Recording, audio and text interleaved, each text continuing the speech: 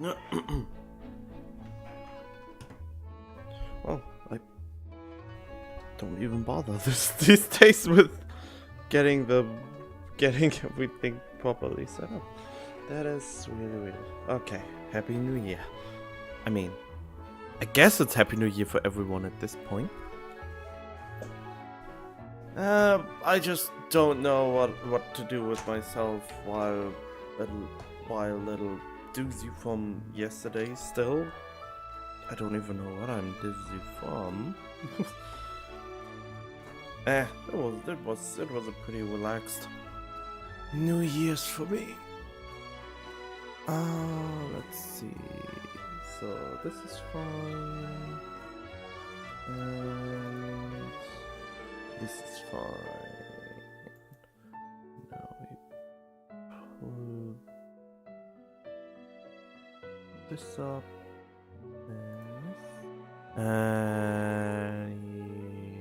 Where's my game?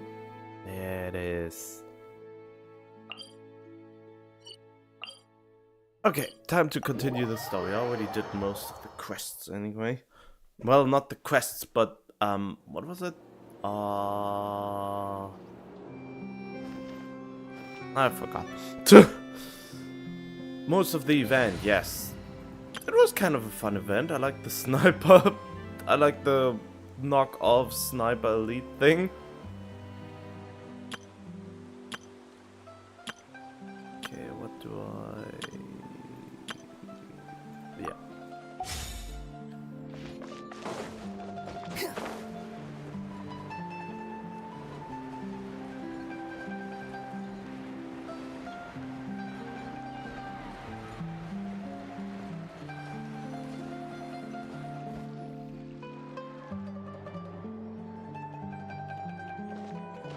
Good morning! Hayaka and I were just talking about you. Oh, were you? God, can you just change out of that terrible outfit? Is Chevra still not joining us today? Probably not. We haven't seen her either. I mean, if you think about it, Diluc probably has the best custom skin in the whole game. The best 5-star custom skin, I should say. Since Fisher is also a very good one. I forgot about the other one, so they seem to be forgettable. I mean, there was this Barber one, but that wasn't really that great either. But yeah. I mean, Deluxe is still the coolest, and Ayaka's was the biggest disappointment for me when it came out. I mean, it's not like I would have bought it, but maybe I would have bought it if it was actually good, since Ayaka is still my favorite character, even though I don't play her that much these days, just out of laziness. Even though she's not the most technical character, it's kinda more fun to explode the enemy with Hyper Bloom stuff. Huh? That's such a pity. Director Farina said that we've only got a few small scenes left before wrapping up the entire thing. And we have seen barely anything, so we can hopefully watch the full thing in a cutscene that is just pictures showing one after another. She even said that she'll get me into a couple scenes, so everyone will have a chance to shine in front of the camera. We were also planning on having a victory feast once we're all finished filming. You can join us, right? Hmm. If only Chevros was here. I still haven't taken a photo with her. I'm afraid that can't be helped. Those special patrol folks are like phantoms when they've got a case on their hands. But to be honest, I'm even more concerned by what I read in the Steambird earlier this morning. It said that the killer in the murder case was none other than the author of the Two Musketeers. Oh yeah, I heard about that too. He came forward and confessed his crimes, but gave no explanation as to why he pulled the trigger. We didn't know about this case at all when we joined the film. Is it going to affect the reception of our work? Dunno. But thanks for the, oh, what was it? Oh, my head is not working right yet. The summarization, the summary. Yeah, because I forgot what happened. It has been too long. From a pure publicity standpoint, this will draw a lot more attention to our film. I have to say, though, that no director can be perfectly comfortable with garnering attention through means other than artistic skill. To be fair, I feel like that ship sailed the moment you allowed yourself to be named as the director on our posters. It's not my fault that I'm super popular. What was that saying again? My popularity has, Skyrocketed? Sunk to an all-time low? Oh. Wow. spread to the four corners of Tibet. Ah, right.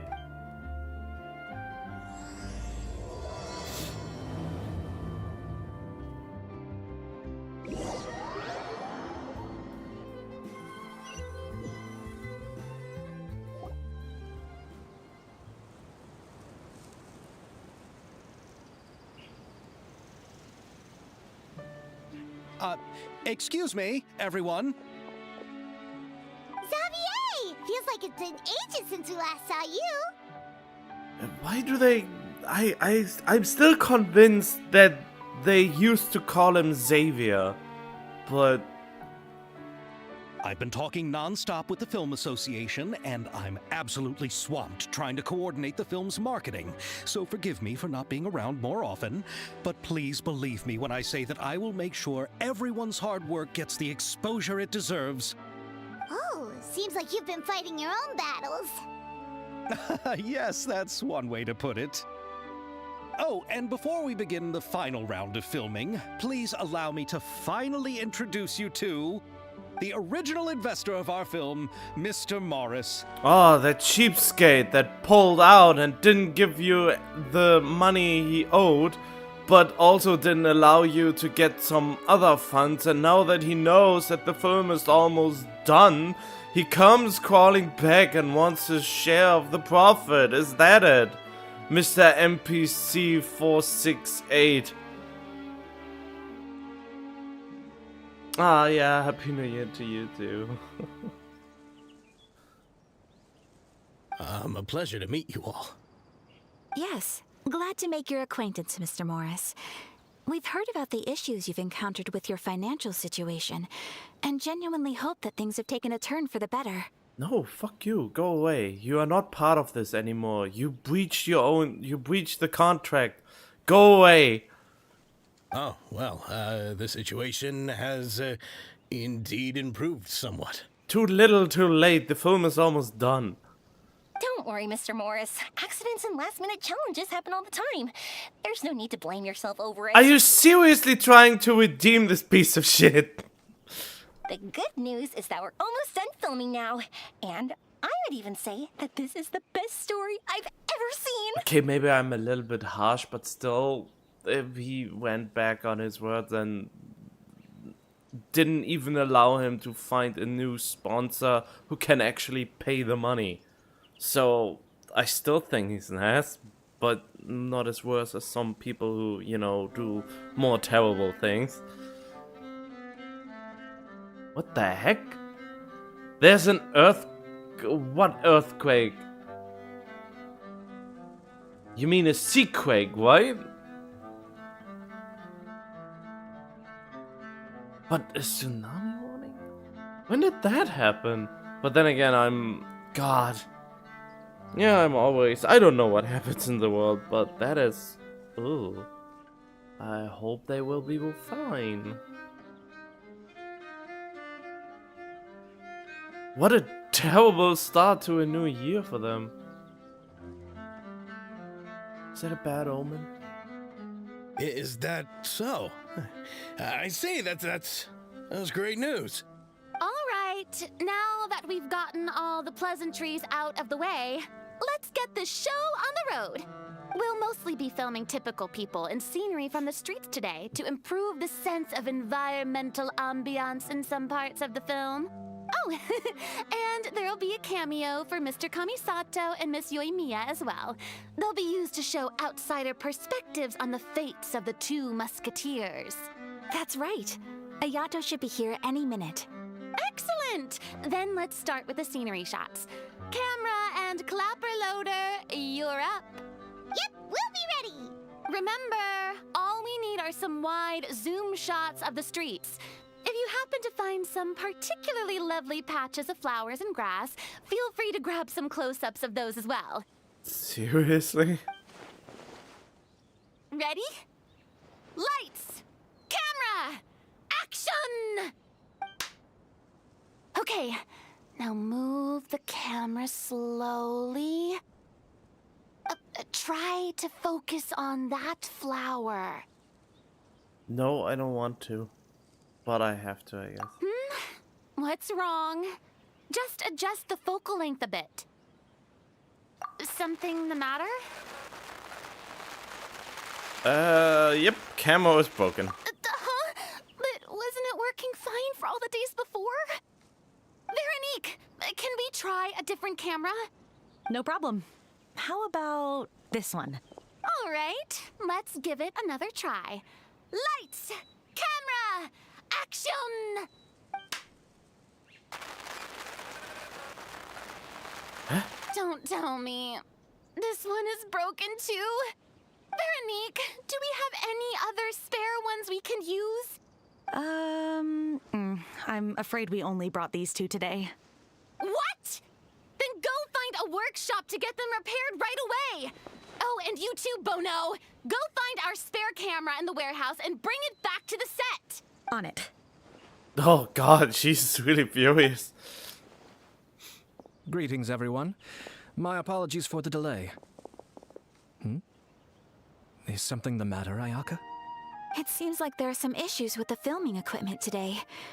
We're stuck for the moment. I see. Well, let's not just stand here twiddling our thumbs. Actors, to the makeup booth. We'll start on the next scene as soon as we get a working camera. The people at the workshop told me that the part which holds the lens in place seemed to have fallen off. That's super strange. It was perfectly fine just yesterday. Sabotage at the last few days of filming? Well, no time to dwell on that now. Let's get back to filming. Ahem! Quiet on set! Places, everyone! Lights! Camera! Action! Action. By the way, have you heard about that recent murder case? Yes, I have. It seems that they've caused quite the commotion in the city. I heard that the chief of the guards is so mad about not catching the culprit that he's about to explode. Oh? I find that quite hard to imagine, considering how he already looks most days. Director, we have a problem. Oh, we're God. in the middle of a take! Couldn't you wait until we wrapped up this scene? No, Director, our film, all the finalized film that we've been keeping in the case has disappeared. Sabotage! Oh, wait, what did you say? Was that a boom sound? Mr. Bono, please take me to where the film was kept right away. I'm coming too. No, Yoimiya, you have to stay here. Oh. Okay, listen up.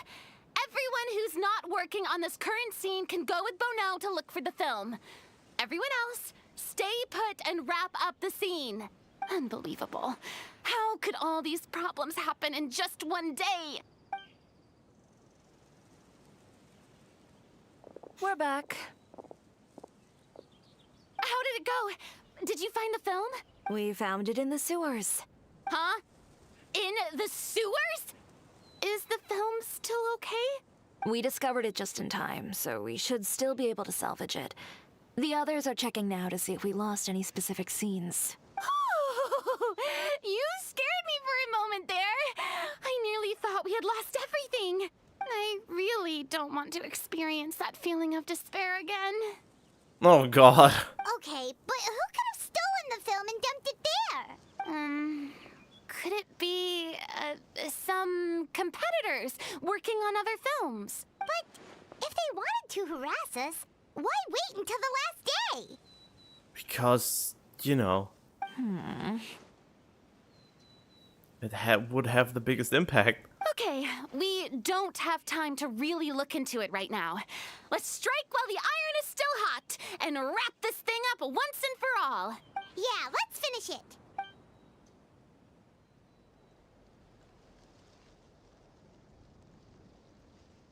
I would like to officially announce that our entry to the festival, The Two Musketeers, has now concluded filming! They applauded before she was even done saying it. Paimon is spent.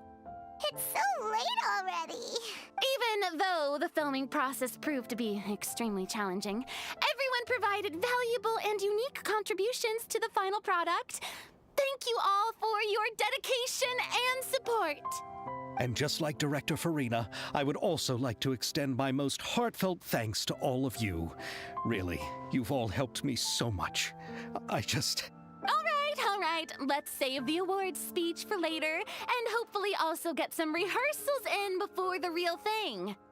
Why do we need to rehearse anything? Anyway, now it's time to party! Let's all make our way to the beach and have a celebration feast so loud and fun that even the blubber beast will want in. Party! Party! Paimon wants to party! Of course you want a party.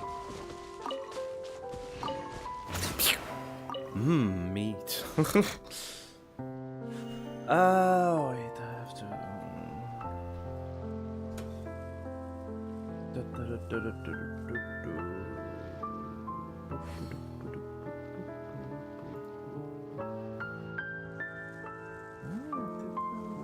Whatever. Oh, it's annoying me.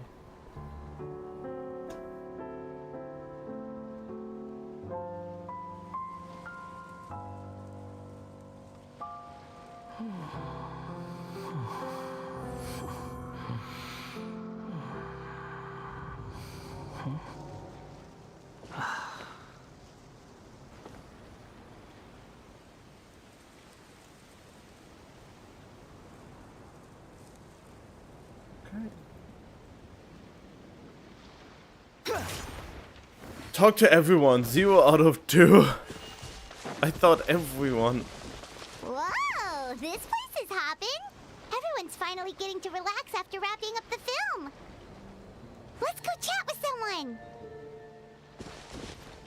Have you ever seen a fireworks show, Mr. Morris? It's pretty amazing. I'm afraid I haven't, but I'll take your word for it. Don't like you.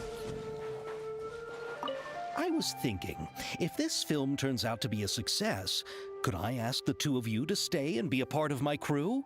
Of course, I'll definitely increase the pay for next time. I'd be more than happy to, Mr. Xavier. Thank you for the offer, Mr. Xavier.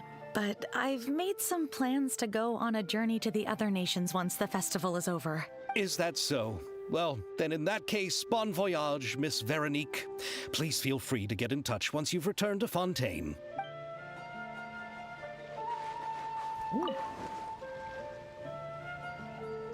I was thinking. Oh yeah, okay. I'd be more. Thank you for the offer. Is that so?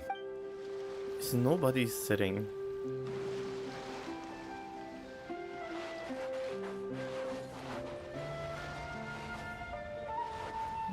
Food.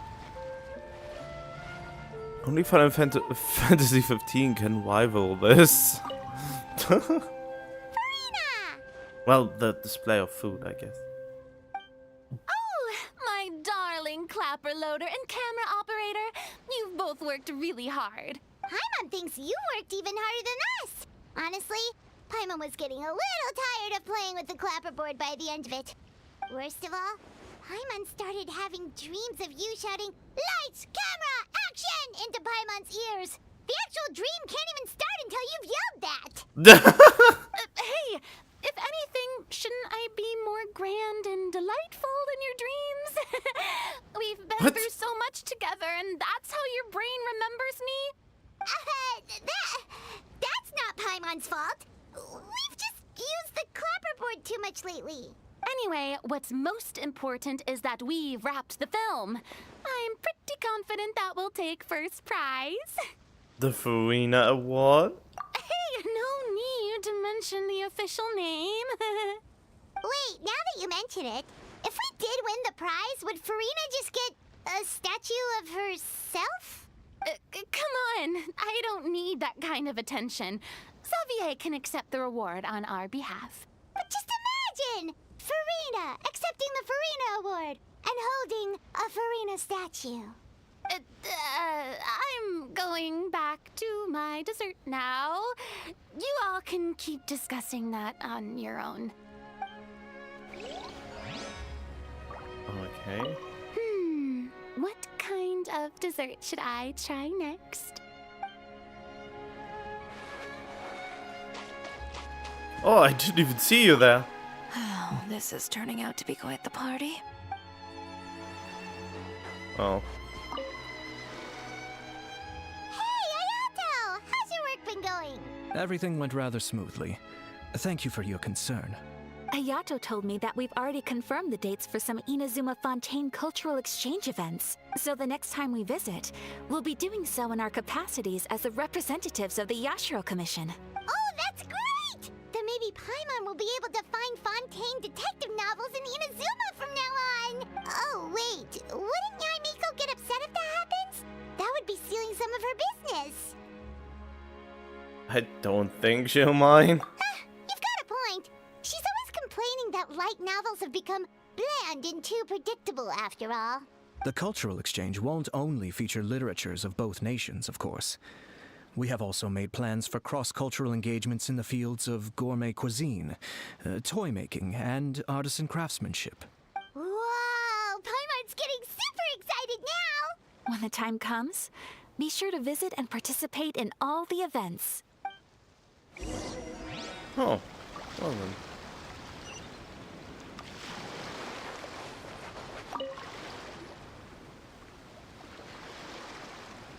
Chiori! Hey, you two. Are you not really into these kinds of big social occasions? Not particularly. But this is still better than Fontaine Fashion Week. But if this film becomes a big hit, people will definitely come flocking to your shop. Yes, that's highly likely. As long as the film can premiere as planned. Are you still worried about the case? That and all the obstacles we had to face today.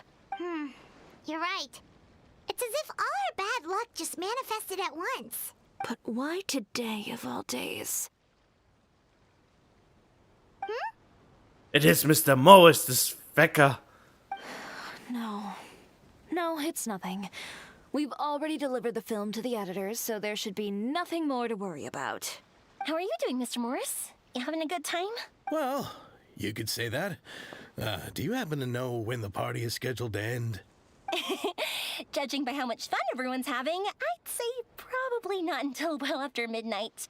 Is there something that you still have to take care of at home, Mr. Morris? Oh, well, I'm just not a late night person, so I might take off shortly. See, I knew he's an ass. Oh no! Silly me. I almost forgot something super important. Oh, what is it? I prepared a whole batch of fireworks for the party, but I forgot to bring them over from the warehouse. Fireworks, you say? That's truly a pity. Sorry things didn't go as planned. Could you help me carry them over, Mr. Morris? I won't be able to fetch all of them by myself. Me? Are you sure that you can't find anyone else? I just wanted to make this surprise for everyone. The warehouse isn't far from here. We'll be there in no time. Pretty please, Mr. Morris. These are some of the best fireworks I've ever made. So I also want you to see them before you leave. They're stunning. I promise that they'll be a once-in-a-lifetime experience that you'll never forget. But...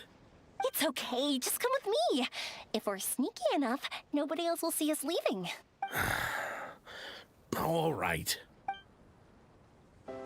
The warehouse is right over here. I moved the fireworks there in advance, so it shouldn't be too much work bringing them back. It's still a ways away from the party. Sorry about that, Mr. Morris. It's probably because I'm used to carrying fireworks all the time, so it doesn't feel like a lot of work to me.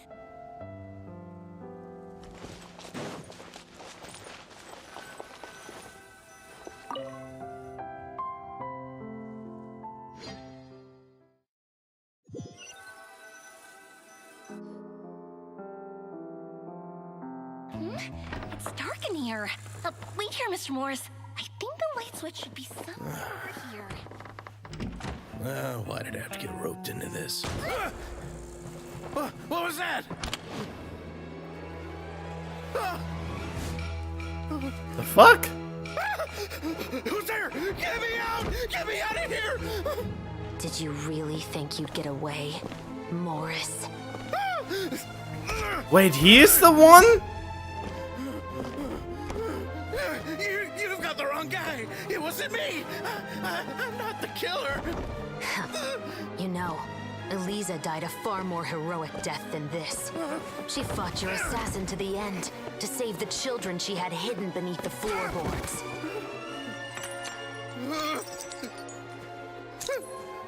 That is Eliza's pendant. The one with a photo of you two inside. The one you gave her. Ring any bells? It's a fake! It has to be! There's no way! No way your assassin didn't destroy it, you mean?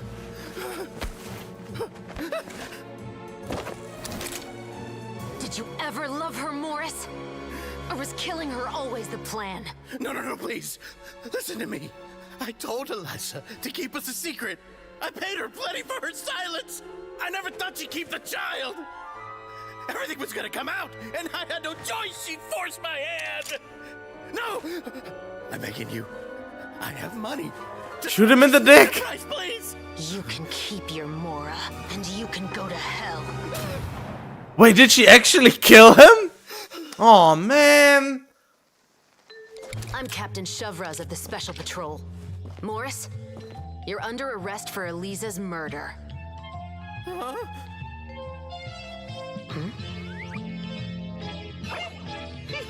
Hello, Paimon.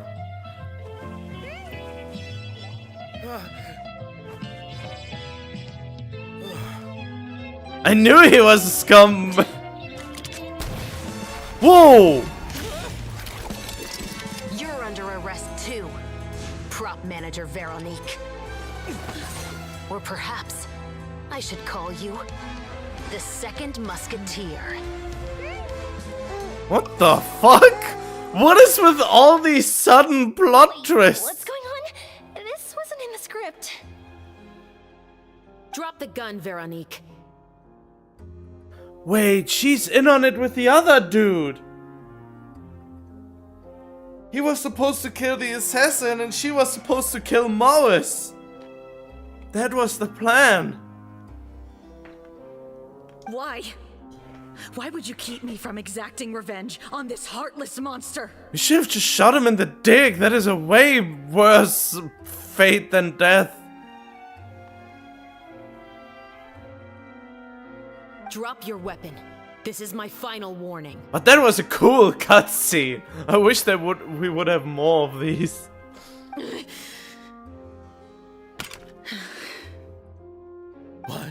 What is going on? Do I have to spell it out for you, Morris? Everything that took place just now was staged to get you to confess the truth. But this last part is all improv, of course.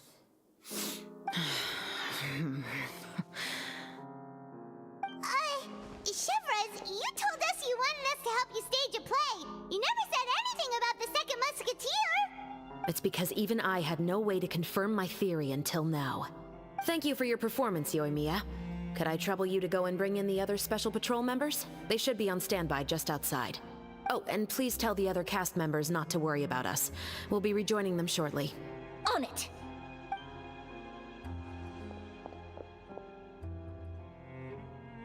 So what do you think, Morris?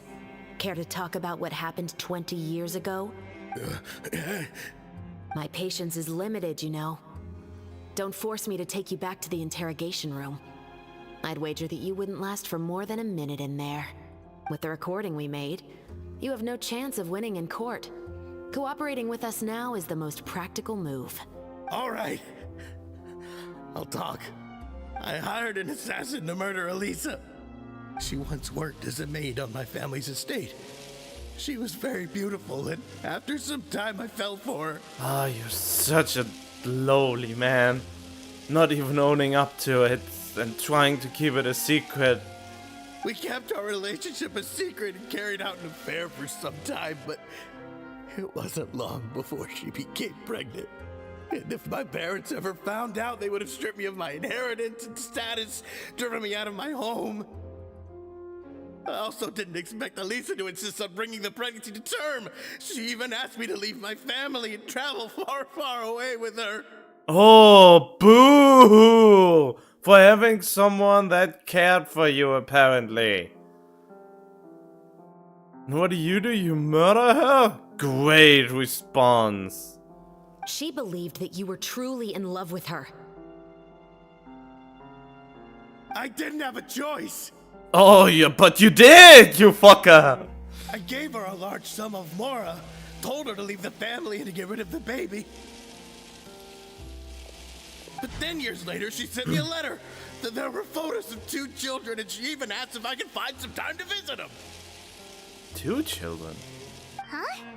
2 children? Paimon thought Baptiste was the only... you mean... Oh yeah, of course she's the second child. Even if she had the children against your will, you could have just ignored the letter entirely. Why kill her? Yeah, exactly. It doesn't make any sense.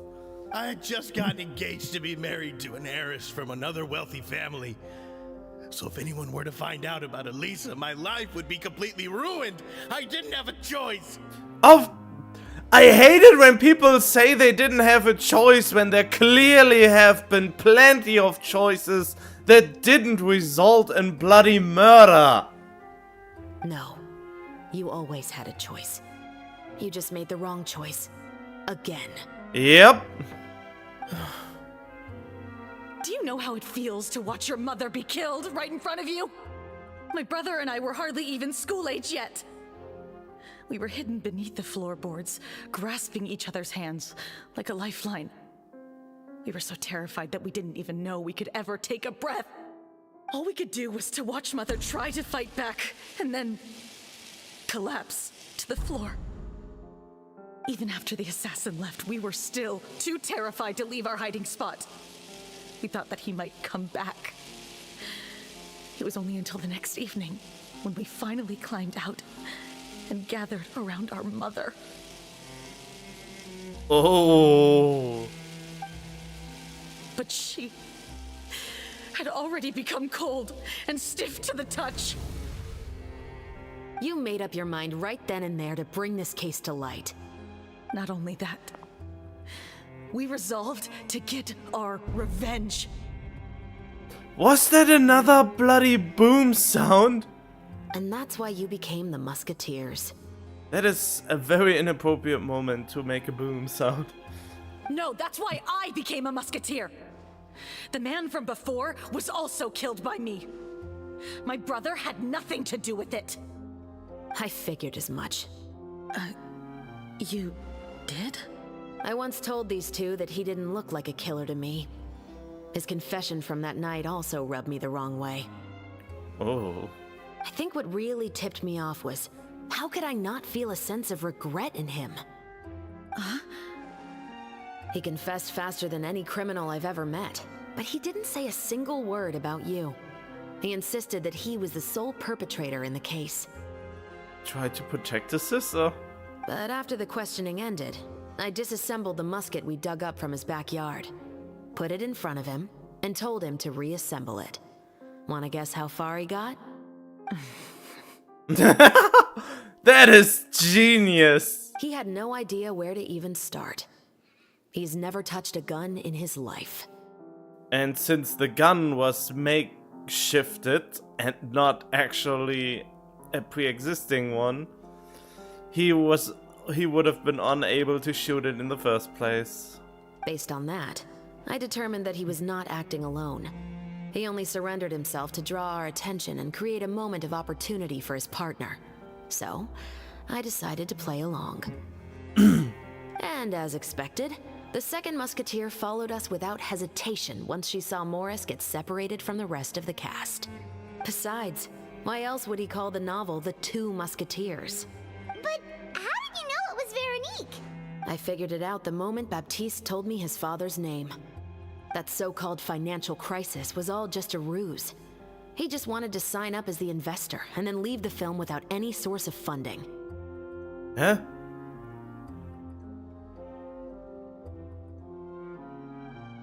After all, he has a vested interest in minimizing the reach of this story. It's really just the same thing as what he did to Eliza all those years ago. Wait, so he wrote a... Wait, did he write a book about something he wanted to forget? And didn't expect it... And publicize it? And didn't expect it to become popular? And now he wanted to ruin his own thing? Why? Why even write it in the first place? Why publicize it in the first place? Human scum. Yep. But then Xavier pulled out all the stops and got the film made against all odds. Morris couldn't have that. With the killer in custody, he figured it was safe to act. And so he came to visit the set today, just as I expected. Wait, so you were behind all those mishaps today? As for the identity of the second musketeer, I assumed they'd probably stay close to Morris and look for an opening. And if they already knew that Morris was the film's investor, then that narrowed the list of potential suspects as well. Furthermore, being the props manager would allow the culprit to avoid scrutiny by purchasing mechanical parts in the name of the crew. With that hypothesis in mind, I went back to check Baptiste's orphanage adoption records. Guess whose name I saw on the same page, just a few lines from his. My brother. He trusted you. And you did well so. Otherwise, you would be charged for double murder now. As in, he trusted me to perform the deed on his behalf? He trusted you to stand on the side of justice. Yeah, but what you did wasn't really justice, was it now? I am. I thought you could do it as well. Oh, the look on your face when you told him to go to hell. I really thought you'd put a bullet in his brain. Me too, but still. That's too kind of a punishment. You know what he has done. Are you telling me that you'd rather see him spend the rest of his life living like a king in the fortress of Meripede? Wait, why do you assume he will live like a king down there? I don't get it. I mean, the Fortress of Meripede was the most boring-ass place ever. And, I mean, you know, we could have just said that he's restricted from not having all the benefits other prisoners have that could be part of the sentence. I will never be able to forget the feeling of my mother's cold, lifeless hands. And you would call this ending fair? Is this what you call justice? I think you have a wrong sense of prison life. And I mean, if you would be you would probably be in there with him as well, so you would constantly try to kill him down there. I won't lie, Veronique. I did hesitate when your brother first told me about the truth. I wondered. I agonized over whether I should really put a bullet in his head. So why don't you? 'Cause it's way better to make him suffer. Because that should never be how justice is carried out in this world. And yeah, of course that. Perhaps, to you, justice is simply reciprocated. An eye for an eye, and a life for a life. But everyone has their own understanding of justice. If everyone were to pursue their own definition of it, there would be no more order in this world. God damn it. Don't you come me with morals and weird laws that don't work in most justice systems. Today, you'll kill Morris. And tomorrow, his children may come for you. His children? The world cannot render judgments based on a desire for revenge. That will only lead to a cycle of revenge, as well as the destruction of order and civilized society. I mean, she can already be charged with murder. Fontaine is founded on a set of laws and a standardized code of justice. That is why we are the nation of justice. But with all that said, I will promise you this. Morris will not lead a cushy life in the fortress of Meripede. Yeah, I don't know how she thought that would happen. Chevros, the rest of the special patrol is here. Oh, it took ages. Thank you so much, Yoimiya. Letelier, Terena, please take them away.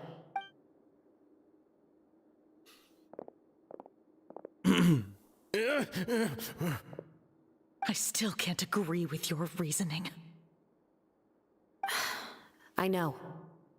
Justice has not been delivered. At least, not today. Chevras. Let's go. We should give an explanation to the crew. I mean, yeah, of course you made the right call, but are you okay? Thank you for your concern. I'm fine. I'm just thinking about the things in life that have driven people to take justice into their own hands. An unfair system most of the time that let most offenders get away with way too mild of a sentence.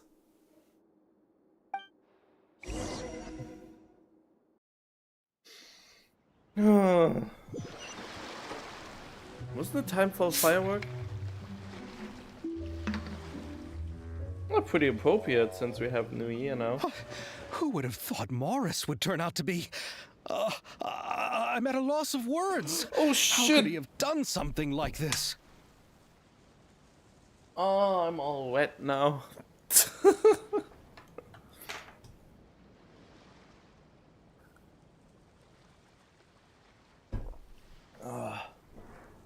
Where can I... Oh, man. Shit.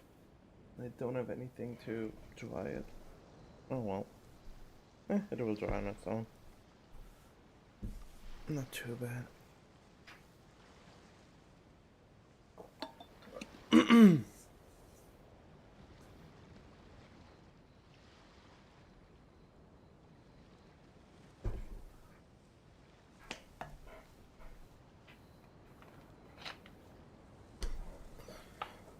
I'm just glad that you're all safe and sound.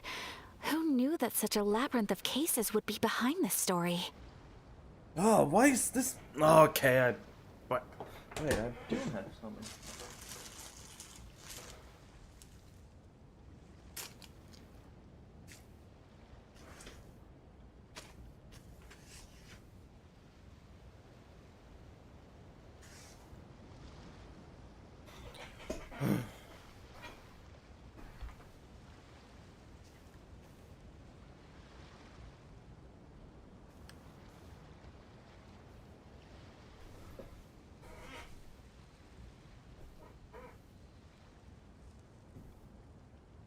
Well, what should we do now? We have a finished film, of course, but should we still go ahead with the premiere? Why wouldn't we? It's still a good film, isn't it? What do you mean? Shouldn't you be even more motivated to spread the word now that you've learned the truth? Chiori is right. I'd also like more people to see this story for themselves. But the real ending of the story seems to have deviated somewhat from the one in the script. Is that still acceptable to you, Miss Chevras? Reality and fiction are two different things. The call is yours. We still have time to reshoot an ending if that's what you'd like. Oh, come on. No, it's fine as is. I like what we have for the catharsis. Romanticism is what gives works of art their appeal. Fiction is able to explore means of restitution that could never work in real life.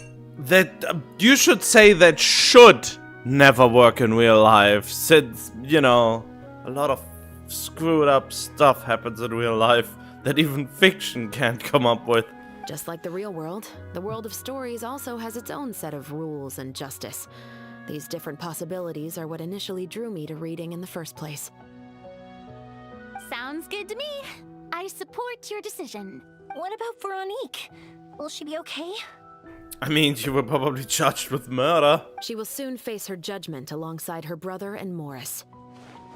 If I had to guess, they'll probably all be sent to the fortress of Meripede. I'll make sure to give Risley a heads up about it. Oh, you mean that kind of heads up? Exactly. Oh, I want to know, what's that kind of heads up? Ahem. All right, then the matter's settled. Now that everything's been taken care of, there's no reason for us to keep looking all gloomy and grumpy. Let's get back to the feast and enjoy each other's company. We'll be starting the post-production process tomorrow. You should join us, Chevras. You missed the first few hours of the party, didn't you? All right. Count me in. Then I'll wait for you over there. There's still some good news that I'd like to share with Chevras. Traveler, Paimon, could you wait for me by the sea after the party ends? I'd like to go on a brief walk with the two of you. Absolutely. Thank you very much. Would she be a 5-star or 4-star, I wonder? Oh no, she's a 4-star, I think. Aww.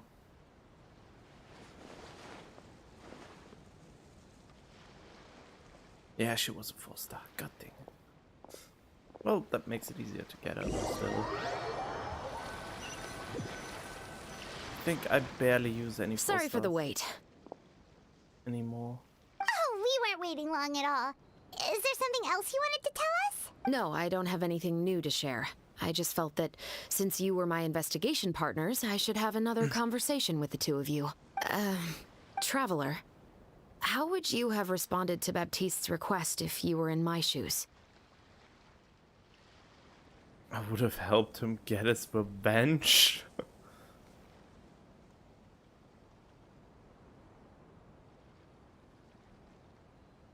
I mean, yeah, I would have helped him get his revenge, but not in the way he liked, I would say. Yeah, let's go with that. Just like the protagonist of the story, huh? Can't say it doesn't suit you. Oh, of course. When I was young, my father often took me here to swim. We'd come rain or shine, even when it was freezing cold. He told me that swimming was the best activity to train one's strength of will. You could never give up before reaching the shore, especially when the water was cold. Oh? Why's that? Because the moment you give up would be the moment you die. At that point, I still hadn't received my vision. One winter, the chilly wind felt almost like knives on my skin, and the seawater was so frigid that it numbed my toes the moment I stepped in. I cried and begged my father to spare me from having to swim across, but he wouldn't listen. He used to be a member of the Special Patrol as well. You could say it was his way of educating his children. That seems to be very cruel. He should be punished for some sort of child abuse. It is still child abuse, technically. That sounds awful. When he saw that I wouldn't stop crying, he just picked me up and tossed me into the icy water. The bone-chilling cold took away my senses. I couldn't feel anything but fear and rage. I waited for my father to save me, but one look and I knew he'd already started swimming for the opposite shore. I realized that if I were to give up, I really would die right then and there. I used all of my strength to try and catch up to my father. Those few minutes felt longer than my whole life up until that point. I did, however, make it to the other side. Which is evident, but you're lucky that you didn't have any frostbite. But then again, you lost your eye? Wait, did the eye just blink? I've never felt afraid about anything in my life after that. Nor have I ever cried again. Oh, God. That way of teaching would have never worked on Paimon. Yeah, I don't think that was the right method for anyone. It's just that, working now as I am in the pursuit of justice, I still sometimes feel like I've been tossed into that winter sea all over again. The anger and the helplessness. Chevreuse. But the worse I feel, the more I know to never give up. The alternative would be to forever lose myself among the waves. Anyway, how about a race? Neither of us will drown, but we can still see who swims faster. Alright. You guys go ahead. Paimon will grab the clapperboard to mark the start of the race. Seriously? Have a swimming contest with Chevreuse? Really?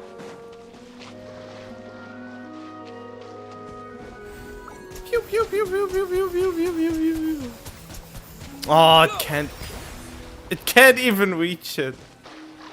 Oh well.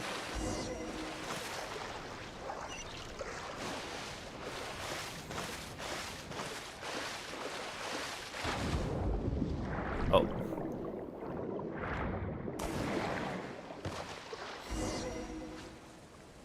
Whoa, that felt good. You were so fast in the water, Chevreuse. You were swimming even faster than Paimon can fly. So, about the Special Patrol, did you join because of your dad? Partly, but I'd say I was more inspired by the heroes I read about in stories growing up. Oh, so it's due to your love of stories. Of course, it was only after I joined the Special Patrol that I learned that truth is often stranger than fiction. Come on, let's walk a bit more. Oh, but I'm all wet now. To be honest, I do sometimes question whether the decisions I make are the right ones. But I know that no matter what, I must keep swimming. Because the only thing I've got my eyes on is the shore in the distance.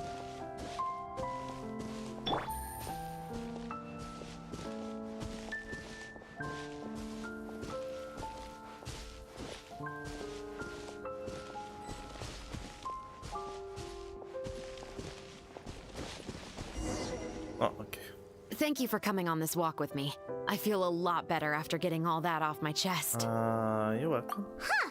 We're nearly back at Baptiste's house. Huh, you're right. I didn't realize we were so close. He really did plant a lot of flowers. It's just like how he described it in the story. Huh? Wait. Paimon, Traveler, look! The rainbow roses in the garden. They're in full bloom now.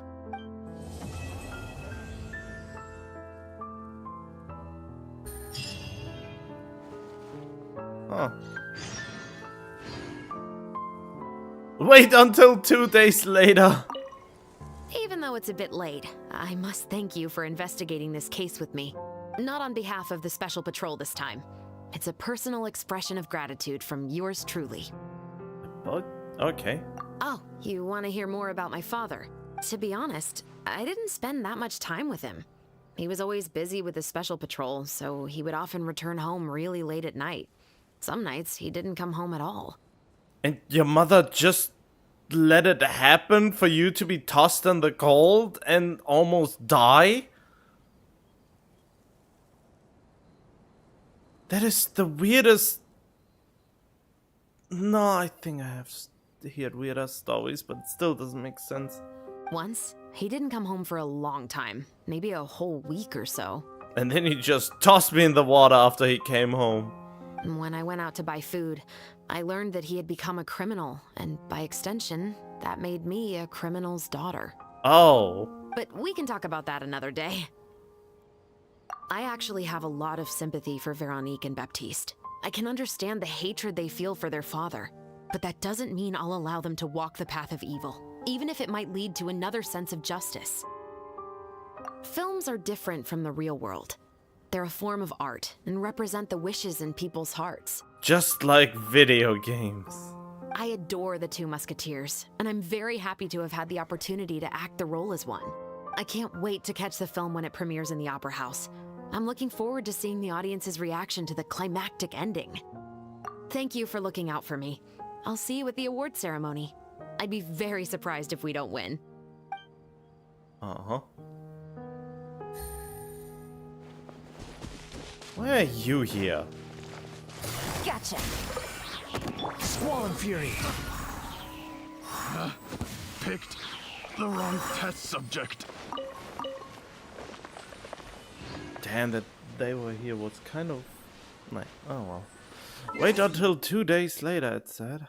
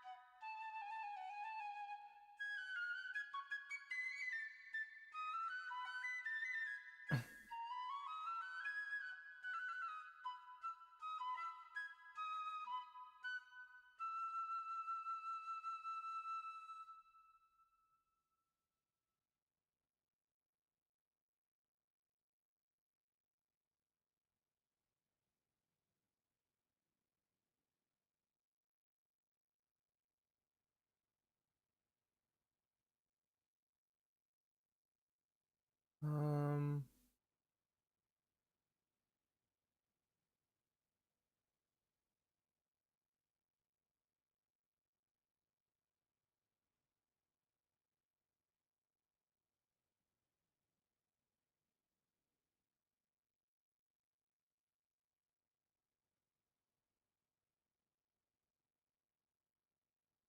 Okay.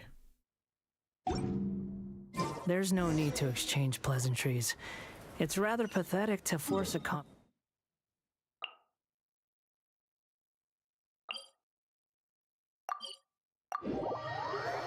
Here we go.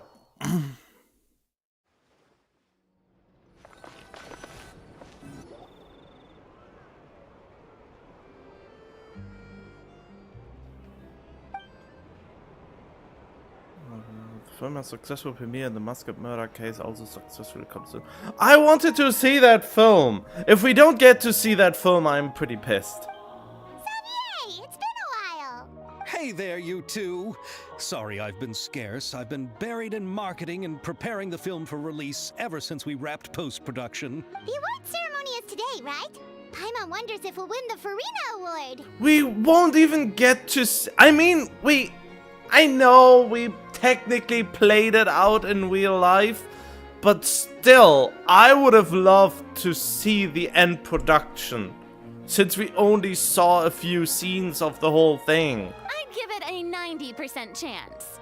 Farina! Oh, Paimon didn't know you were already here. You're earlier than everyone else. Exactly, give a montage. Hey Marco, I hope you had a delightful evening yesterday. I'm sure the others will also be here in no time. Xavier, if we end up getting called on stage, shouldn't you come up with a name for our crew? What? But we don't even know if we're going to win. I wouldn't want to jinx our chances by celebrating early. Just open your eyes! Surely you've seen the audience's reactions to our film. We've had nothing but critical acclaim. You've also had conversations with the Opera House's operating staff, right? Didn't they want to increase the number of showings? With the more you've made from the box office, you can now open your very own film company. Wait, they had to pay to watch the movie? But that's all credit to my amazing crew. You've all helped to make this a reality, so I can't be the only one asked to come up with a name. Well, give it some thought. I'm sure the crew will respect your choice. Xavier and I do. All right, but before that, Traveler and Paimon, could I trouble you to quickly pay a visit to the Fortress of Meripede? What? But shouldn't we stay for the award ceremony? I wanted to ask you two to invite Shavraz to join us at the ceremony. She's one of the lead roles, after all. Why is she at the Fortress of Meripede? I haven't been able to find her recently, so I haven't had the chance to invite her personally. According to the papers, the culprits of the Musket murder case will be personally escorted today by the captain of the Special Patrol to the Fortress of Meripede. Oh, okay, makes sense. Oh, Paimon gets it now. It'll be a piece of cake, since we were never trapped down there to begin with. Yep, just wait here, Xavier, and maybe try to come up with a few snappy-sounding names. All right, then I'll leave you to it.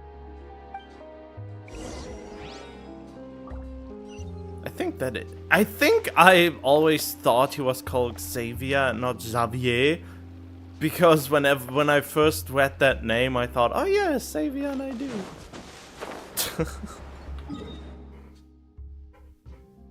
Oh, okay. I mean, that's a way to spend the evening.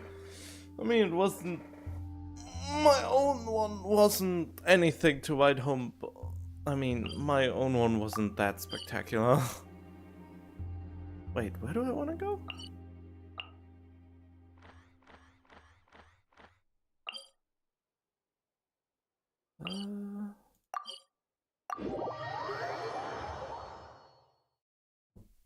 Bailey's, I think I haven't... I mean, I know Dooley's, and I think Bailey's is pretty similar to that.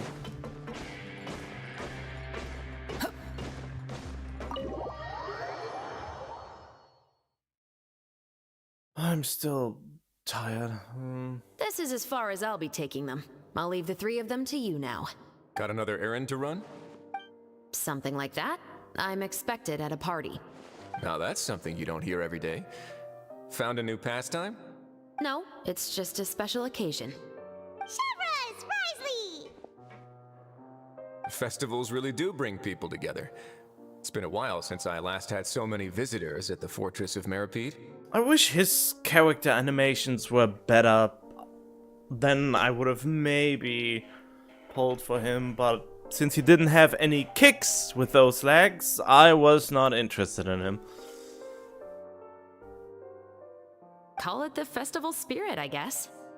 Yeah, you could say that. Even our head nurse has gotten herself all worked up preparing super deluxe nutritious shakes. Just one gulp and you'll have met all your nutrition needs. Oh man, I wish there was something like that is actually healthy. I mean, there are certain drinks that promise that result, but it's all made out of cheap shit. And our Nutri-Score system is absolute garbage, I think, and it should be revamped and have way harsher criteria to actually reach the A nutrient score, since what you pay for those drinks, when you break it down to the base ingredients, is super cheap to make it for like 1/3 of the price, I would say.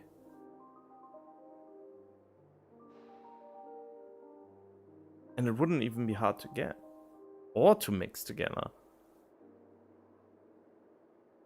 Maybe I should look it up, since sometimes I'm just too lazy to get food on. Were you talking about work just now? We've already finished discussing everything. So, what do you think about my heads up, Mr. Risley? I believe I haven't yet made any promises or guarantees. But you also didn't shoot me down. Here, how about this? You could give everyone a copy of the newspaper. Perhaps on the day when the cover story happens to, oh, I don't know, expose a certain someone's misdeeds from 20 years ago? I suppose then a certain someone may soon find himself the most unlucky person in the Fortress of Meripede? While another two people will soon be hailed as heroes. Speaking of heroes, did you two need something from me? Actually, we're here for... You're here to invite me to the party, right? Don't worry, I didn't forget. Ooh, then let's head back right away! See you, Risley! Happy Fontanalia Festival! And the same to you.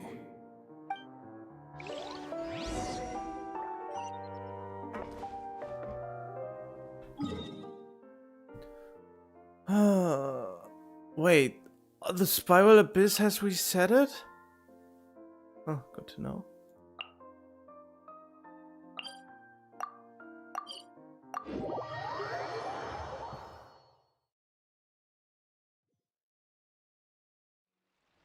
And the winner of the Farina Award for the first Fontanalia Film Festival is... Farina!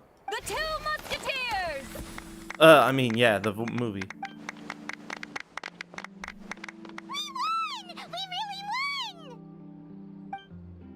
Congratulations, Mr. Xavier. We won? I can't believe it! I really can't thank all of you enough! See? My takes on Fontaine's entertainment industry have never been wrong. Now, please welcome to the stage the producer of The Two Musketeers, Mr. Xavier! Wow, and the crowd goes mild. Look at all 10 people who showed up. Most of them are from the film crew and not even... Thank you all so much for your recognition and support. While I'm up here, I would love to give special thanks to... Time really flies, huh? It certainly feels that way. It feels like it was only yesterday when you were teaching me to hold a musket. Will you come back to Fontaine again? Of course. I'm very fond of this city. There are so many novel and interesting things that it's been hard to keep track of them all. But how about you? Would you be interested in visiting Inazuma? I mean, she already looks like an Inazuma character. I can't say the thought has crossed my mind before, but I'd be willing to consider it now. I will be eagerly awaiting your visit. It would be wonderful if you could visit my home and enjoy a taste of our tea and desserts. Yeah, let's keep in touch. Did you accomplish all you came here for? Yes. And you should visit Inazuma again sometime. How has Ogura and her business been? To my knowledge, she's doing quite well. Tell her I said hi. I certainly will. I heard the thunderstorm has stopped. Yes, and the war has also been brought to an end. Peace and prosperity has returned to the islands. I quite like the sound of that. Perfect for hanging textiles out to dry. I'd like to offer my thanks again to the entire cast and crew. Without you, I would have never completed this film, much less had the opportunity to be standing on this stage. Nobody listened to his speech. With the support of my entire crew, I would like to officially announce our film company, Musketeer Pictures.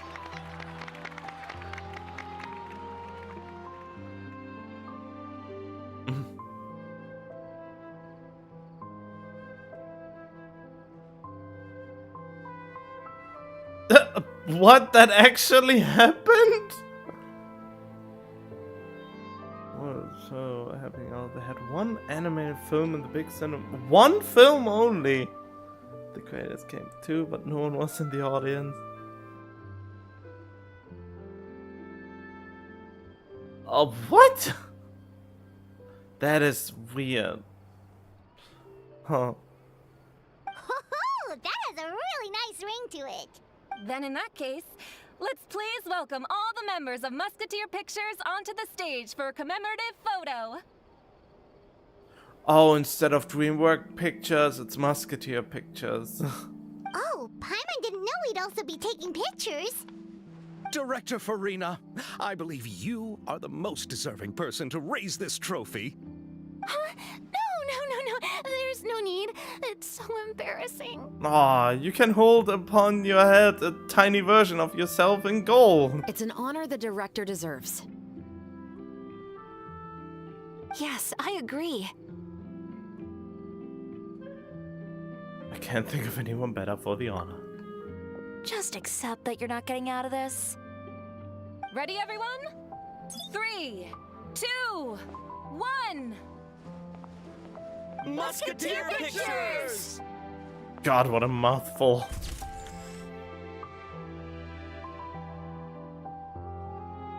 It doesn't even look anything like her.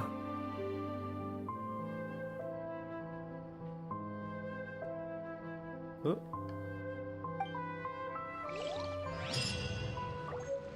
Hooray. Was that it? Miss Yoimiya, we haven't had the chance to talk, but please accept my thanks for everything you've done over the past few days. Oh, but I feel like I didn't do anything out of the ordinary. I'm very grateful for your assistance during that special performance in the warehouse. It was always going to be somewhat risky, to engage and draw away Morris all on your own.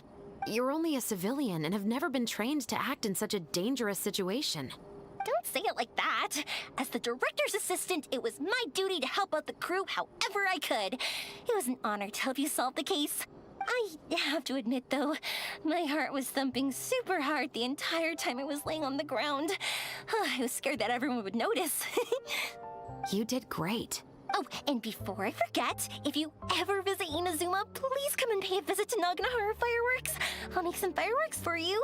I even know what shape I'd make. Wait, we never got to see the fireworks. God damn it. I'm guessing a musket. And also, we didn't even see the finished film. Telling you now would ruin the surprise. If you really want to see it, just come and visit me. Song of the Sea.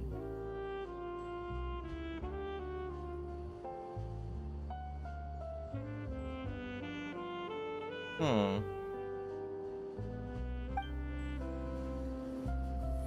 Wait, now I need to do the thing.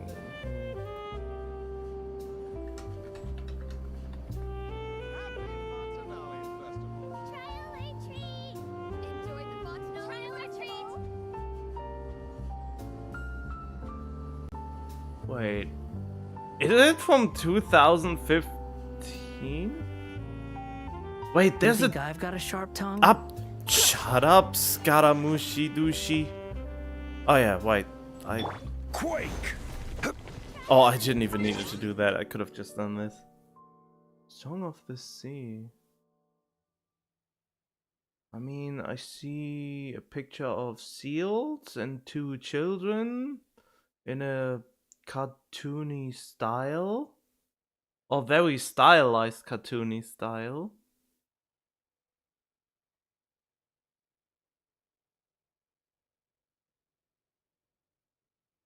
That's an interesting art style.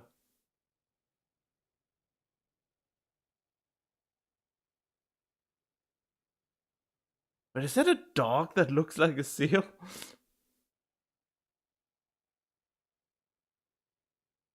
Oh. Wait, they made an actual 1.5 hour movie? Dang. I mean, it says buy and rent, so I guess it made some waves that you can only watch it if you pay for it.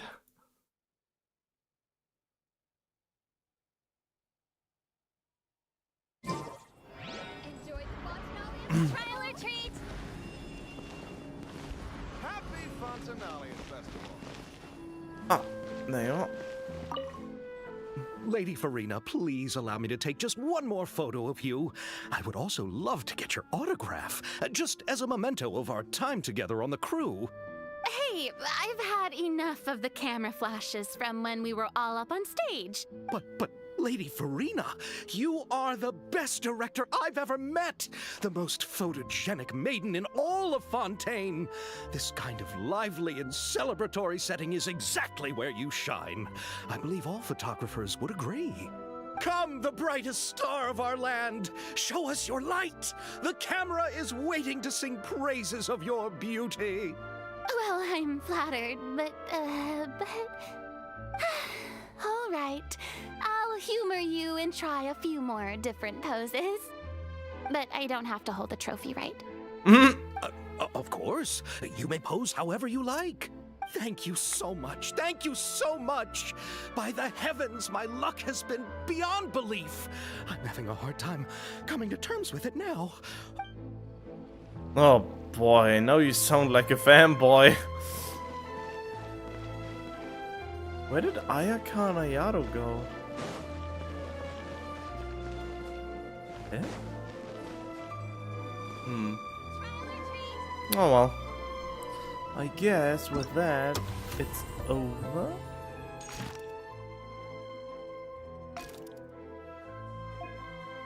Yep.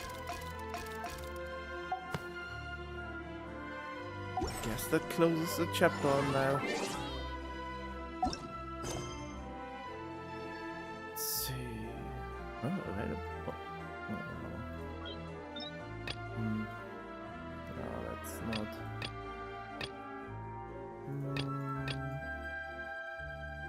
What's this?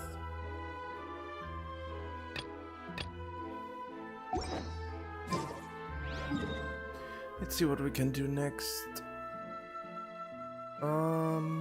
Light. I will just finish this really quick.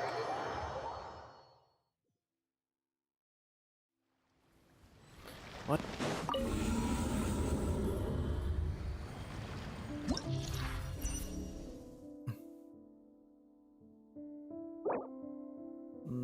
Oh yeah, of course, crystallized reactions. Why am I not surprised?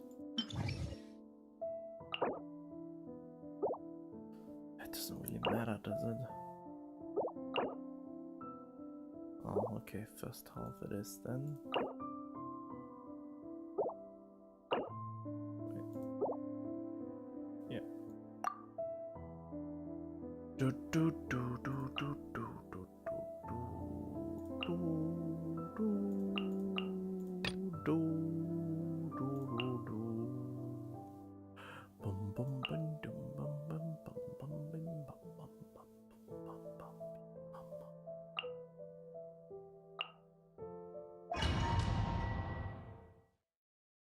This is my easiest team to kill stuff.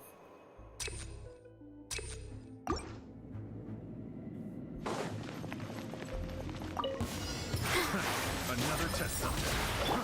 Grow! Make yourselves at home! Seems like an emergency. Mind the... Ow, he gets back the... Everyone hold hands! That's it?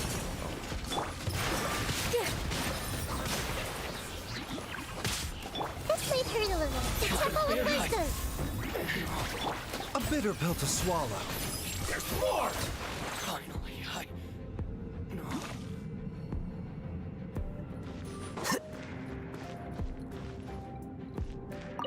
Illusion shattered! Day. Order guide you. Quietly now. Things are about to get dicey. Diffract.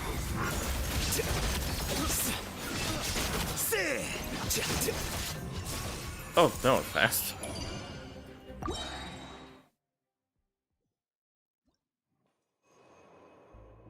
Oh, more max HP means more pain to deliver.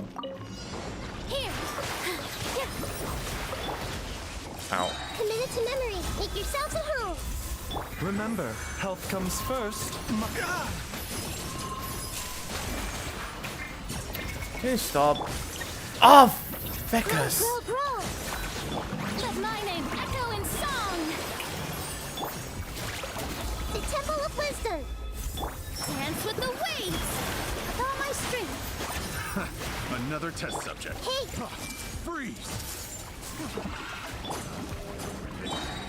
I forgot what to do A now. bitter pill to swallow. Seems like an emergency. The wrong test subject. That hurt a little.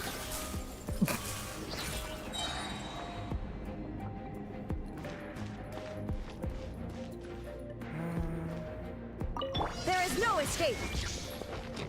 This is order. Busted. Here comes the catch. Scatter.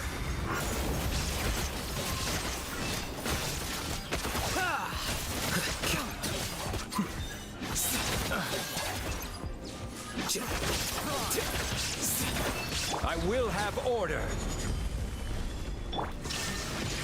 Oh. Gotcha. Quietly now.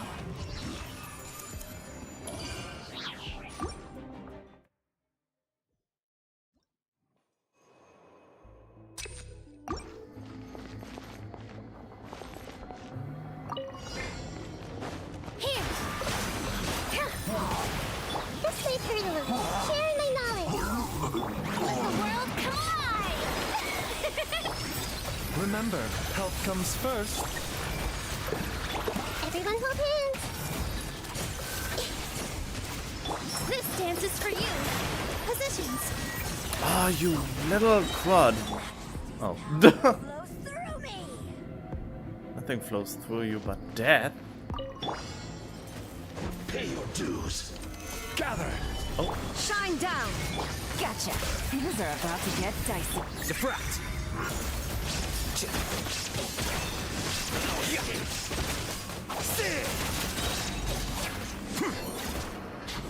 Flicker.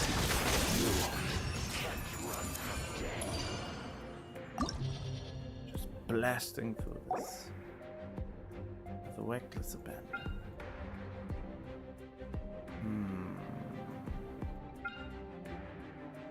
Yes, okay.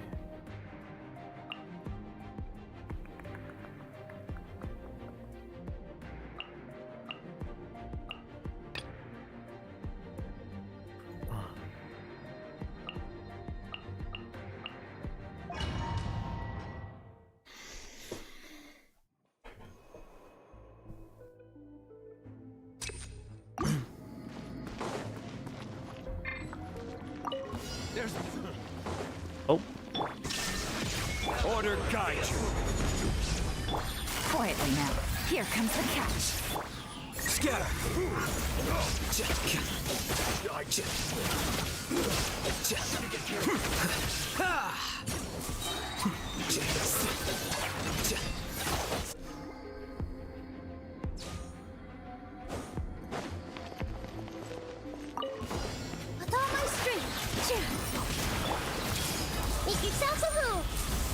taking a turn for the better.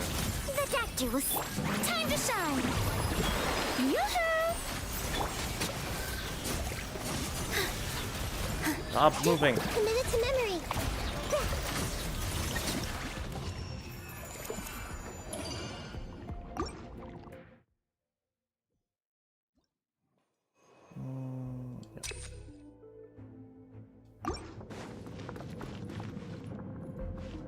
There is no escape.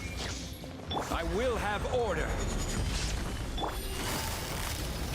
Things are about to get dicey. A process of elimination.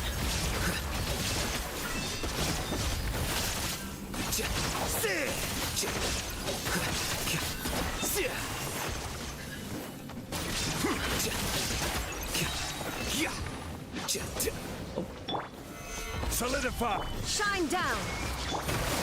Busted. Gotcha. Game's up. Fun's over. Scatter.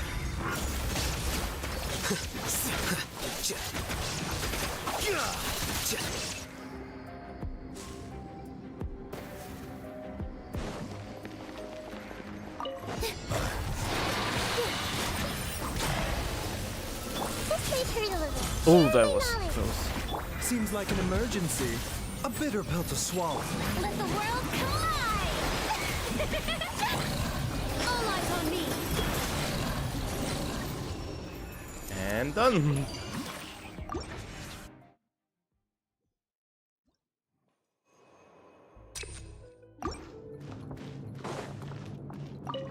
Your journey ends here. Illusion shattered. This is order.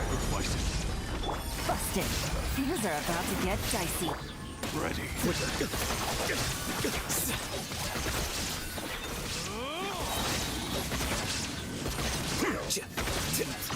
There you go.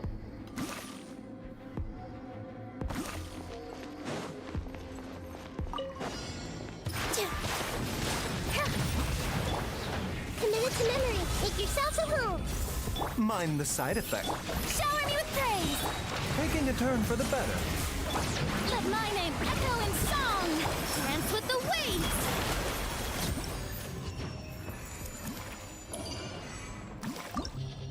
Wow, through all the special effects you don't even see the damage numbers anymore. Oh god, I hate this.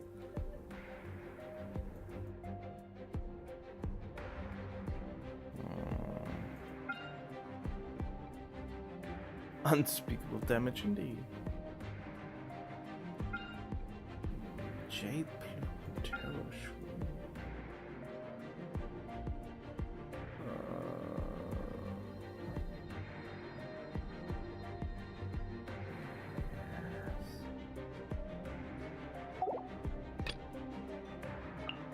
Oh, I have the feeling I will need two approaches for this one.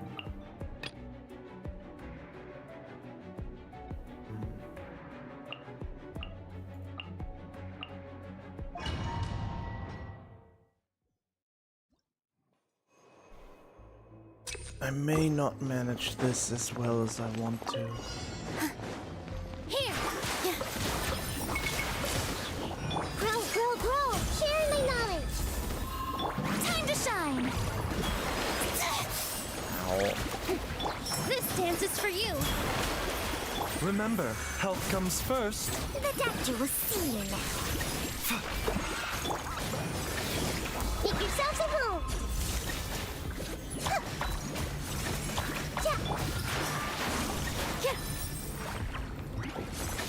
Nope. Committed to memory. Let the world collide. No, stop! No! Fuckers! This was unwise.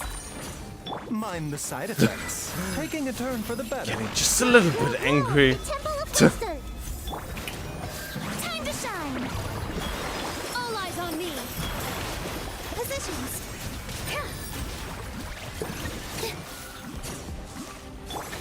This may hurt. Okay, good. That was not too bad.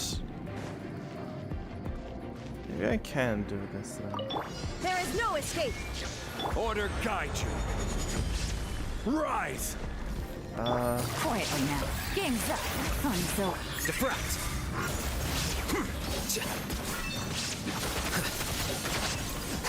Here you are. Oh, they're still alive. Busted. Gotcha. I will have order. Here comes the catch. Oh, that was probably a waste. Oh no, it wasn't. Ah! What am I doing now? Shine down! Inazuma shines eternal!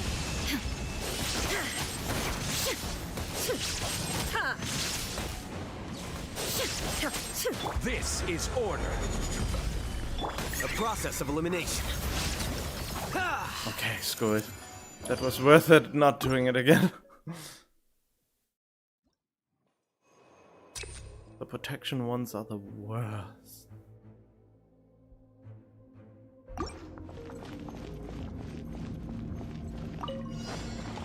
Every other one is super easy because it's just about damage. Stop fighting! The doctor will Whoa! Okay, she almost died. That is not good. Committed to memory, sharing my knowledge. This dance is for you! With all my strength.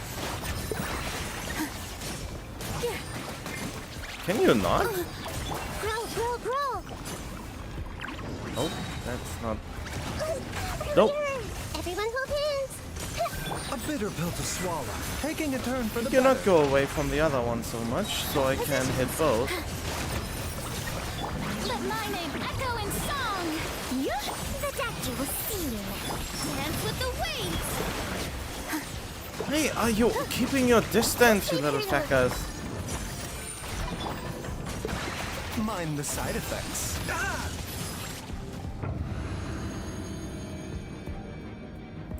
Alright.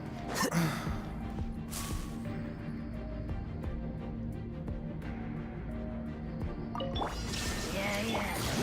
Quietly now. Quake! Oh, whoops. I did a mistake. Stabilize! Gotcha. Things are about to get dicey. Here you are.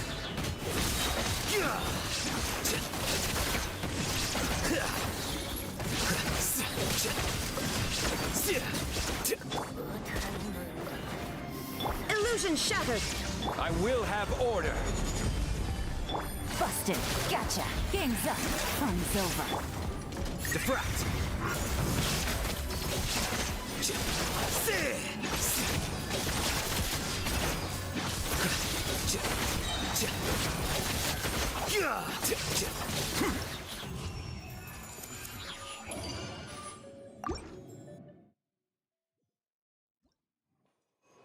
Oh, the last chamber will be a headache again.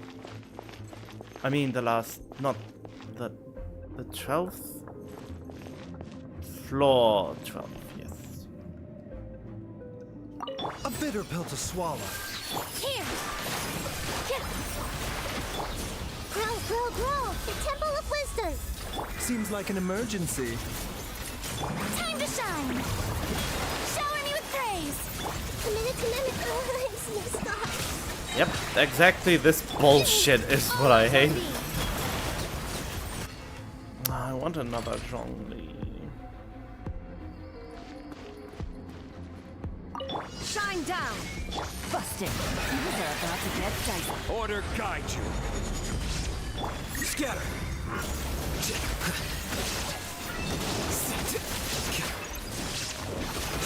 Flicker.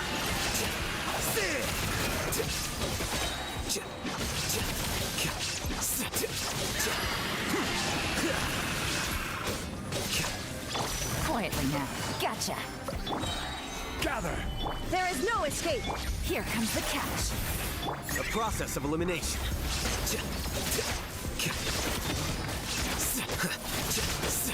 Here you are. And done. Only one more. Did they change? Oh, they changed it. Okay. Maybe it's not as much of a pain in the ass now. Wait, the first half is full of robots and then it culminates in this? Okay. My flow awareness, my dendro, pyro. Oh man, I can't use my Geo team. Well, actually I could.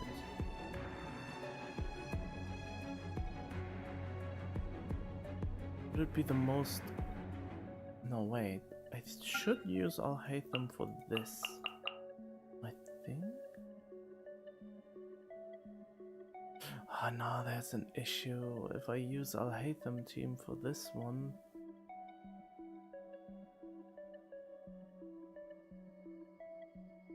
It wouldn't kill it fast enough since one of my character members wouldn't deal any damage anymore. So the second phase would be...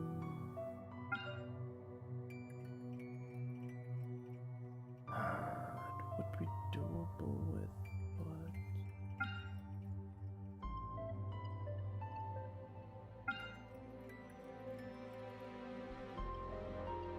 Oh, I would love to use my Geo team on the second one, but I can't because of this and this.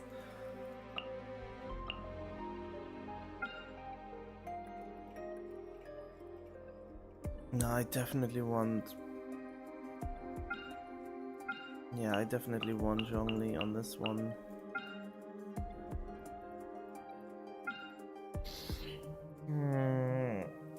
How am I picking my team for this one? Zhongli has to be in the second one. The second one seems to be really annoying. Again.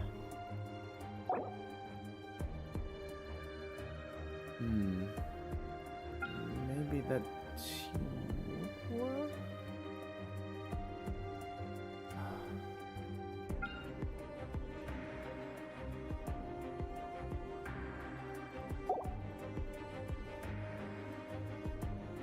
Let's just try if it works or not.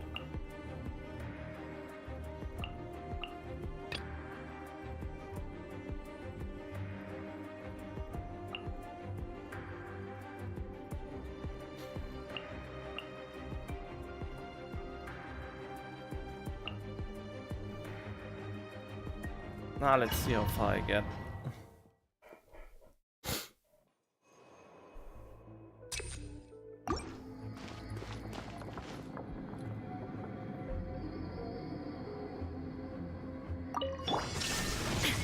This is order. Busted. Game's up. Fun's over. Defract.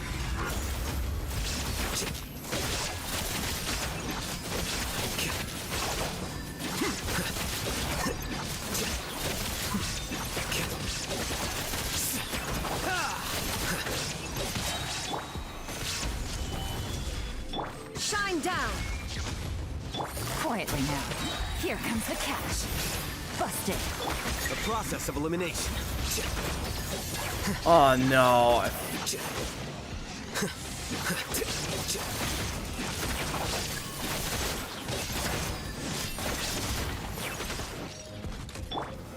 Solidify. There is no escape. Quietly now. Game's up. Fun's over.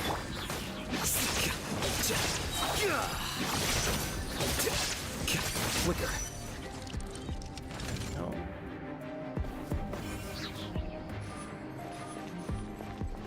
Oh. Wait. Oh, whoops.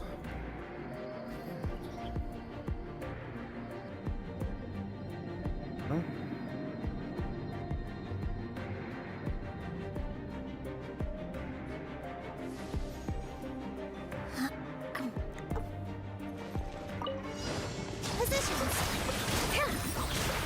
This way, turn a little. Make yourselves at home.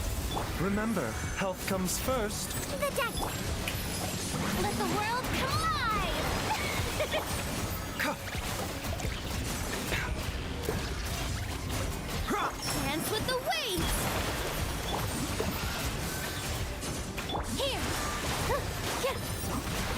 A bitter pill to Sharing my knowledge.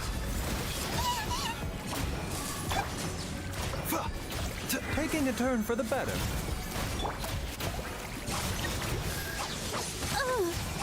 With all my strength. Okay, there you go.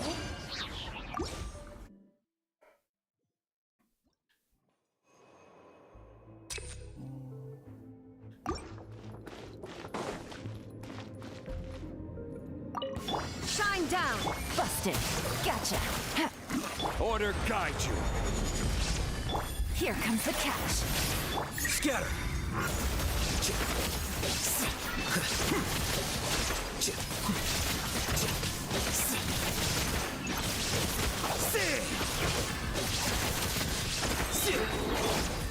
Gather. Illusion shattered. Busted. Gotcha. Game's up. Fun's over. A process of elimination.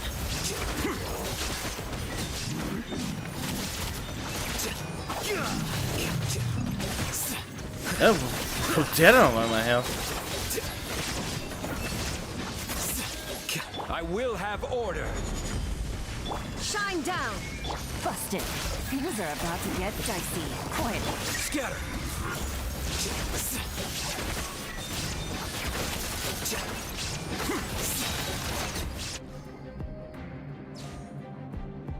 Okay, that already costed more time than it should have.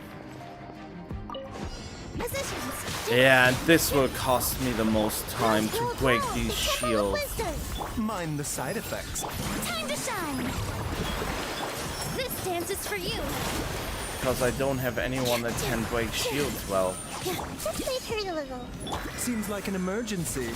A bitter pill to swallow. Strike a pose. As soon as the shields are gone, they should just pop like bubbles. Grow, grow, grow. Hey.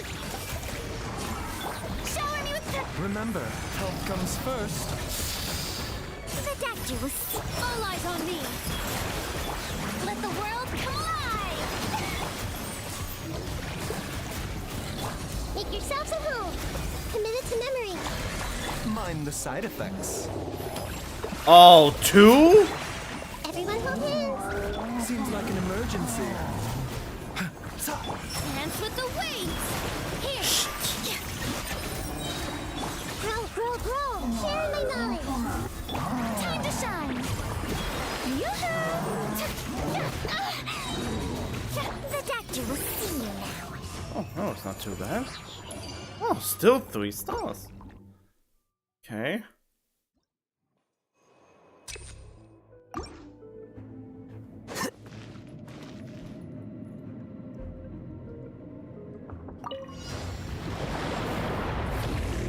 That is not what was supposed to happen. Immediately retry. I switched to Zhongli, but the input didn't recognize me. Solidify.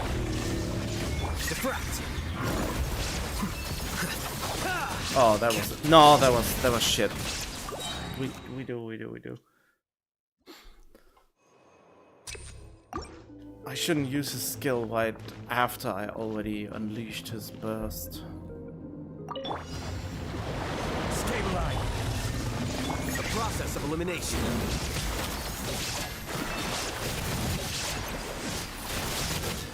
Quicker.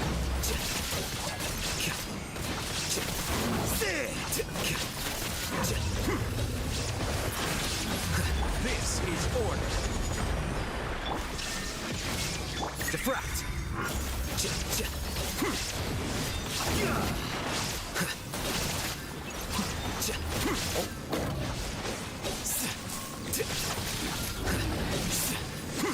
Illusion shattered.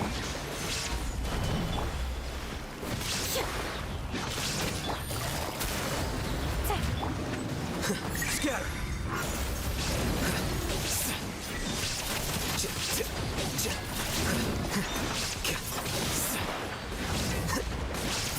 Oh shit, where did you come from? have order. There is no escape. The process of elimination. Flicker.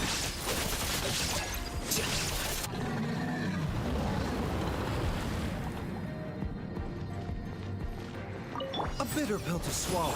Hey! The Temple of Wisdom. Positions. Okay. God, they went so far out of each other. Shower me with praise. Remember, health comes first. Let the world collide. This may hurt a little. The doctor will see you now. Can you not bump around so much? Here. Dance with the waves. Yeah. Taking a turn for the better. Your coming was foretold. Strike a pose. Everyone hold hands. The Temple of Wisdom. The show's over. Bloom is the flowers in Gulabon. Time to shine. This may hurt a little. Positions. The curtain falls. All eyes on me. The eternal awaits. Wow. That was an easier 12th floor like last time. Nice. The other ones were too hard for me to bother trying to make them to 36, but this one was okay. I mean,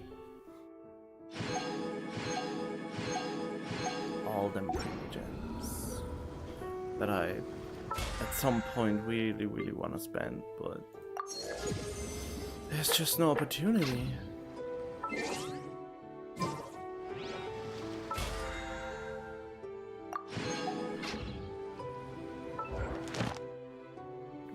Oh yeah, the commission thing. I should really do that.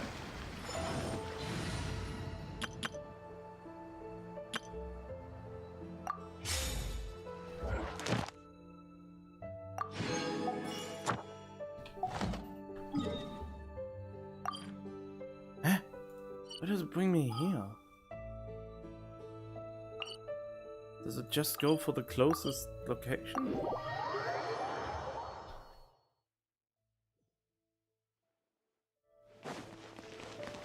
Add Astro.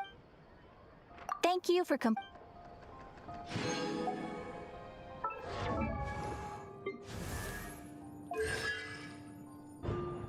Oh yeah, increasing the cool off coming start to yoga.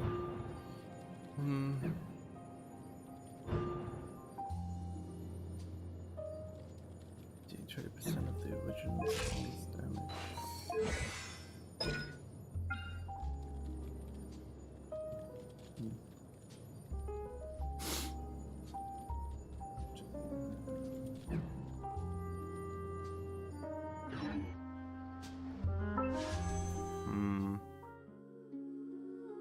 Wait, did it get less? I thought I was over 80,000 way longer.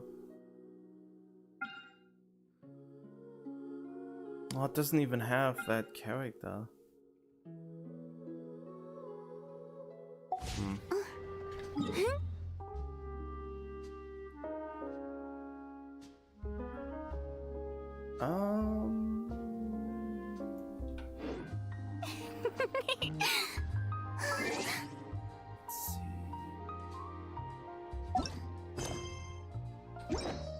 I'm done with most of the event quests.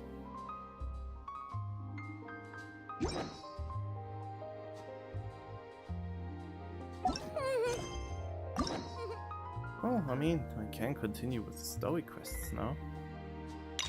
Haven't done this one yet.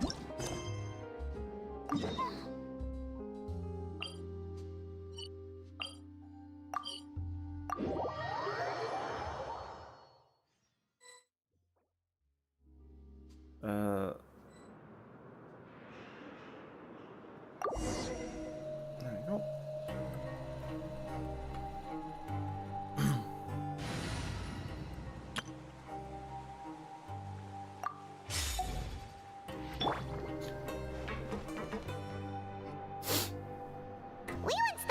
Fortress of Meripede would be super scary, but looking back on it, it really wasn't that bad at all. You've got a set schedule, guaranteed food and board, and you can even buy all kinds of stuff with credit coupons. It's really no surprise that many people don't even want to leave.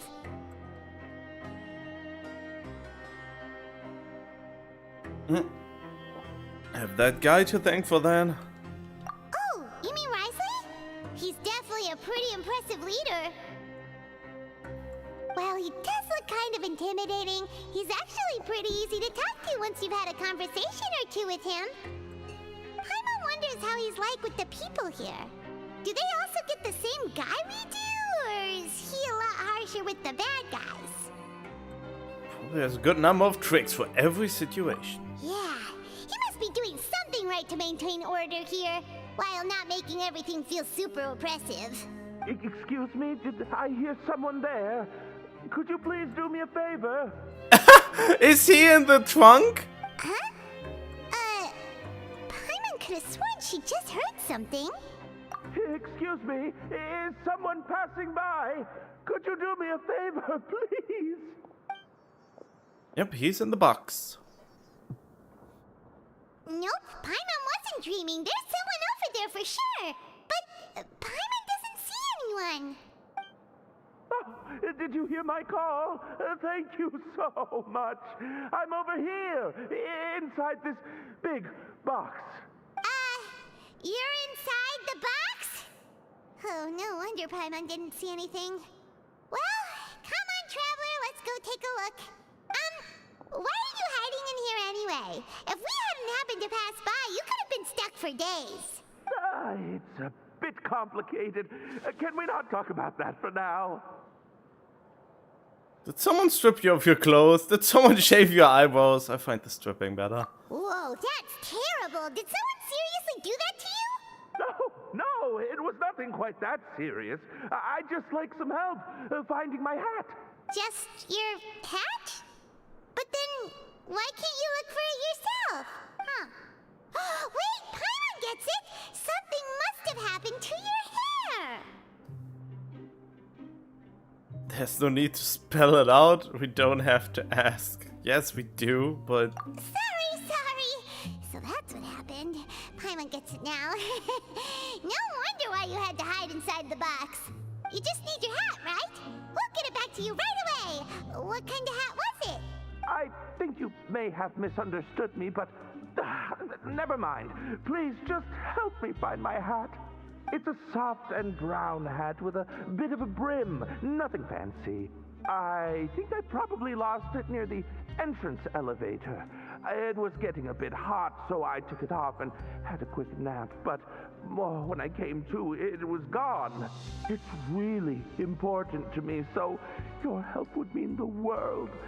I'll wait here for your return. Don't worry, we'll be back in no time.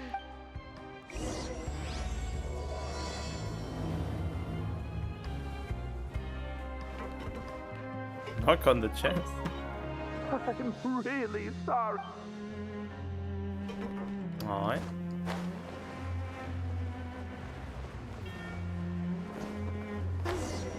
Paimon doesn't see anything here. Well, let's go somewhere else.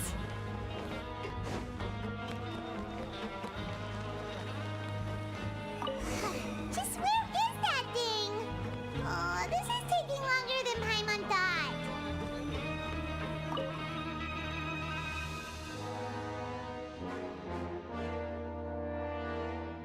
Nothing in the water either. Paimon thought it might have gotten blown in. Oh, we've looked everywhere and still not seen anything that looks like a hat. Can scour the entire fortress. We can't just buy him a hat. Huh, that's a good idea. If he's just looking to cover his head, then it shouldn't matter what kind of hat he's wearing. Why don't we check out the rag and bone shop? If memory serves, they got all kinds of stuff in there.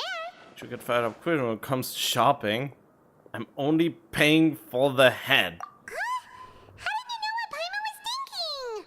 Oh, this is bad. Nothing gets past you nowadays. Well, either way, let's go check it out first.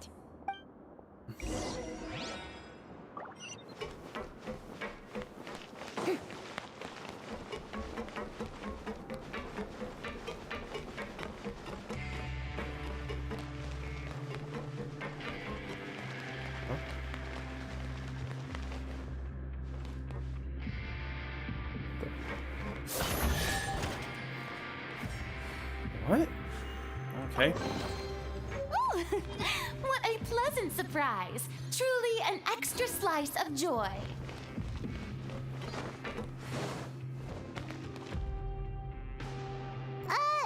Paimon doesn't remember you being the boss. Well, I'm just standing in for Mr. Alvar while he's off restocking the shop. Now just wait a sec. A blonde foreigner dressed all in white, accompanied by a glaze-covered flying chunk of gingerbread. Well, you must be the legendary traveler and their companion Paimon. No! Well, you're half right. Paimon's the traveler's treasured companion, sure, but she's not some flying chunk of gingerbread! Sorry, I never thought I'd get the chance to see you with my own eyes, so got a bit ahead of myself. I hope you'll find it in your magnanimous hearts to forgive my discourtesy. I'm just a nobody, after all. Mm-hmm. There's no need to put yourself down like that. Paimon's just venting. Why, your heroic actions at Araneus have long made their way to the fortress of Meripede. We heard that you were personally received by His Grace when you made your way down here, you know. Ah, you were the envy of all. And you're one of His Grace's favorite people, so of course, everyone wants to be introduced to you. And here I thought I made it as a hero. Well, I'd figure you'd appreciate honesty over flattery. After all, I also only joined up here because I'd heard Mr. Alvar was a good friend of the Duke. And though I've only caught scant sight of His Grace since then, as fate would have it, I've become fast friends with Mr. Alvar himself. I mean, we've all got agendas, but rather than trying to force something to be true, it's often better to just go with the flow. Oh, so now you're trying to kiss up to us. Mm-hmm. Well, I did mean it when I called you legends, and it is indeed an honor to meet the two of you. Oh, enough of that. Is there something you're looking for? A man's head. No problem. Anything else? Hey, feel free to check out anything you want. The credit coupon costs are on me. Wait, but that's, you don't have to be so nice. Well, it's not like I'm getting paid to watch this shop. Instead of more coupons, Mr. Alvar usually lets me just take my pick of our goods. Life's been pretty good recently, so I might as well just waive your bill. Never hurts to make some friends. Well, okay. Alright, Paimon will take a look. No, Paimon. Nothing for you. Are you sure you don't want more? These opportunities don't come by every day, you know. It's alright, 2 will do. I never thought you'd turn down a chance to freeload. It just doesn't feel the same if the owner's offering everything to you for free. But anyway, we don't need to get into that right now. We can discuss Paimonology later. That poor guy must still be waiting for us. Paimonology? Thank you so much. We'll be off then. No problem, and thank you for your patronage. I'd appreciate it if you could put in a nice word for our establishment the next time you speak to His Grace. That's a real sneaky way of getting good reviews. Yeah, you get something for free. Paimon hopes that guy in the box hasn't passed out from lack of air. Uh-huh.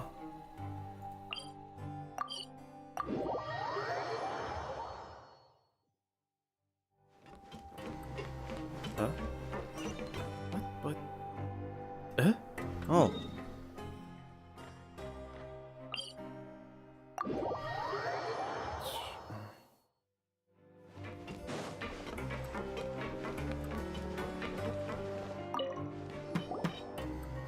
You can come out now. We found your hat. You did? Oh, Archon, you just saved my life. Just one sec. Wait, so you're not actually bald? You've got such a full head of hair, too. I mean, I told you that there had been a misunderstanding. This has nothing to do with my hair. You must realize it's Wait, not your head. This isn't my hat. Well, we got you a new one. We tried really hard to look for your hat, but no dice. Someone else gave it to us. Ah, I see. Thank you so much. I'm really grateful, but unfortunately, there's just something special about my hat. Does it have some kind of sentimental value?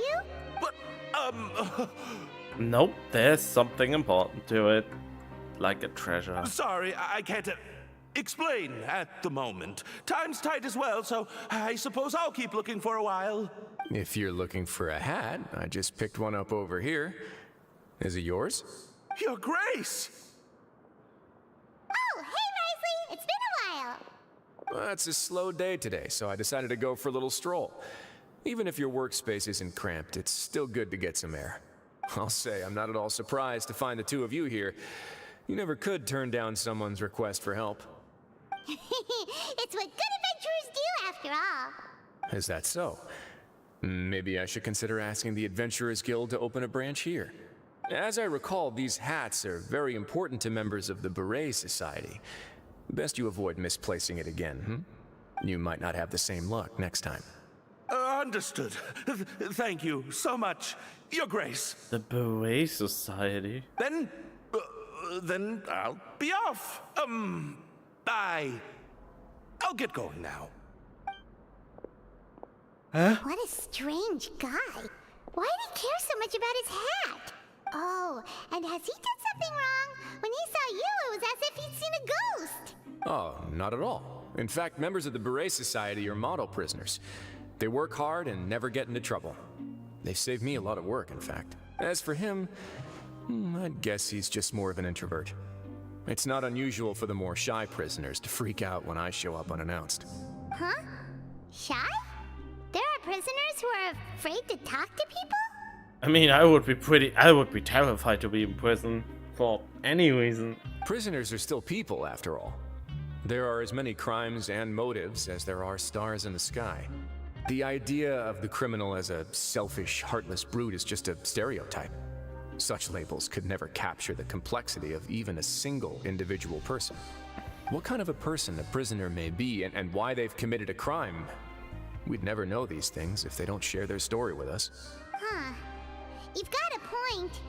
Anyway, it's all good as long as it makes sense to you. There are people who enjoy working? Although most of the societies here will just turn individual brawls into mass ones, the Beret Society does appear to be an exception, and it's instead trying to experiment with some novel and interesting things. If you have some time, why don't we grab something at the Coupon Cafeteria? It'll give us time to catch up too. And if you're still interested in the Berets after that, I can take you to their usual gathering place as well. Paimon's not the biggest fan of that cafeteria, but if we're gonna catch up... Let's go. All right then, please follow me. I should get a nice snack.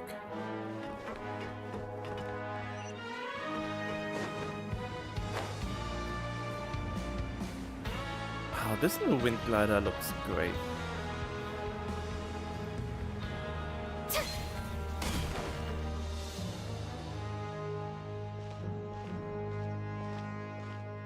Welcome, Your Grace, and the Traveler. Would you like 3 orders of today's welfare meal? Unfortunately, we weren't informed of your visit in advance, so we didn't prepare any super deluxe welfare meals today. I'll pass on the food, then. What about you? Super deluxe or bust? Then Paimon will also pass. Paimon will save her stomach for something better. What a pity. It would seem that none of us can properly appreciate your skills, Walsey. Then I must beg Your Grace to find me some more ingredients, so I can come up with some more welfare meal recipes. If you're not in the mood to eat, I can get you some drinks. We just got some great shipments in from above. Fanta? Yes, please? Huh.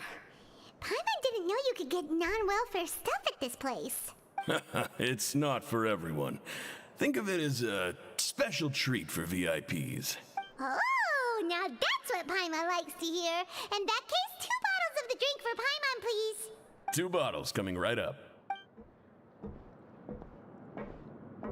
Our first meeting took place on short notice, and we were both swamped by everything that happened after, so there was no time for more casual chit-chat.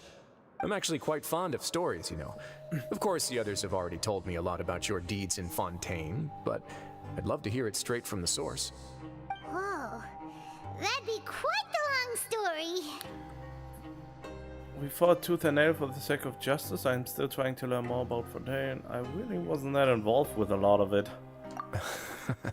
That's a bit too humble for you.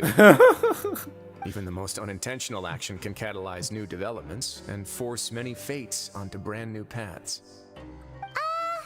Paimon gets the sense that you're trying to flatter us.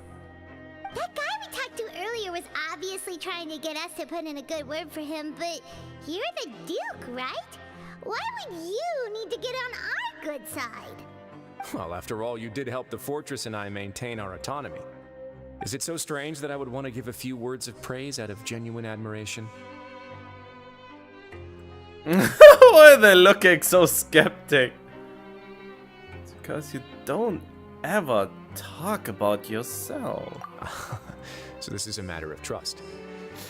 Which is unfortunate, since I don't have nearly as interesting of a story to offer about myself. Is that really so?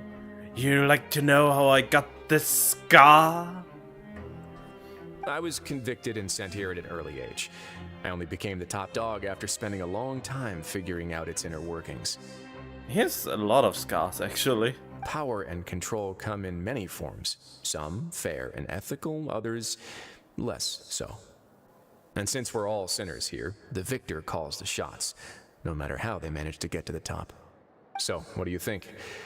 Didn't put you much more at ease, now did it? There was barely any detail in that. Kinda. You're really different from most of the people we've met so far. No? I'm perfectly aware of that too. But even so, that doesn't make me think any less of you. I would very much like to maintain friendly relations with you two. I must thank you for your generosity, but what? Your Grace, after following your instructions, we were able to find a box of undeclared contraband in the latest shipment of cargo. They were extremely well hidden, and we've confirmed that the senders have been using this method to smuggle goods for a while. We're trying to trace the goods to their source. Got it. Leave the box here and contact me immediately if you make any progress. You're dismissed. Yes, Your Grace. Sorry, I'd almost completely forgotten about this. She mentioned something about contraband. Are they, like, dangerous goods? No, contraband can also be, like, forbidden goods in general. Not necessarily. The term is just applied to things people want to bring in on the sly. Many people here are experts at pulling rabbits out of the most ordinary hats, so we have to examine everything carefully. Now, what do we have here? It's more or less what I expected. Whoa, this is certainly a box of curiosities. Mora, snacks, yarn, balls, ropes, mechanical parts, and even a gem! Wait, if you've confiscated this entire box, then does that mean all of this belongs to you now? Yep. We can't just send them back up now, can we? What are you doing with it? What? But that's just insane profit! Traveler, why don't you become a duke as well? Let's get that title then. It's only been a couple minutes since we agreed to continue friendly relations with each other, and you're already planning to overthrow me?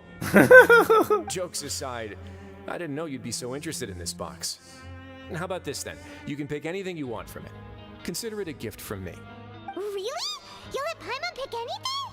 What do you mean Paimon? Me? Nobody talk about you. No takebacks. Paimon will have you know that she's got a real good eye for treasure. I never joke about things like this. Alright, Paimon's gonna have a look. Paimon wants this one. This dark, sparkly gem. You just know it must be worth a ton of Mora.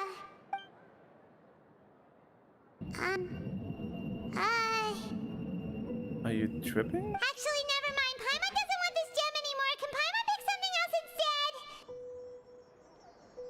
instead? What's wrong? What happened? There's something weird about this gem.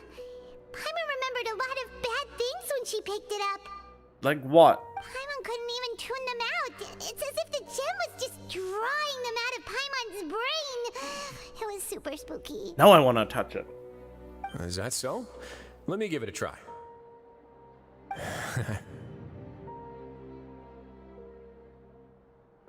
Paimon's right. I too experienced some unpleasant flashbacks. I want to touch it. Let me touch it. She found the one wing. Are you sure? I wouldn't exactly call it fun. I want to make sure I know exactly what you saw. My constitution is a bit different from everyone else's. Fair enough. Go ahead. I don't think it'll have a permanent effect. It's the Mega Depression Stone. Wait, what? Oh. Well, that was a nice way too fast trip down memory lane. Are you okay, Traveler? You also saw something, right? Yeah, I relived some foggy memories because it has such a long ass fucking time. It's just as you said. I'll take this gem then and run a thorough investigation on its properties. Paimon, feel free to pick something else. That is condensed depression in gem form. Then, actually, never mind. Paimon's gonna pass. Paimon was thinking about one of the snacks, but who knows if it'll also make Paimon sick. Astute decision. You do have a point. In that case, we should destroy the entire box and all of its contents. Seems like we're almost done with our drinks, too. Let's go check out the Society's gathering place, then. I can introduce you, and we can also continue our conversation while we're at it. I mean, this is a more interesting story, like the whole Meropede arc already, just because of the stone alone. Wait, are you this free every day or something? Just noticed? I wasn't exactly busy the first time we met, either.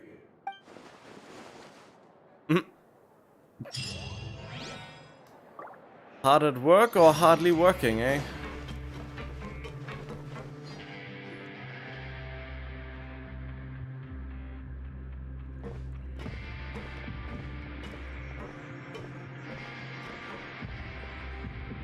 We are honored by your visit, Your Grace.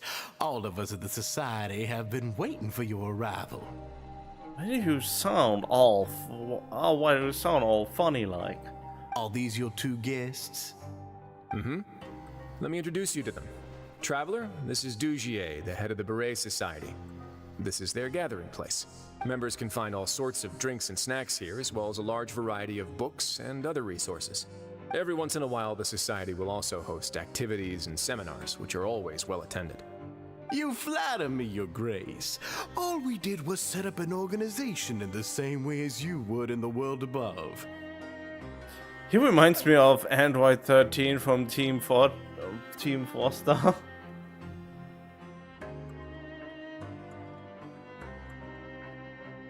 It's so easy to feel lonely and helpless when you arrive here for the first time. I remember that feeling all too well. None of us knew anything about this place then, after all. But that's when the thought came to me. If we could help everyone turn over a new leaf, they would no longer have to lead such gloomy existences. Thus, it was with your help that I founded the Beret Society. Oh, so you were also involved with this, Risley? My part in this was minimal. All I did was follow procedure and rubber stamp the application. I'm sure you have a very good sense of what this place is about by now. As you know, not everyone takes their sentence seriously. For some, this is just another place where they can eat, breathe, and sleep. But the Society is a great place for those who wish to turn things around. Exactly right. Here, we keep an eye on each other and remind each other of our goals. Everyone can focus on rehabilitating our mental states and even make many new friends. Our operations are entirely funded by members' donated goods and credit coupons. Same for the things you can see here. Who knew you could find such a place in the Fortress of Meropede? Oh, right, and what's the deal with the hats? There's nothing deep about it. I just felt like we needed some kind of visible identifier.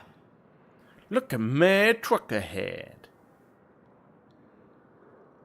Exactly. The most obvious, outstanding voice so far. If our members felt joy and pride from being a part of this group, then the hats would become a point of pride for them as well. And when we're together, we will feel a sense of community from seeing everyone's hats. Optimism, community, hard work, and a desire for a new life. I hope this hat will show everyone everything we have been working towards. In other words, that hat has come to represent something like a model citizen, which also helps them recruit new members. Once again, you are exactly right, Your Grace. That's a part of our goal as well. Let's take a little old seat over here. There's no need for us to stand. I'll ask the members to get us some drinks. Please wait here just one moment. Feel free to look around too if you want to learn more about us. So this meeting was planned all along? You said they had been waiting for a while. Oh yeah. That meeting was planned. We just roped up into your work. Oh, right. What happened to your slow day, Risley? Feels pretty slow. Huh. Seems like I shouldn't underestimate an adventurer's keen sense of observation. I'll bear that in mind the next time I need to do something low-key. Kidding, of course. We're just discussing some small matters. It shouldn't take long. We've also already gone over the organization's vision. Instead of listening to me try to explain some more, maybe it'd be better if you took a look around for yourself.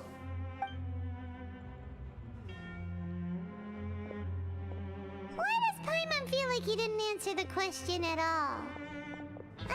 Well, we're already here, aren't we? Might as well take a look. Yeah, they're supposed to be like the model prisoners, right? So this is what their spot looks like.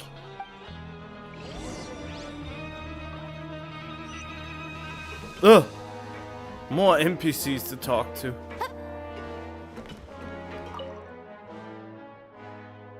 Books regularly updated.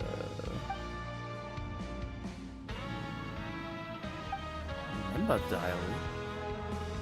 Wait, I thought I was talking. Hey, what are you doing over here? Oh, hello. You are guests of the Duke, are you not? I'm organizing the bookshelves. Want to take a look? We've got some classics, as well as a few books that the members published themselves. There are writers in the society? Yeah, most of them are writing diaries or autobiographies on their time in the organization. Some quit drinking. Some learned to tailor. Some became real good at calligraphy. And even I've learned to use a camera.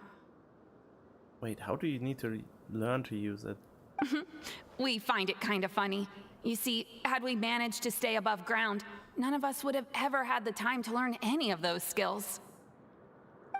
It's because you all have a lot more free time now. Not only that, but we've also now got the mental space to think about taking on new things. Before we came here, we were constantly exhausted just trying to live. That is kind of sad. If it's easier to live in prison than to actually be on the outside world. With how the Duke and Mr. Dugier have organized our lives down here, though, all we need to do is think about the things that we want to do.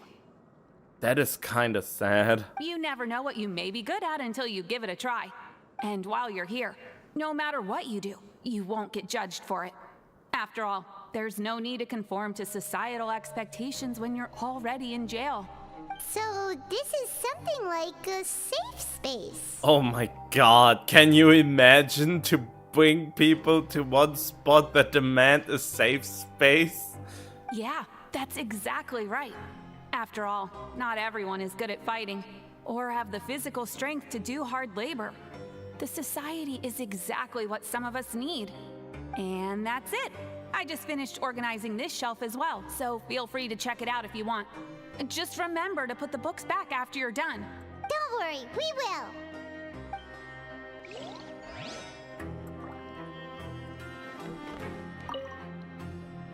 Welcome to our gathering place. Is there anything you'd like me to explain to you?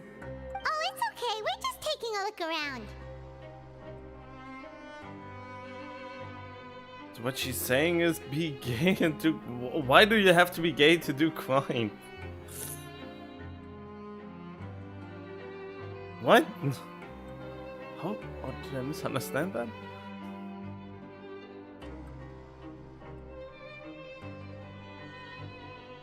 Oh no, wait, the word itself has a different meaning as well.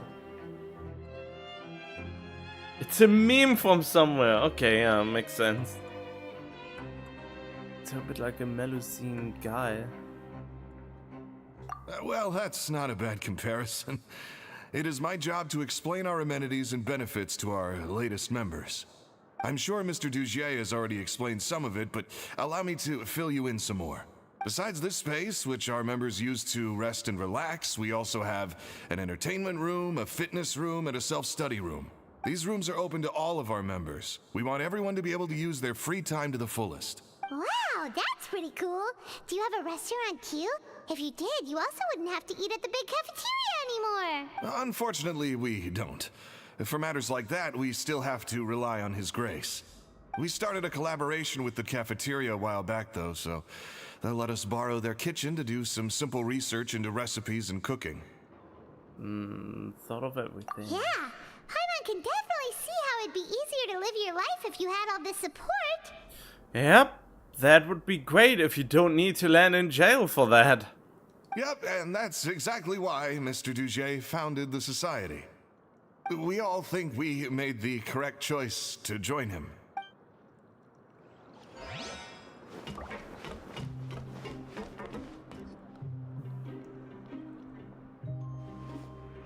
Hey, you there, newbie! What do you mean, newbie? Hello? Are you talking to Paimon? Yep, I'm talking to you. Now, why don't you follow my lead and take a deep breath before letting everything out like this? Oh god, you look crazy.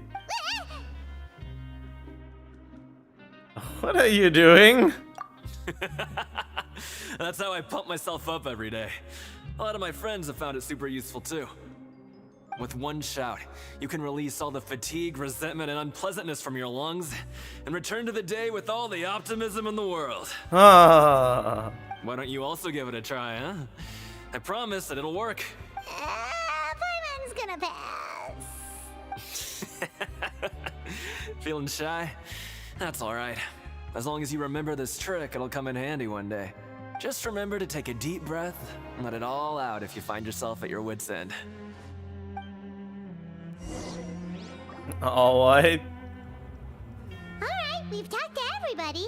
It sure sounds like they're all pretty happy. That would explain why Risley only had good things to say about this place. Huh. It looks like they're starting to wrap up their conversation as well. Let's go over to them. Of course, Your Grace. I will attend to those matters right away. Okay, then I don't have anything else to add. Oh, you're back. What did you think about this place? Now, note that your opinion will also affect my review of Dugier and the society as a whole. Wait, I didn't know they were also a part of the evaluation process. It's all right with me, though. I'm pretty confident about our growth and activities. Paimon thinks it's pretty good. Don't think anyone expected you to get a society going here of all places. It seems alright on the surface. Yeah, you're right. By themselves, our resources probably don't feel like much. The prisoners here all have very different personalities and psychological needs. Our needs are like violent beasts. If we can't face them properly, they'll grow restless and enraged, causing pain and conflict. But if we can placate them, they lose their fangs, and they can even be converted into fuel for far nobler pursuits. Which is why, in my opinion, learning to reconcile with oneself is the first step on the path to redemption. You've hit the nail on the head, Your Grace. Before I founded the Society, I had met too many people who could not come to terms with themselves. And I'm sure that a part of your support is rooted in your desire to help those people find their way. And Paimon thought everyone was enjoying life just fine, working and fighting. I mean, the plot twist is that he's probably the one who tried to get the contraband in here. Of course, that lifestyle is more than enough for some people in the fortress.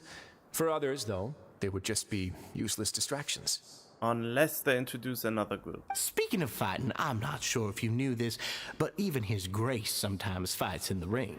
What? You fight in the ring too? Wearing those high-tech boxing gloves of yours? Oh, I almost never need them. Almost never, you say.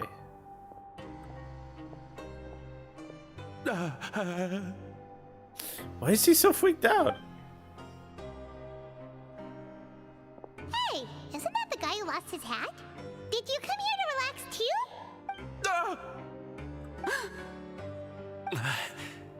What's wrong? Did you forget about us already? Why are they all freaked out? Are you feeling all right? You are looking a little pale. No, I'm fine. Thank you for helping me get my hat back. I'm sorry, but I've got to go. He's still as weird as before. Paimon's kind of used to it by now, though. But it's a really weird reaction. Dujier, do you know what's up with him? I'm also not too sure about that. As far as I recall, he's always been a little strange, but I'll check up on him later. Everyone else had a really weird reaction to him, so something's up with him. After all, it's my responsibility as the leader to make sure that no one falls through the cracks. He was probably supposed to bring the contraband with him, but he failed, and now he's... I don't know. No, then he wouldn't have passed by like that. We'll leave him to you then. Where were we before we got sidetracked? Something about boxing gloves. Oh, right, about that. You might have thought that I was joking, but in a place like that, everyone will use everything in their power to win. And when emotions run high, things often spiral out of control. That would be when I need to pull out my gloves to maintain order. Sometimes you might need more than just gloves as well. This pair of handcuffs has also come in handy quite a number of times. Why is everyone looking so scared? Oops. Oh, that was deliberate. He did that on purpose. Oh, isn't that awful gem? You're still carrying it with you? Yeah, I kept it on me because of its special qualities. It won't affect me as long as I don't let it come into contact with my skin. Go on, you guys. Pick up the item for His Grace, would you? Yes, right away.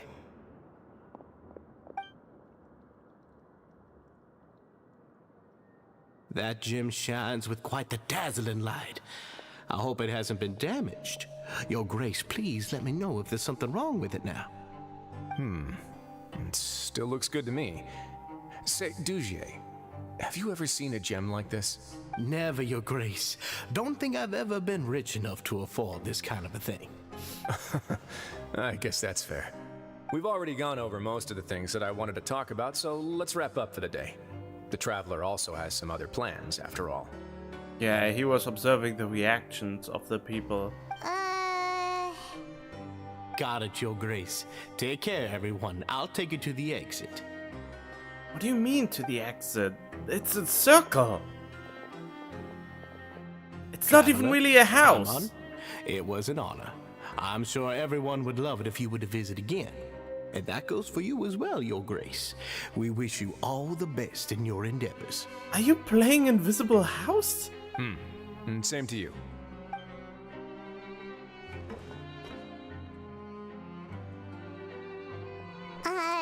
Paimon doesn't think we made any plans for the rest of the day. Why did you lie to him? Well, what's your opinion of the society now that you've taken a look around their headquarters? Paimon thinks it's pretty chill. Weren't you complimenting them the entire time as well? Paimon doesn't remember exactly what you said, but wasn't it something along the lines of encouraging people to embrace their new lives with optimism? There's only one potential problem. If the society does too good a job managing and rehabilitating its members, you may be soon out of a job.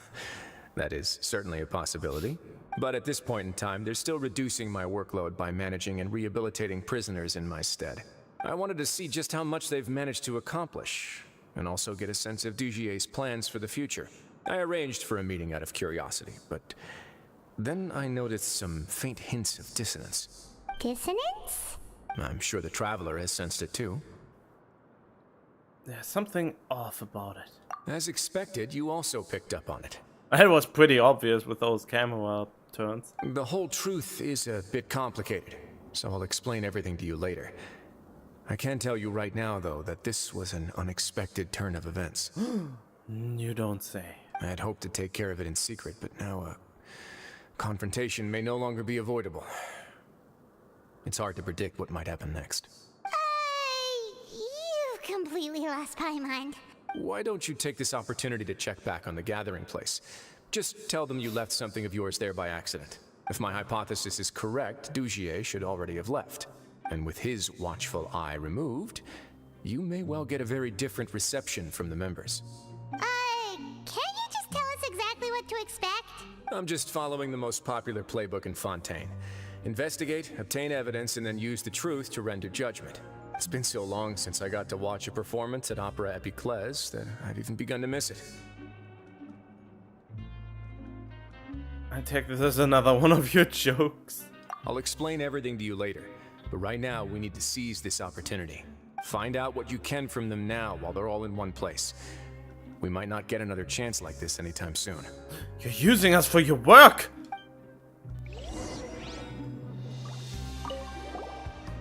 Then what are you gonna do? Good question. What should I do? Maybe I'll drop by the ring and sign myself up for a fight. Wait! So you're really just gonna make us work while you slack off? Uh-huh. As expected. Okay, I have to do a toilet break.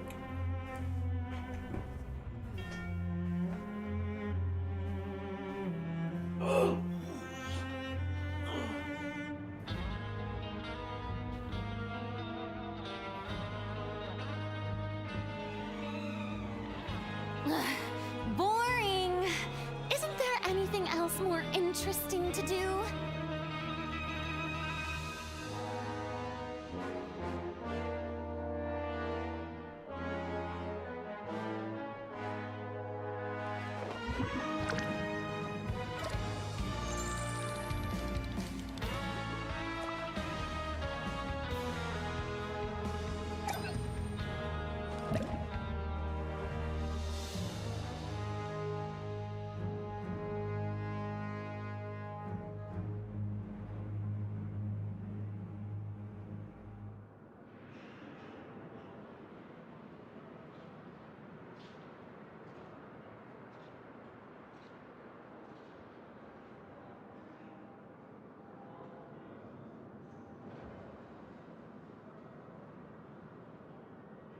Tea parties are a must for the well-mannered.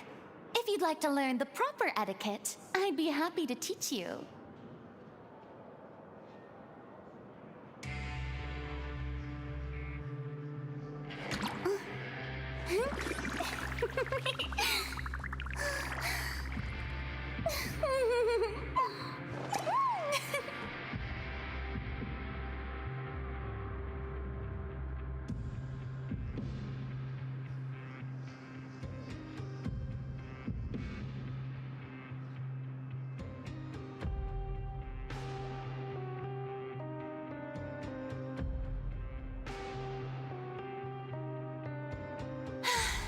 Being too popular can be such a hassle. Who knew the people would adore me so much?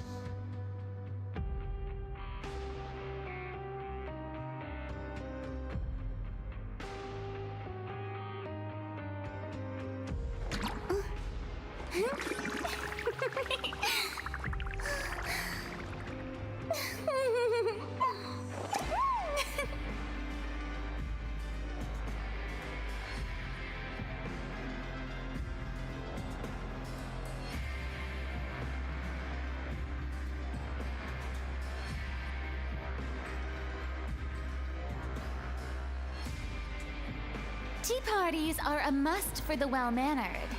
If you'd like to learn the proper etiquette, I'd be happy to teach you. Okay, so...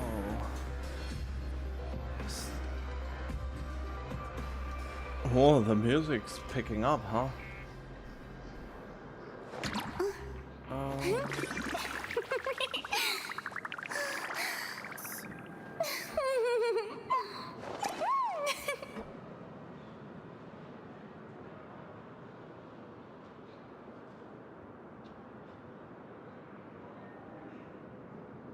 See if there are any special sales or vouchers or... Nothing? Boring. Oh, shut up. Oh god, were you annoyed by her? Whoops.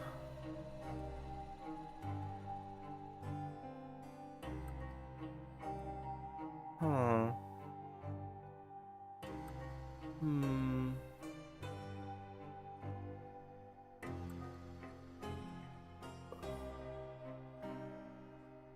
Is there really no coupon or sale going on right now? Let me check. 'Cause I do be hungry.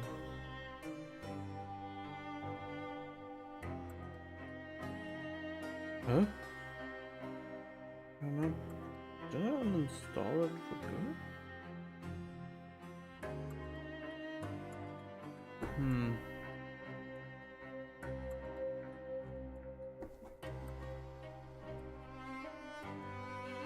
Okay, I have to download something. Oh, I totally forgot about this.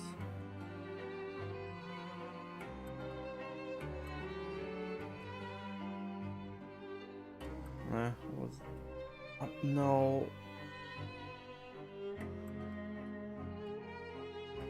No, I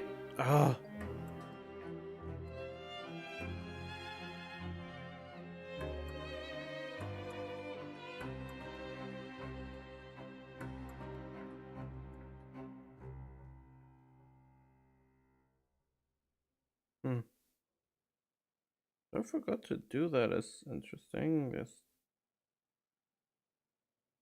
That's not that important anyway. Whoa, why does it look so shit now?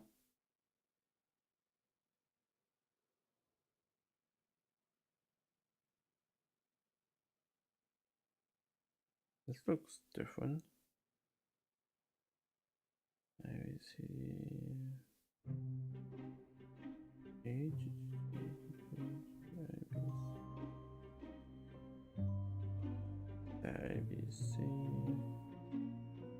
Huh?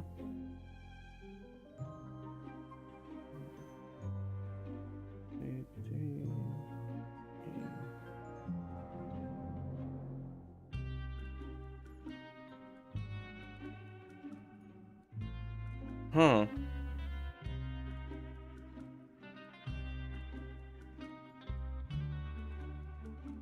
Interesting.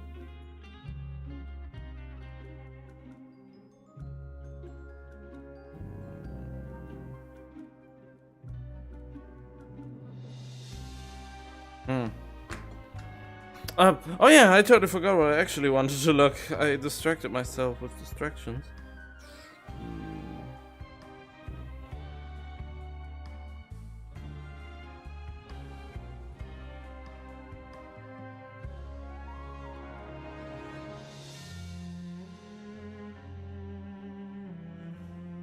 Yeah.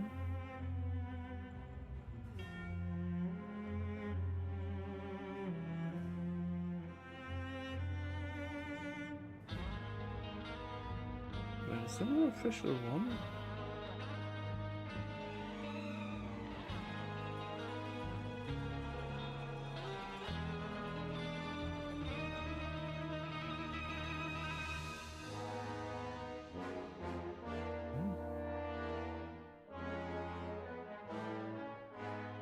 Looks so non-official.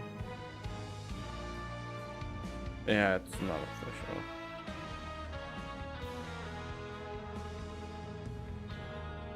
I think that doesn't exist anymore. Okay. Well, in that case, I'm not really interested in any of these offerings.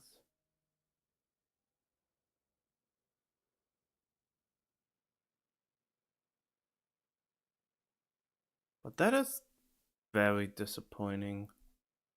It's New Year's and they don't have any New Year's special?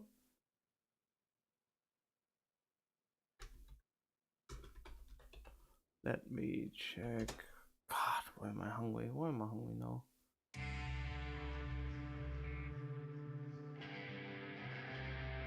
Deals.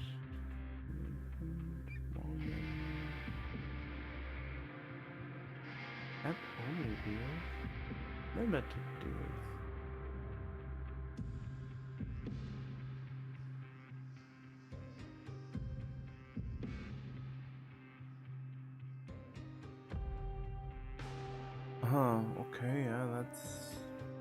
something.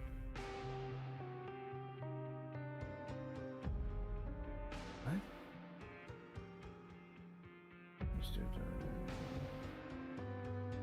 So there are some.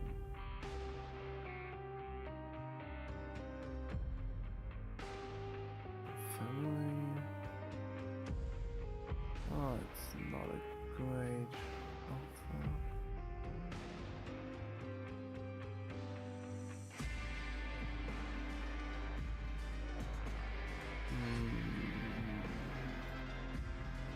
Wait, we have Monday, right? Okay. Interesting that you didn't show me that.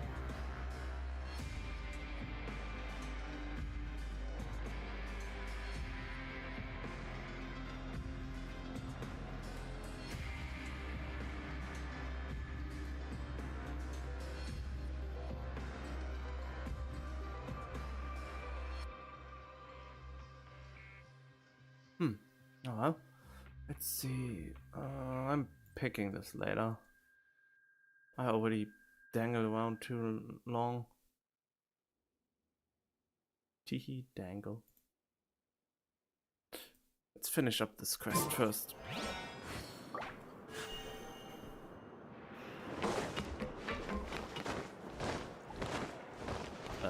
Oh, but I'm back.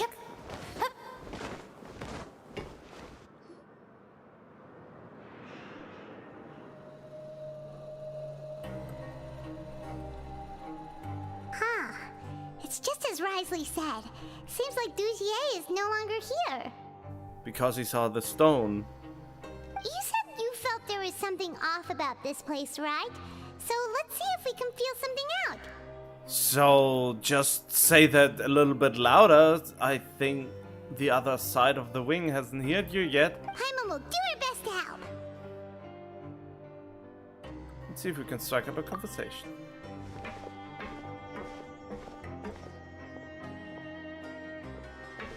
Wait, you guys are... We're really sorry. We just realized that we lost something, and we figured we might have left it here by accident. We'll be on our way as soon as we find it. Oh, okay. Anyone see a glass bottle by any chance?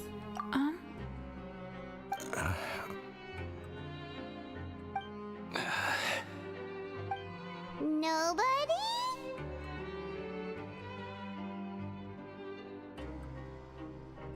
It was about the size of my hand.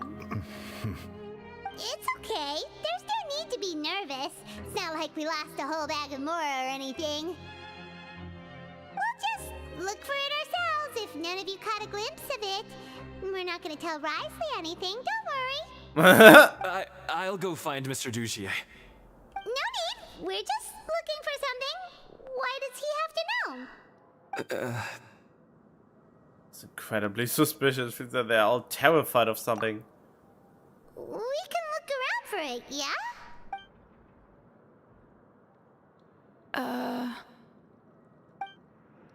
Why is everyone suddenly not able to talk anymore? Just like that other dude. Hey, big guy. What do you want? Isn't this how you greeted us earlier? Take a deep breath and let it all out. Oh yeah, that's right. You sure are a fast learner. Where did your optimism go? I ate something earlier, so I'm falling into a bit of a food coma, and I mean, not everyone can be super upbeat all the time, right? You're looking for something, you said? I didn't see it, but it should be somewhere nearby.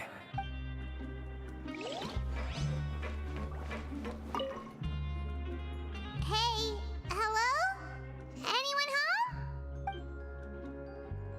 Hello? How can I help you? Can you give us that rundown again? The Beret Society offers a variety of resources and benefits to its members, and I mean, you've already heard my spiel. I don't know anything beyond what I've already told you. You don't know anything? Sorry, that's not what I meant. It's just, there's nothing more I can tell you. What?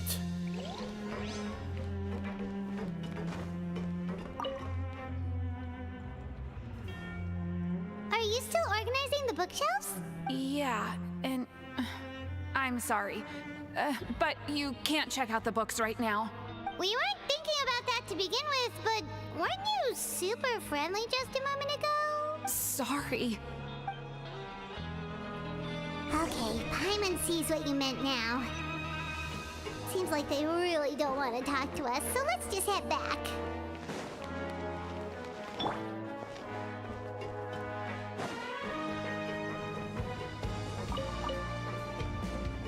Hello.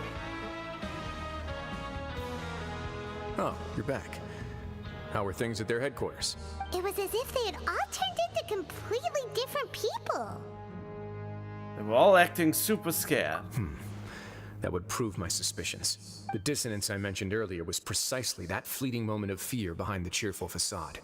Like that one guy we found hiding in the box. Right. He was acting super scared too when we saw him at the gathering place. Actually, hasn't he just been acting super paranoid since we first met? And that's precisely why I took his hat. Oh, so the one who started it all was... It was you all along! It's because I wanted to figure out what's really going on. I don't believe any of Dugier's talk about unstable mental states. How have you been investigating this? Not too long. Dugier made very elaborate preparations for my visit. But I don't know. It almost feels like the performance was too elaborate. Okay, but if you think something's wrong, why don't you just take the whole society into custody? Aren't you the Duke? You can do whatever you want in this place. Well, maybe you're actually a better fit for the position than I am. Just give me the word and I'll hand you the cuffs. In all seriousness, however, cuffs and the like should be used sparingly. They're mostly for show. Everything I do is on display. The way people see me act determines the kind of world I can create down here. And I've always striven to appear fair and reasonable to the people. That sounds a bit deep. Paimon's not sure she got all of it. Duke's values will be emulated by the people. Yeah, you've hit the nail on the head. I have to lead by example if I want to maintain expectations of justice and order. And that's why even though Dugier had already let a few things slip, I didn't want to turn on him without irrefutable evidence. Alright, so you're saying Dugier has figured out some way to control the members of his society, and even though the members are acting all optimistic and motivated, it's all just a show. I feel like we're still missing something. Indeed. He certainly seems to be using some coercive methods to turn his members into the most upbeat and motivated group of people you've ever seen. And that won't turn out well in the long run. I have some faith, though, that some of the members understood the hint I gave during our visit. The line has been set, and it's quite likely that a fish will bite. Fish? Bite? Let's give them some time. My guards will need it to finish their investigation, too. You can find me in my office when the time comes. Hey! Don't just leave before you've explained everything to Paimon! Hey! I find that really mean.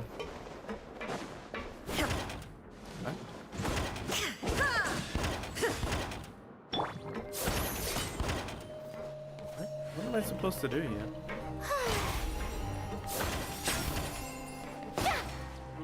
To find myself an opponent to get my blood pumping.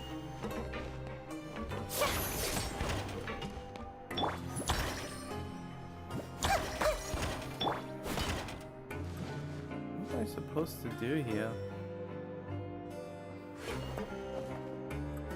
The other one just turned into a trapped chest when I hit it.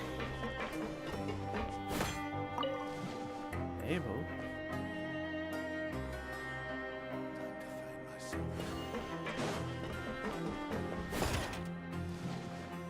There's no symbol on this one. Oh well. Wait until nighttime.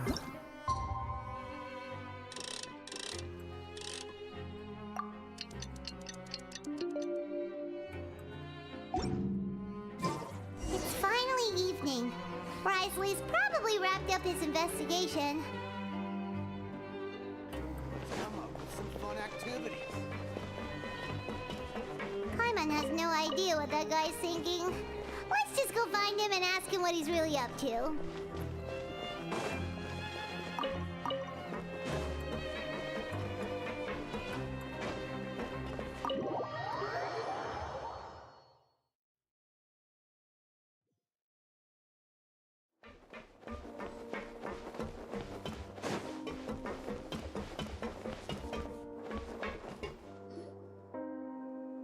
Oh, here you are. Did you manage to land a lucky pull on the welfare meals tonight? Let's just get straight to the point. Has anything else happened with the society? Patience, Paimon. Even as the situation continues to brew, we still need to make sense of what we learned so far and go over any sticking points. I'm actually still thinking about the first thing that came to my mind when I noticed something amiss. Namely, why didn't anyone come to me about it? Oh, that's a good point. Could whatever they're afraid of be so powerful that even you won't be able to do anything about it? Yeah, unlikely. But even if such a thing existed, how could they be so sure without checking with me first? It'd be one thing if it was just 1 or 2 people, but it seems like everyone's convinced that I won't be able to help. Which leads me to believe that it's more likely that they think I just wouldn't care to help them. Because you instigated Dujier in the first place? Yes, something like that. Dujier must have told them something to make them think I won't take their side. So it became imperative for me to refute that and prove my true stance.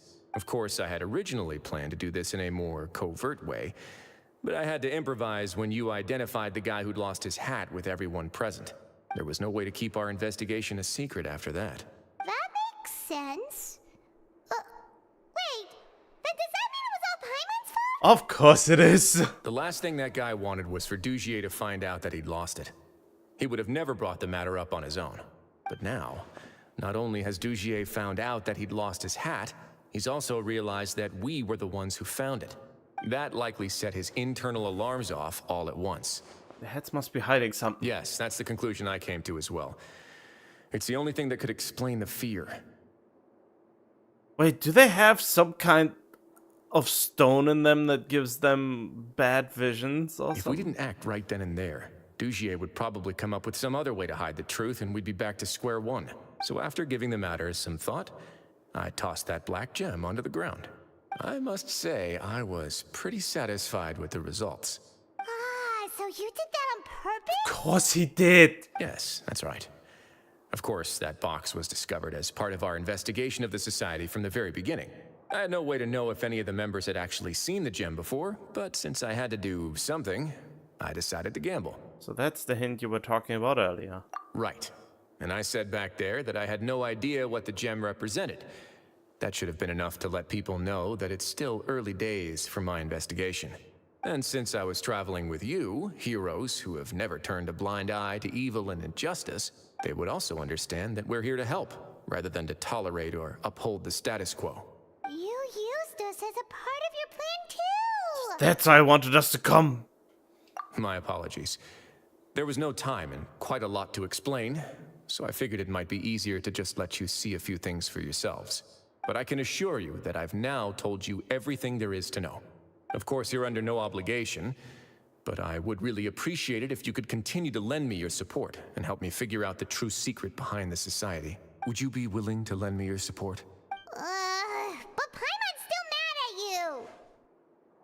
you! You just, if I just need to fight them off. You have my thanks. Now, there are still 2 outstanding matters in our investigation. The first is the secret of the hats. I've examined one before. There was nothing suspicious about the item itself. The other is the true purpose of the black gem. We haven't been able to get anything out of anyone with actual knowledge of it. It's my hope that a brave fish will take my bait and venture outside of their dark and murky pool. I'll put some music on while we wait.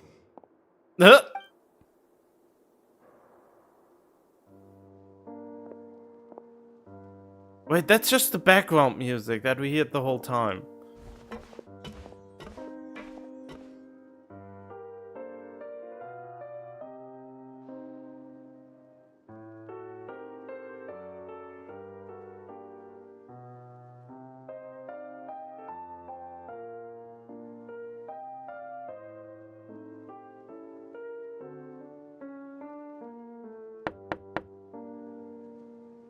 It doesn't sound... Excuse me, Your Grace, but may I come in? I'm afraid that someone's been following me. Please, do.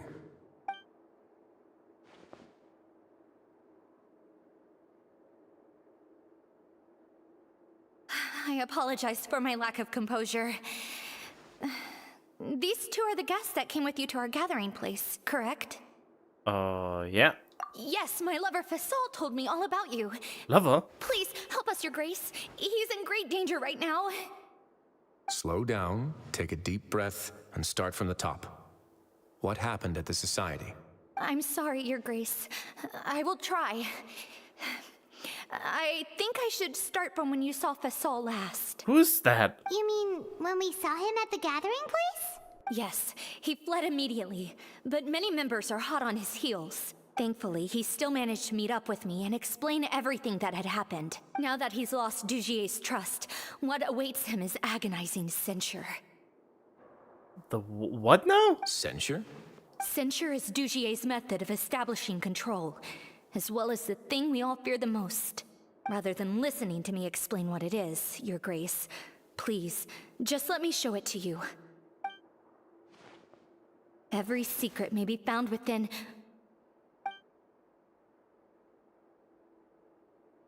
The heck? Here you are. I was wondering where you had run off to in such a hurry. I would just shut him up right then and there. Please excuse us, Your Grace. It was never our intention to disturb you like this. You see, Avisa's mental state has been rather unstable ever since she arrived at the fortress. She rambles often, has hallucinations. It may be best to dismiss her babbling as random gibberish. I don't recall hearing a knock or giving permission for you to come in. Oh, my apologies. I merely did not wish for Your Grace to be alarmed. Had I not been so focused on recovering her, I would have followed all the rules of etiquette to the letter. So please, forgive my discourtesy. No, you can't just show up here like that. Like we believe you. You've got some nerve showing your face here. Please, there's no need to be upset. It's only natural to want to side with the poor sick girl, but I know His Grace to be a reasonable man. Reasonable enough to let her finish. Well then, what if the reasonable man wants to hear the lunatic out? That would be perfectly fine with me. Oh, and just so you know, we've also found the missing Mr. Fasol. I had no idea why he was so upset about losing his hat, really. Thankfully, he has already returned to his senses. We've brought him back to our place, so there's no need to worry. Yeah, now you have a... how's it called? What was it? A hostage. He has a hostage now. He can put pressure on her. I'm sorry, Your Grace. I don't have anything more to say. This is what you're afraid of, correct? You can tell me everything. I'll do all I can for you. I've never seen that thing in my life. You can do it, Avis. Your Grace, I don't think there's anything else she would like to say. Pressuring her will not get you anywhere. You should just put him in custody until you talk to everyone. It's all right, Avis. As long as you tell me what it is that you're terrified of, no matter what it is, it will no longer be able to hurt you. I swear this on my name and honor as the Duke. Your Grace, forget it. I'll keep my mouth shut. I've already said everything I could say about the matter. I'm sorry, Your Grace, but I really don't have anything more to say.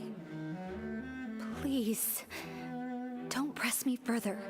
But why? In that case, Avis and I will be off. Once again, please accept my apologies for disturbing your peaceful evening, Your Grace. Miss Avis, please show me your head. That is an order.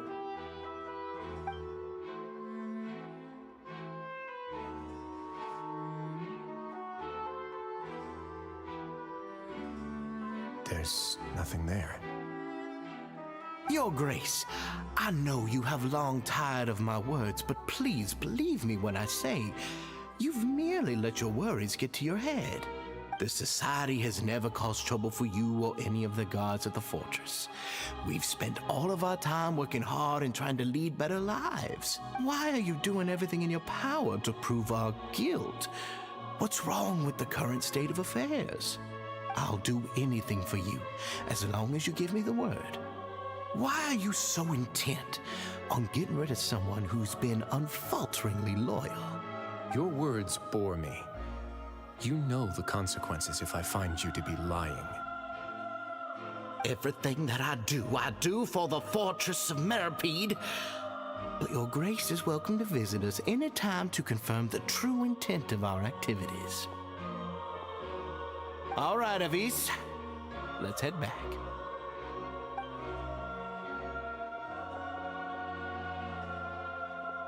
What? Just what's up with that guy? He makes Paimon really mad. We should have shown him his place. Yeah. Sooner or later, all will pay the price for their arrogance. Oh, he must have been well prepared for this exact scenario, or he wouldn't have dared to be so openly hostile. All the more reason for us to be patient. The entire society are his hostages. His subordinates would definitely react if he were taken into custody. And that's why he dared to bare his fangs right in front of me. I think for sure we won't let him get away with this.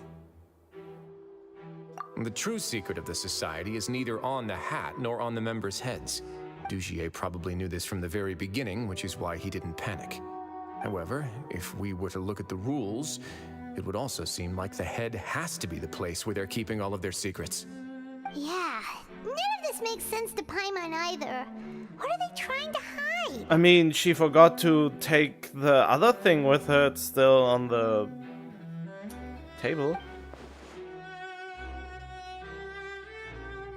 Oh god, really? From the way Dugier acted, he must have known from the beginning that we wouldn't be able to find any evidence. But if there's nothing on her head, why did Avis feel the need to remove her hat?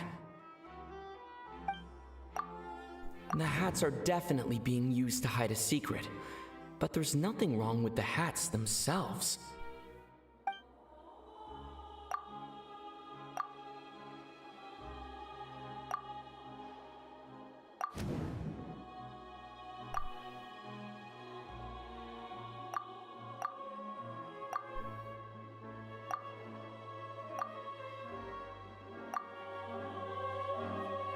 I have an idea, but... What a coincidence, so do I. Huh? What is it? Tell Paimon about it! Avis didn't take off her hat to draw it. Didn't take off her hat to draw attention to her head. She did so to remove her hair clip. You mean this thing? So, she handed a key piece of evidence over to us without Dugier noticing. How did he not notice that? It's so obvious. That would mean that Avis didn't stay silent out of fear. She stayed silent because she'd already given us what we needed. Let me take a look. Hair clip photo. Okay. I managed to remove this from the hair clip. It's long, slender, and conical. It's hollow on the inside, and looks something like a cross between a nail and a thorn. Huh? Paimon's lost again. Let's see. What if we do this? Hey, what are you doing? Wait. Some kind of dark liquid is leaking out of the gem. Huh? And some of it has been absorbed by this thorny-looking thing. Gem is used as a container for a type of liquid? You've probably heard before that water is filled with the strongest emotions of humanity. With that in mind, this liquid is probably a highly concentrated solution of fear.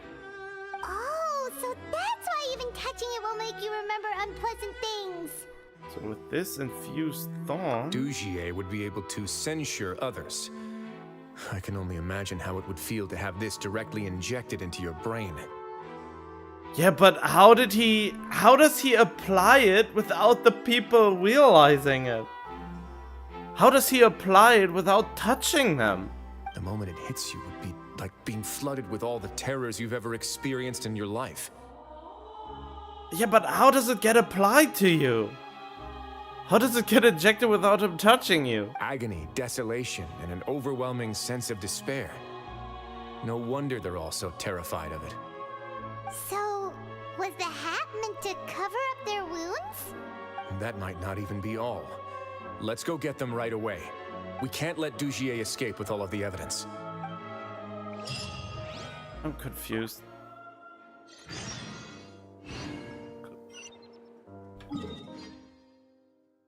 Huh?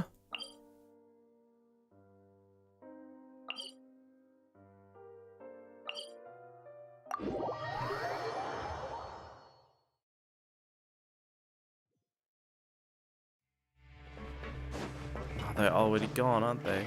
No, they're not. Okay.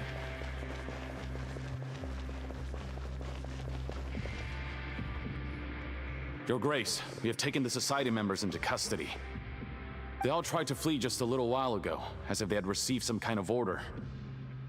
We decided to forestall their plan, and were just about to send the word when you unexpectedly arrived. Great work, everyone. You had prepared for something like this all along? I had them stay here to keep an eye on things, so I'm glad that my intuition turned out to be correct. Perform a thorough search of the Society's headquarters and bring all the members to me. Understood, Your Grace. Now, let's check on them. As expected, they all have a hollow thorn inserted into a wound on their head. Paimon's glad her eyesight isn't so good that she can see it from here. Paimon's gonna float away for a bit. They didn't pull the thorn out? They probably left it there as a lasting reminder of Dugier's censure. Huh? I don't get it. Why would they do that? How? What? It doesn't make sense yet. These people must have had to endure an unimaginable amount of pain. And how can they pretend to be so happy? Areas too.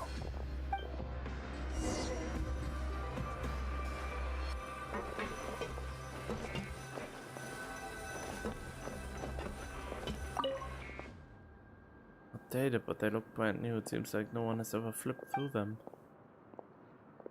The creases are almost identical. They don't seem to have been formed naturally through reading. Hey, come here. Have a look at this. This is a book that Paimon found in a box next to the bookshelf.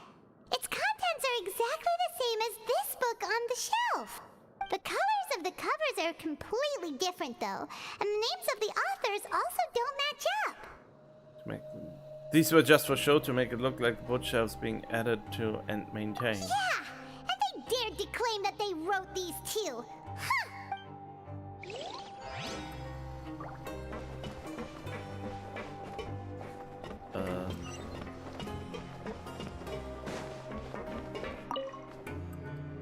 Look at what I found.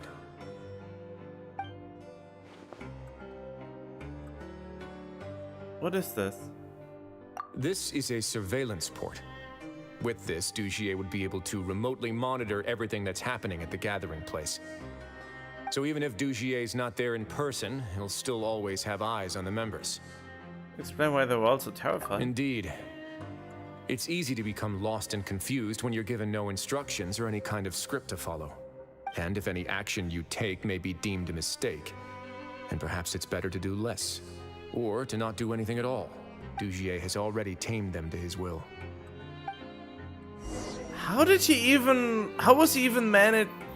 manage to set this up to begin with?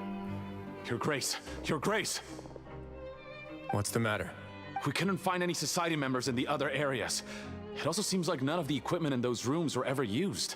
All the signs of wear and tear are fake. The lime scale, the layers of dust, they were all deliberately added. We also investigated the members' residences and weren't able to find anything. Their neighbors all say that they haven't returned home for ages. Oh. Is that right? They're gone? That could only mean... Into building a front, the real headquarters are elsewhere. Indeed. As long as he allowed Society members to mingle with others, even with threats of censure, Dugier knew that he couldn't stop all of his members from speaking out. Meanwhile, this marvelous gathering place will lose all of its value as soon as a whistleblower sounds the alarm. So instead of being his real base, this is just an elaborate performance.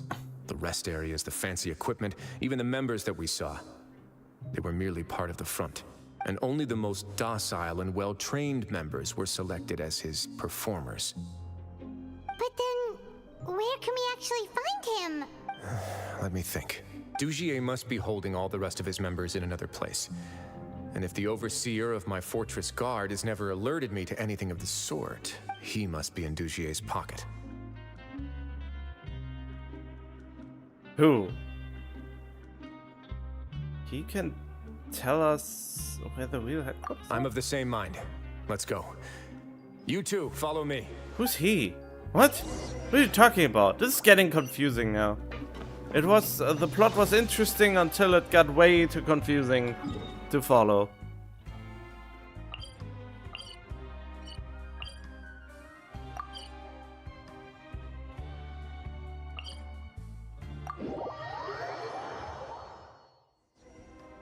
Oh.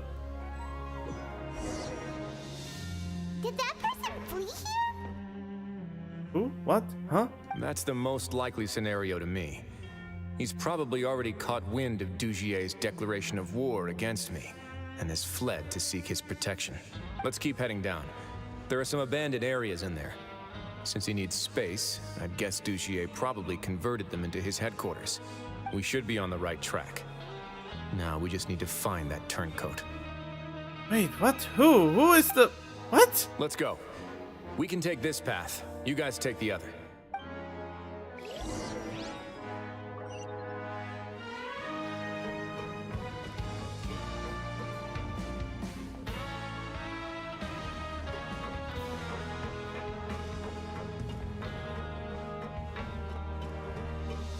Phew.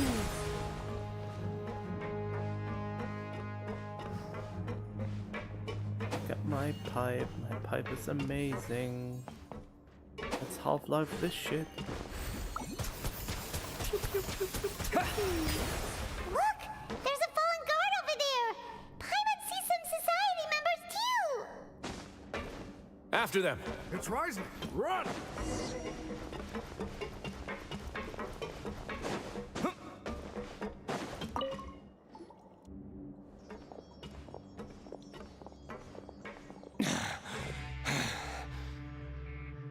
Did Dugier send you? Why did you attack that guard? Come on! It's time to talk! Can't you see that he's trying to help? I will take your cooperation into consideration when it comes time to hand out sentences. But Mr. Dugier, he didn't want this guy to expose our true location. We were just about to dispose of him when you caught up to us. So, in other words, your headquarters should be this way. Yes, it's just down this way. You'll make it there once you've seen it pass through a large drainage pipe. That's more like it. Guards, take them away. Let's go. It's about time that we find out what Dugier's really after. I'm still confused how he got control. I mean, I know he made fear his main ingredients, but still way too I still don't get how he managed to do that.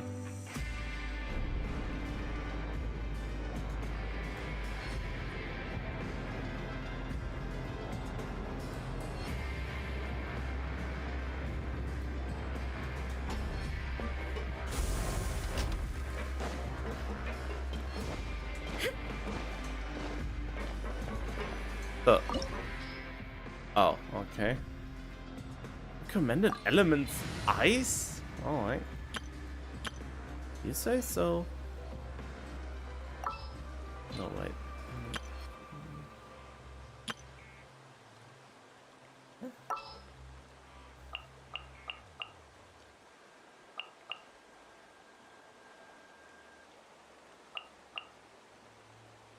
It's time to pull the trigger.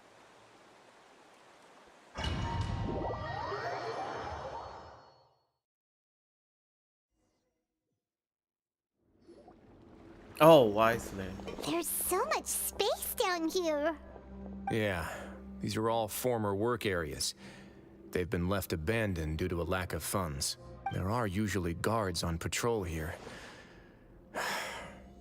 It would seem that all of those guards have been bought as well.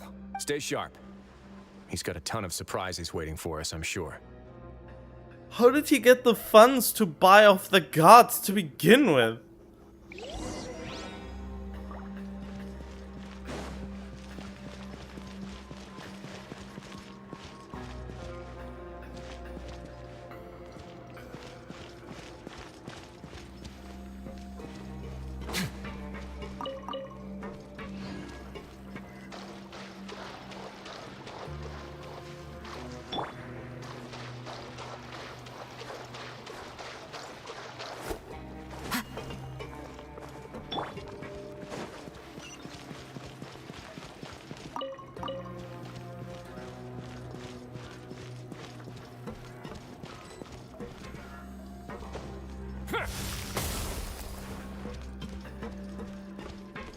Hello. Order guide you.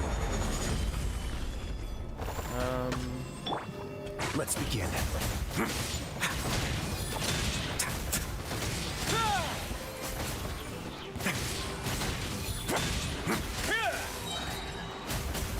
Stay cool and face your guilt. This is order.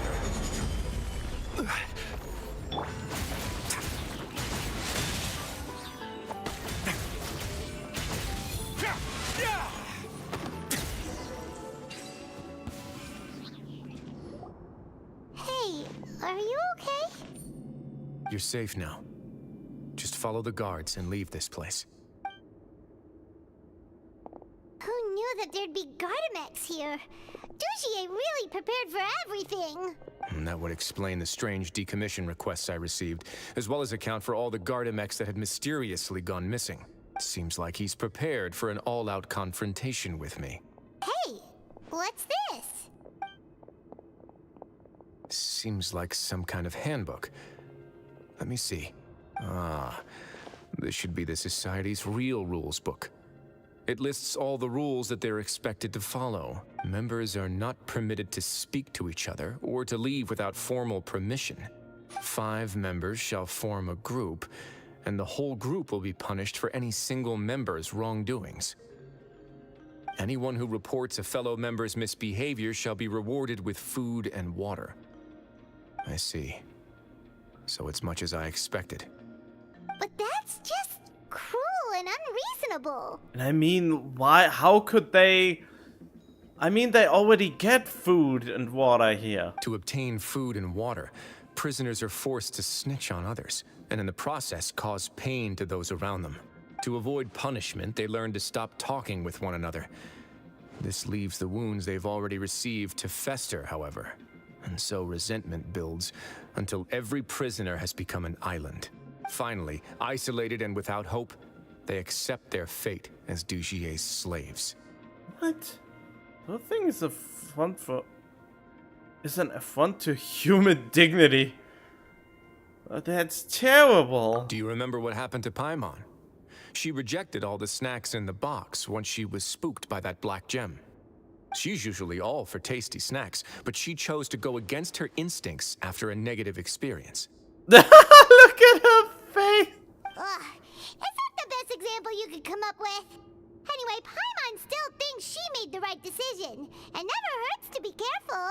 No, your decision was valid. However, it's also valid to interpret that as a decision that you only made under emotional duress. The human heart is like a raft in a vast and empty ocean. We convince ourselves that we're in control, but in truth, a single wave could sweep us off course and send us crashing into the path of a storm. Those who use fear to lead others astray must pay for that crime. That would have been way cooler if it was synced properly. I bet it looked very synced in Chinese, but not so much in English for some reason.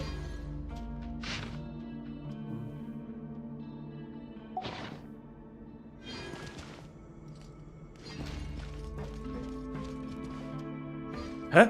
Oh! Wait, why didn't it scroll?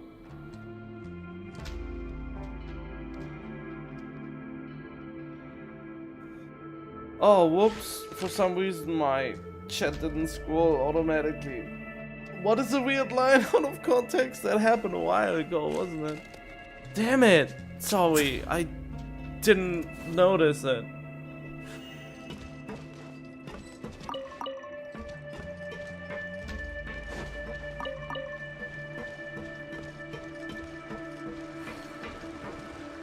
Huh?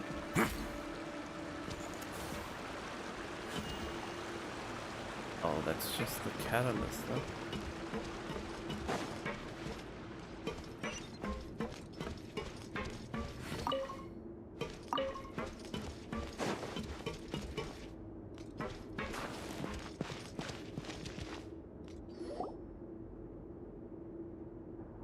If I'm not mistaken, the space ahead should be the central area of this place, but the door has been locked.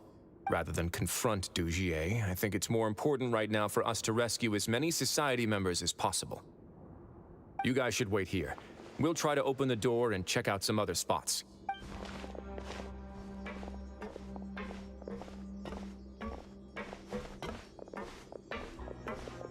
Open the door. Would we have to do something to this mechanism here? Paimon doesn't get it at all. Forget it, Paimon's just gonna do some trial and error. Yep, that's how I solve most things.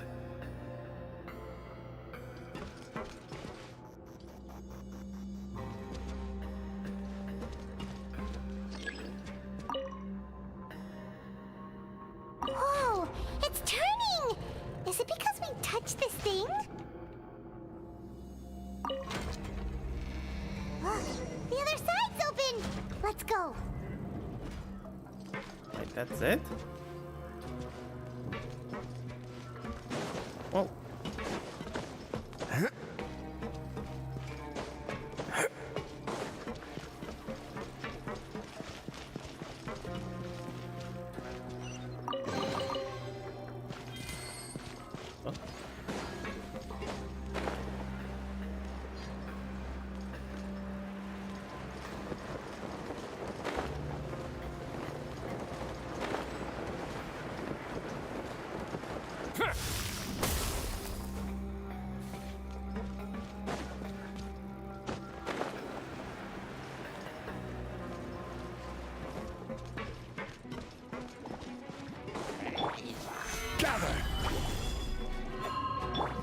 A moment, please. Oh, wait, what was... Oh, I forgot what the punch button was. I played another game for so long that I disassociated for a second there. God, oh yeah. I don't know if it's weird to talk about it now since I could have done it, but I found this new game, Eternights, that I haven't recorded anything on, and I was just thinking, let's play the demo, and then, oh, that's funny. And then there was even more funny. And then it got weird, and then funny again, and then I wanted to play the full game, and it was also pretty good, if though very unpolished. And it had some it had some good writing that amused me a lot as an anime enthusiast, kind of. And maybe I will do a stream with the game since I can still unlock more stuff with it. Have a safe trip.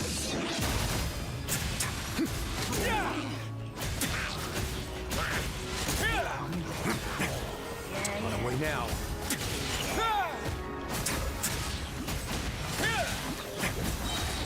This could get a little chilly. Nice finisher.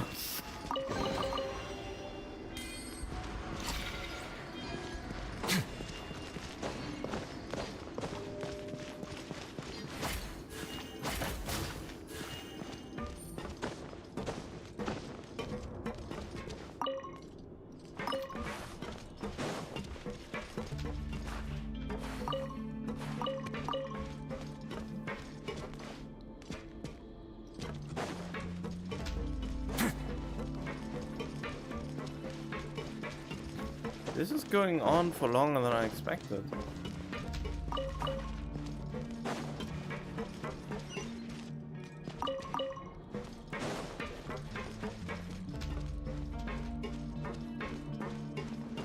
Oh, it's so high. We're not gonna have to climb all the way up, are we? Activate the mechanism in front of us first, just like before. Let's see if that changes anything.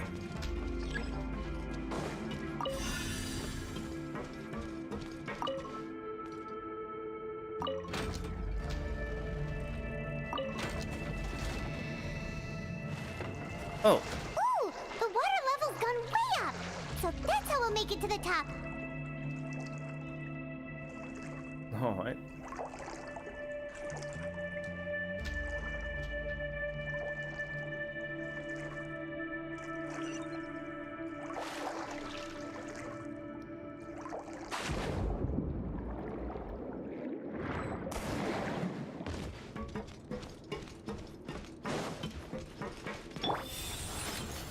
Stabilize!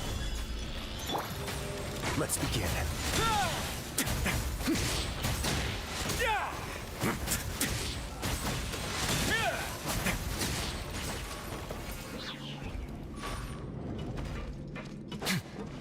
Wait, was there a treasure chest that I... No, okay.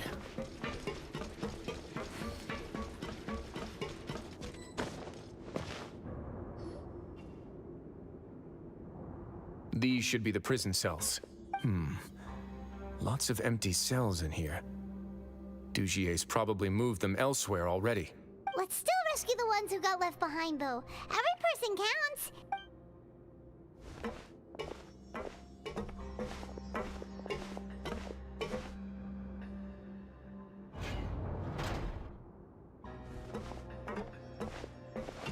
Hey, it's all right now.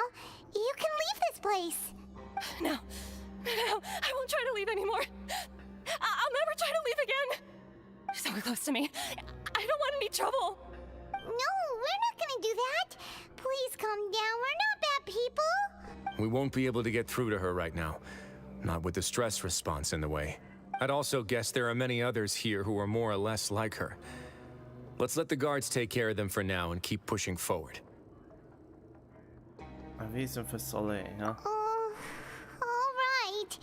Let's search for an exit first. And he runs out of the black liquid, so he can't keep this up. Phew.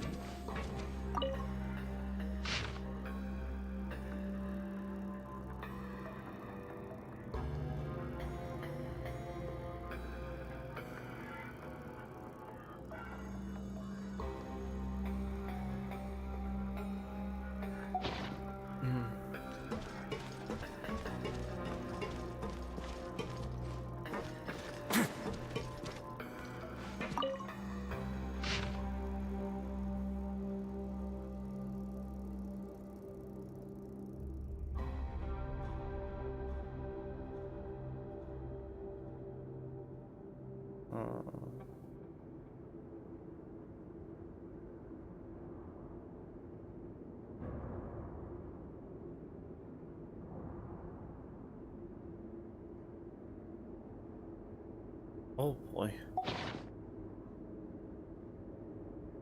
This is the story quest from Wisely that I haven't done when it came out, so...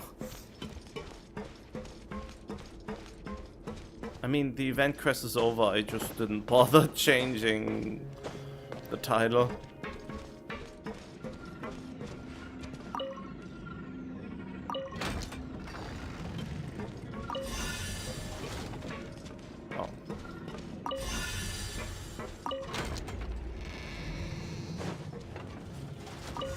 Oh, I get it now.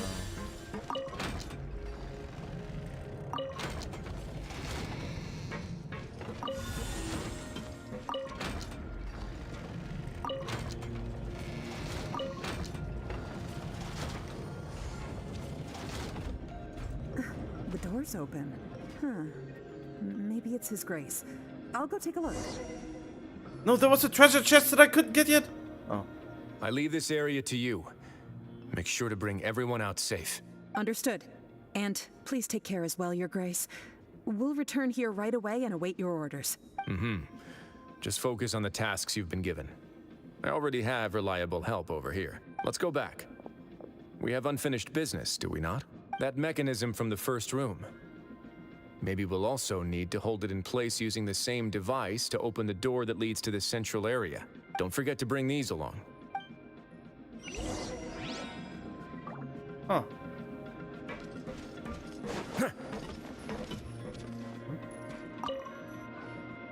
This seems to be something like a console. This is a surveillance terminal. The information collected by the surveillance ports we found previously will be sent here. I'm sure Dugier really enjoyed sitting here and making his people dance like puppets on strings. Oh, that makes Paimon even angrier! Define change. That's Ayakant Navia, so...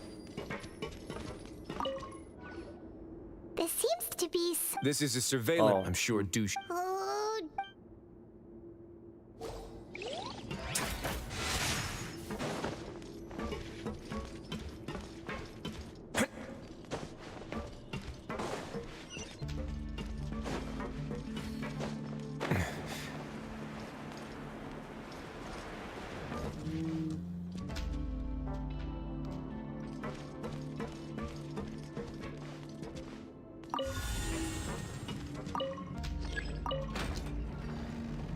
Oh.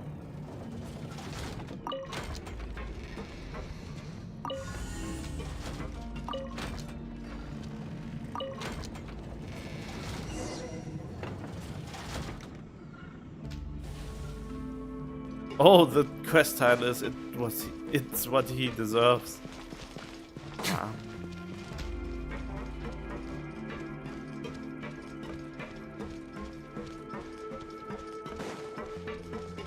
What is he gaining from doing this? Why would he? That is the biggest accumulation of NPCs I have seen in one place yet. Why do I have the feeling this is just a 2D backdrop? No, it actually looks like something. I must confess to being furious. To think that there are still some of you who find it permissible to spit upon our rules. Remember their names. Fasal and Avis. They've betrayed you, betrayed us. You can't tell me you didn't realize that we penetrated your defenses. And today you will see with your own eyes what'll happen to those who betray our cause. Go on, Avis. Pierce his skull with the thorn in your hands, and then push in the Aqua Dolores. Of course, you will do it one drop at a time. Let it do its magic again, and don't stop until you've pushed all of it in. Oh, yeah, I mean, if you don't want to play it anymore, you shouldn't play it. I'm also starting to think, oh, should I even continue playing anymore? I don't even know.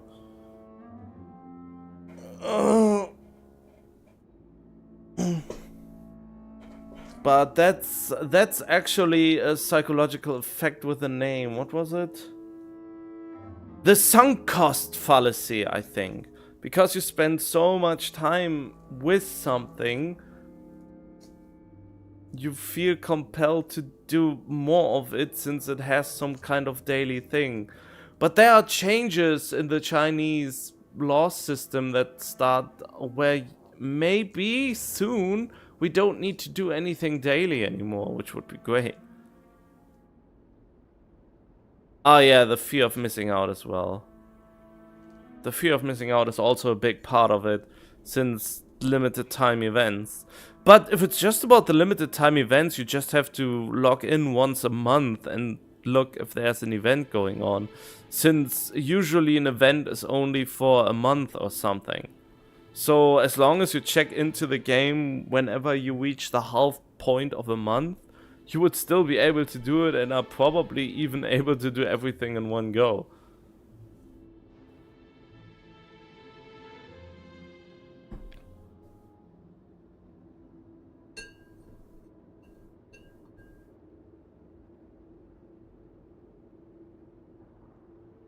I mean, also at the same time, as long as you haven't invested any money into it, it should be easier to drop. Since you will keep all your characters, you will keep all your artifacts, and if you get back to the game at some point, you still have all those characters. I mean, there will be a lot more other characters then, but you will still see the story, and I mean, most of the side events are pretty dull anyway, and they are not that great anymore, or they don't feel that great. There are some very few event quests that are actually worth doing, and even if you miss them, you can still watch them from someone who has already uploaded them somewhere else, which is, I mean, I know it's not quite the same, but you would still get the story bits.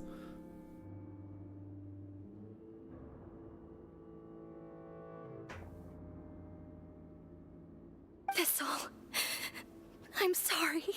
Did really no one notice us yet? It's okay.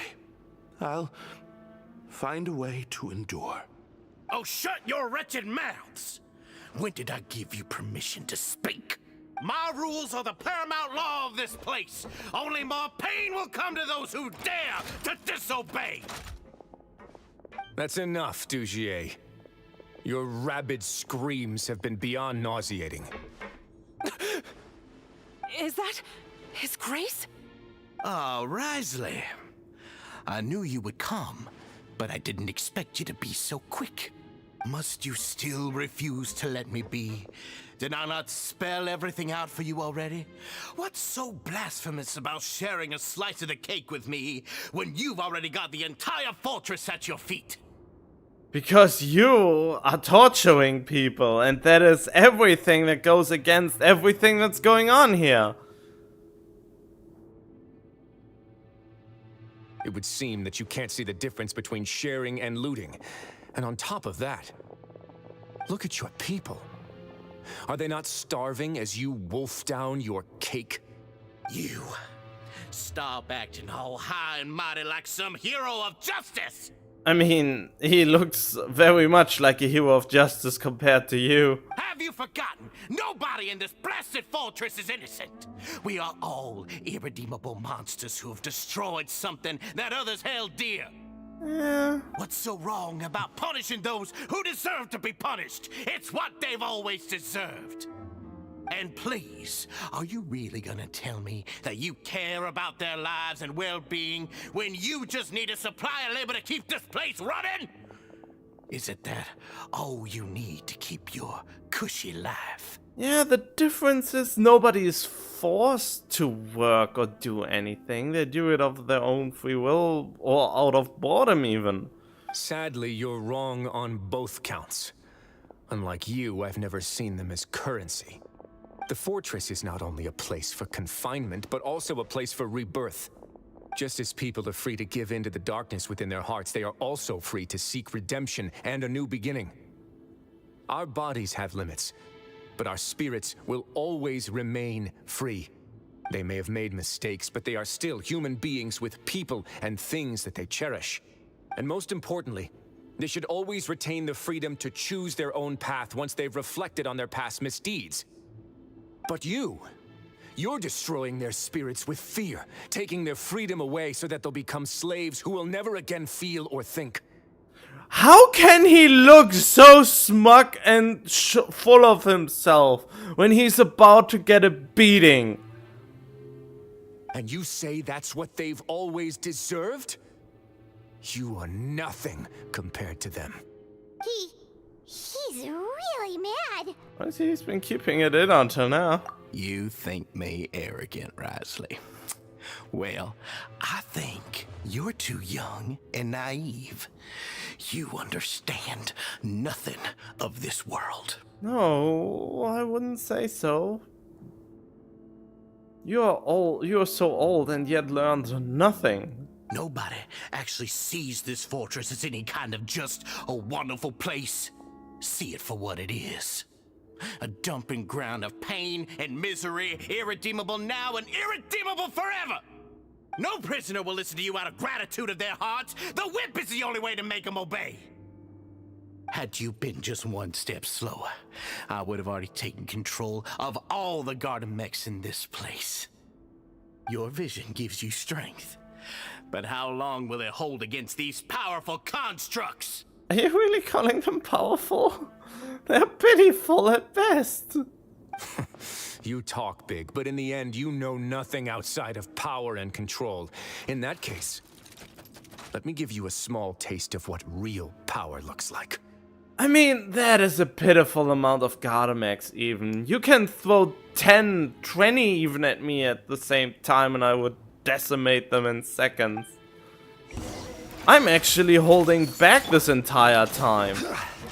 I will have order. Game's up. Fun's over. On my way now.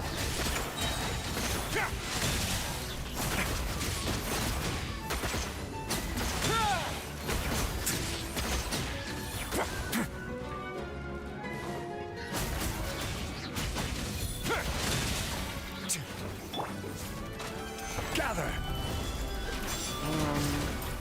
Oh no, wait. Into the wind. A moment, please.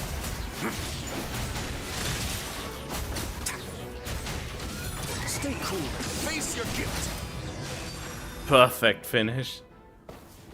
I mean, this is probably the time.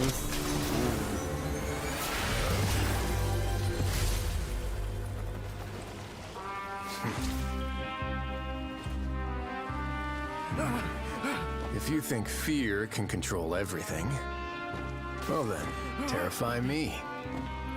Don't high road me. You're just another crook. And it's time you got treated like one. Whoa! They're actually using guns now.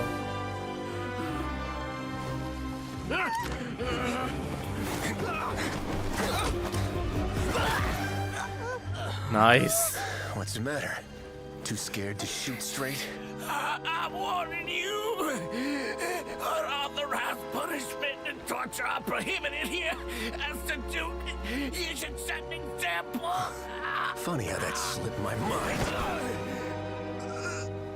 Well, from this point on, you can forget about that rule. The rules of the fortress are there to keep the likes of you in check.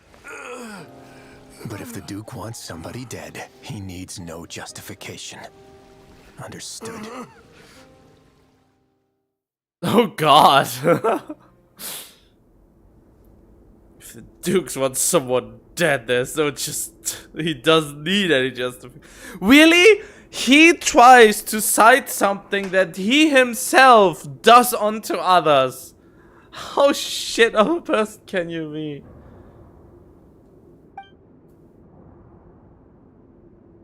Comforting them, extending his personal apologies. Following that, he makes arrangements for follow-up medical care and cleanup work. And thus does the Beret Society debacle truly come to an end.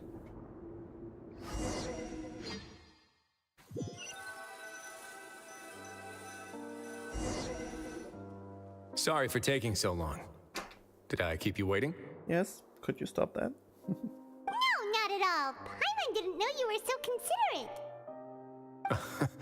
If you ask me, I'd say I actually feel very helpless. There's no way that I could truly empathize with the fear that the members felt every day. I could comfort and compensate them all I want, but it might still not be enough to repair the damage that has been done. I have to take responsibility for it, as does the fortress. Is you able to stop before it got any worse? Give a more formal apology. Yeah, the first one. Yeah, it's the least that we could do. So, do you have a plan for how you're gonna deal with him yet? Oh, Dugier? I've already got an idea. For now, I think I'll do nothing. Huh? Why? I think it's a very fitting punishment for him to have to imagine the sorts of punishments that will soon be coming his way. He'll be left in the dark with regards to both the dates and the details of his punishment. Of course, that's not to say that I'll be letting him off scot-free. It's not often that I actually get the chance to be creative with my punishments. I'm going to talk to the members of the society. He'll get a chance to experience everything that he's ever inflicted on them. I suppose this is a kind of punishment that only the Fortis can mete out. That's a good idea! Paimon didn't know Looks like she should watch her tongue when she's around you in the future. Why do you think I'd do that kind of thing to you? You offend me, Paimon. Yeah, exactly. He only does it to really terrible people. Anyway, jokes aside, thank you so much for all of your help. There's still a lot for me to take care of, so how about this? I'll treat you to a meal in 2 days at the Coupon Cafeteria. We should have a better handle on things by then. No, Paimon's had enough of that place. Don't worry, it won't be the same old welfare meal. I'll make the necessary arrangements. Oh, then you've got yourself a deal. Wait, what? I thought we were done. I want to get... They're talking about food and I want some food too now.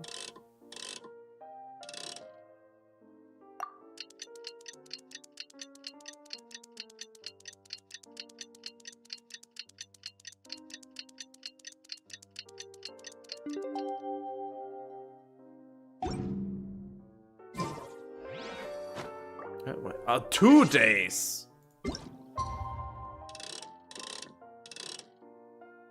Whatever. Let's do it like this. And I'm absolutely sure that I get all the days.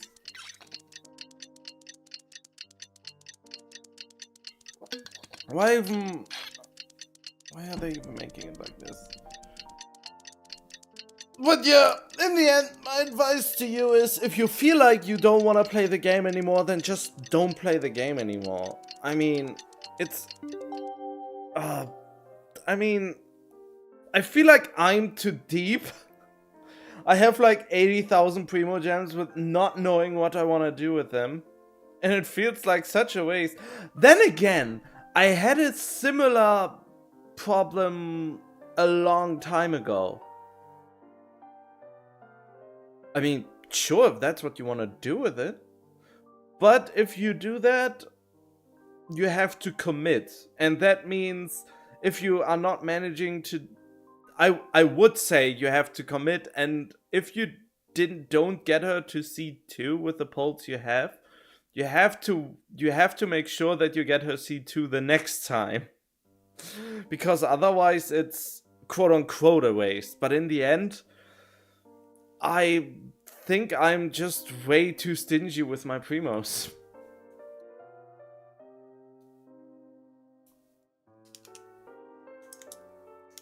I mean, there are a few. The characters I would consider worth it to get some constellations is probably...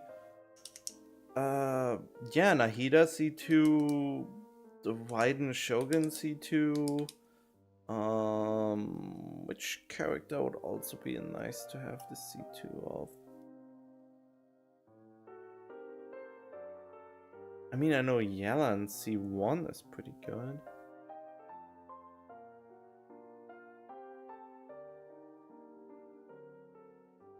What?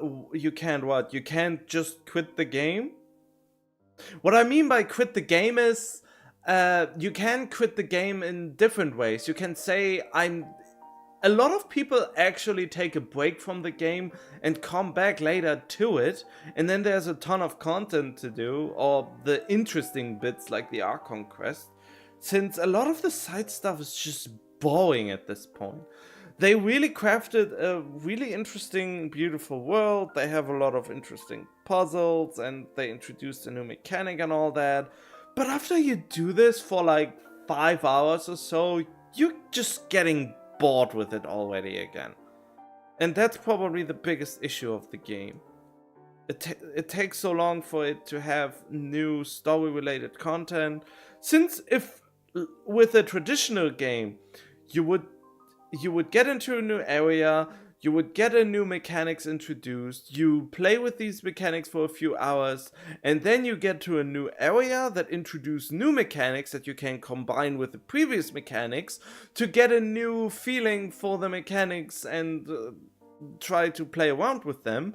And then the story goes on, you get into the next region, which introduce another set of mechanics maybe, that you can then combine with the mechanics that you introduced before, to give it always a fresh feeling. But the problem is the new mechanics linger for too long before they actually get further on. Which, I mean, it makes sense. They want to make money off this, and they get the money from people who just can't control themselves at all. I mean, I personally kind of feel trapped, and I'm also thinking about just not playing this game anymore for quite a while. But at the same time, I think, oh, it's just quarter of an hour per day to get all the primo gems and then just log off. It's easy. Oh, there's an event. It just takes an hour or two and then I'm done with it. But that's not how you should feel about a game, to feel like it should be a chore. And I am falling myself victim to this very thing. I'm knowingly still do it. I had this one game that was Final Fantasy Brave Exvius way back then, and at some point when I reached the end of the story, it just got so dull to me, and I had like it had a similar currency to this, and I had 100,000 of that currency saved up for when I finally found something I wanted to spend it on.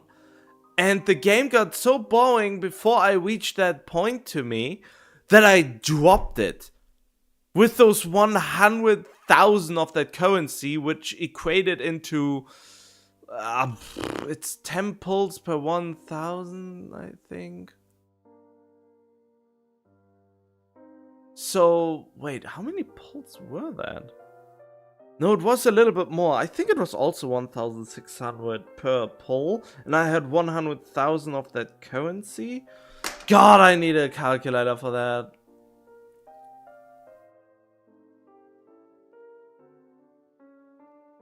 Okay, 100,000 divided by 1,600. It doesn't even seem that 620 pulls. 620 pulls.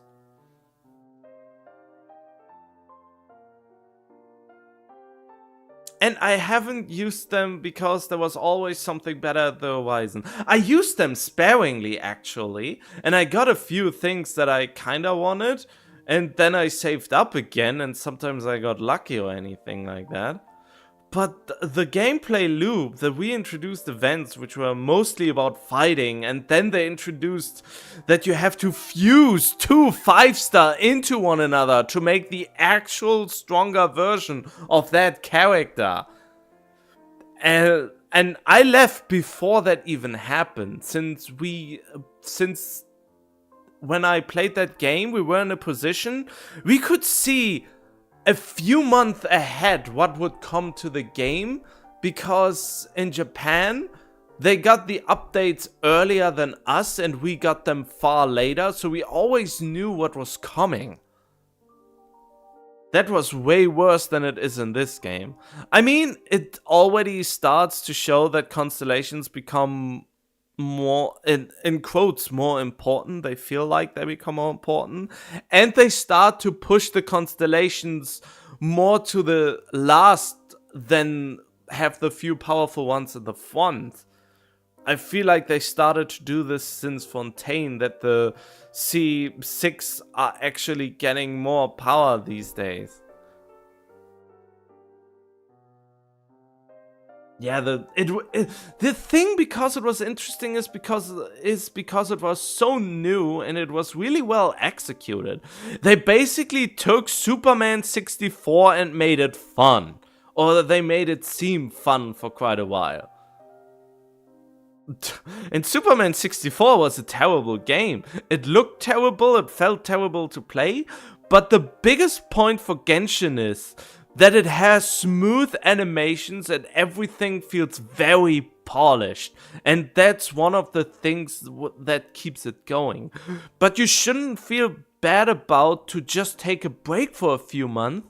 And if you really want to play the game, just play it at face value and don't think about the things you've missed, but just enjoy the things that are there when you come back to the game.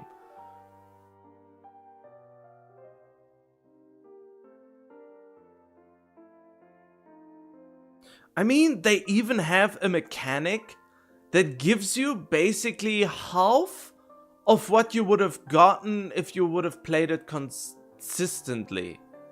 I mean, that's probably a hyperbole that it gives you half, but it gives you quite a chunk of things that you've missed.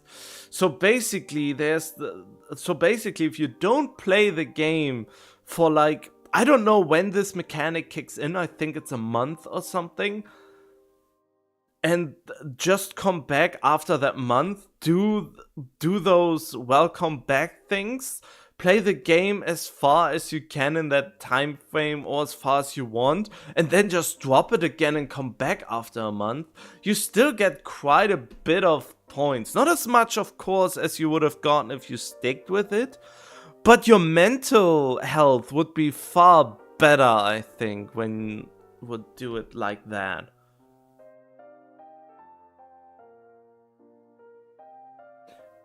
And I mean, if there's actually stuff you missed, think about it. Is it really the story bits you're missing? Or is it just the currency to pull another character that you are afraid of missing out? Since those are two very distinctive things.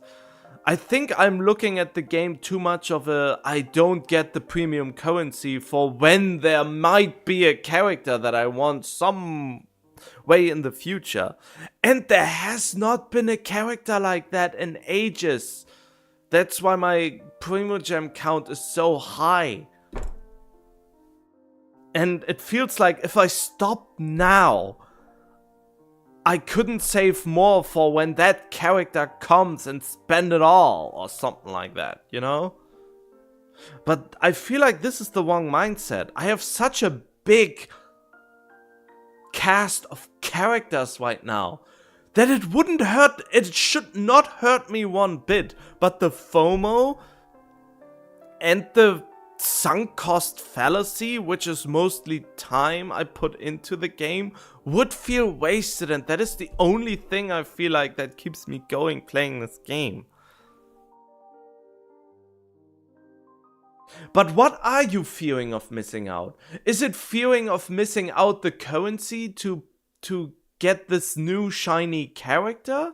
Or is it the fear of missing out the events and the stories that happen while you are gone? That is a very important distinction you have to make. Are you really just here for the characters? Or are you here to experience the story? Since the story, the main Archon story, will never run away. At least not for a few years. And even if you come back after a year, this game will still be around. You can just blast through the story quest and then just drop it like it's hot for another year until the next one drops. But if you are after trying to get the newest and hottest characters or something like that, then there is the FOMO of just missing out on value that is only in your mind more than it is within the game itself. So I feel like the people who actually invest all their currency into one character they really like are probably enjoying the game way more than someone who has always this FOMO looming over their heads. Since they have a set goal then, they have this one character they really like, they build a team around that character and do only everything to make that character as strong as possible by getting all the constellations, maybe even getting the weapon, and then they are done. That character will be, in most cases, so strong to get them through the whole game whenever they want. And actually, you only need 2 of these characters. Since, you know, overlapping, if you met an enemy that is immune to the element of the character you're obsessing over, you need at least one more character to take care of those characters. You need to have one backup character. But that's only 2 characters you need to actually beat anything the game ever will throw at you.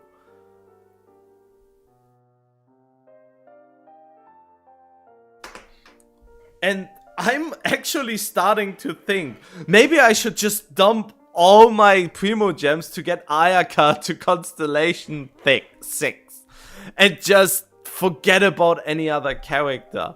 But at the same time I think about, I really want a fist fighting character that is really strong. And I know they will come up with one. Wisely wasn't it? I mean, his animations are cool, but he doesn't use any kicks. And he's not a chick. Which is one of the reasons. I just want, as soon as they release a Tifa-like character with the moveset of Wisely and Heizo combined into one, then I will probably just dump my Primos on that character. But that one hasn't shown up yet, and I don't know when it will. Oh. Chun-Li uses her legs more than her fist, though. I want a character that punches and kicks. I want to fist my enemies to death. Or kick them to death. Both. I want both. But I mean, Heizo is close, but he's unfortunately too weak to quench that desire. But you know, I'm talking so much about it. But yeah, if you feel like you don't wanna play, then just don't play. I mean, there's not a character you want right now. I mean, what you could do is, if there's no character you desire right now, you could just save up enough Primo Gems until you can get a limited 5-star guaranteed, and then drop the game. And if you come back and look at the new characters that came out, and you see a character you really like in those characters, you will already have the Primo Gems to pull that character when the banner reruns. And you don't even need to play to actually wait for the rerun of that character. I bet there's an app that will notify you when the banner of that character comes back. And it will send a mass email to those people who wait for that character to rerun.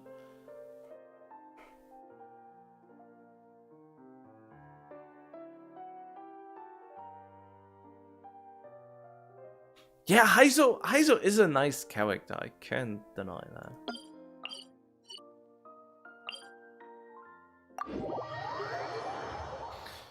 But enough about that, I guess.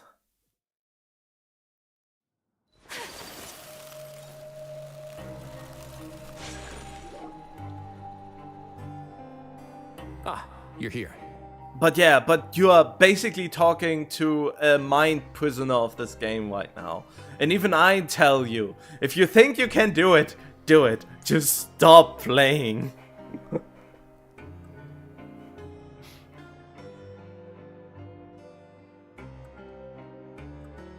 Persona, I don't know the game yet. I didn't even know it existed, that there's another version of Persona 3. Persona 3 was never my favorite. I mean, it was not bad, but I didn't like it as much as 4 and 5. Paimon never forgets about meals. Even if the traveler forgets, Paimon will remind him for sure.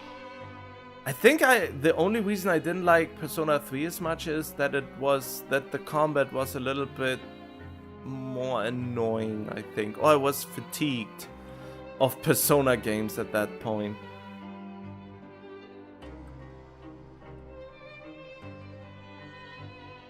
Paimon never forgets more. Even if Trevor forgets, Paimon will remind him for sure. You say that as if I haven't been feeding you or something. That's not what Paimon meant at all. Risley, you got what Paimon meant, right? I'm a little confused, actually.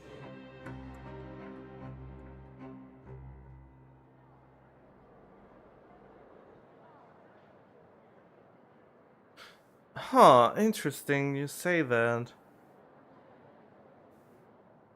I mean, why can't you just put a little bit of time in the games you actually wanna play?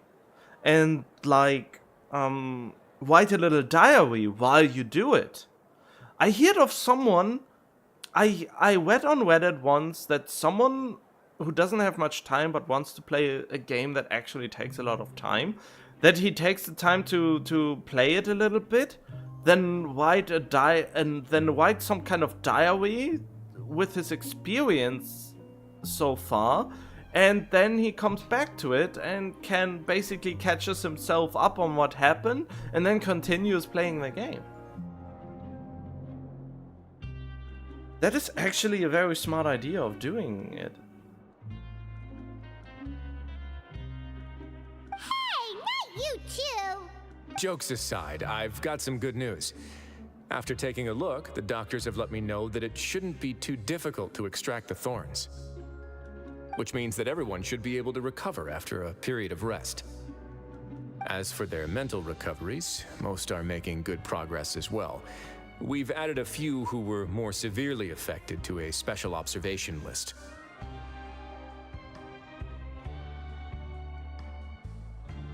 You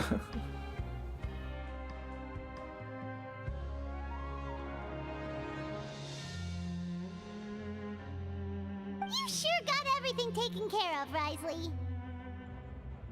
It's kind of sad. Marco, you have such a beefy gaming PC monster that rivals my own by a lot. Just because you have a 3080 and you use it to play Yu-Gi-Oh! Duel Link. You could play shit like Baldur's Gate 3 or something on maximum graphics in almost 4K with 100 plus FPS or something. I mean, 60 is enough, but you know what I mean.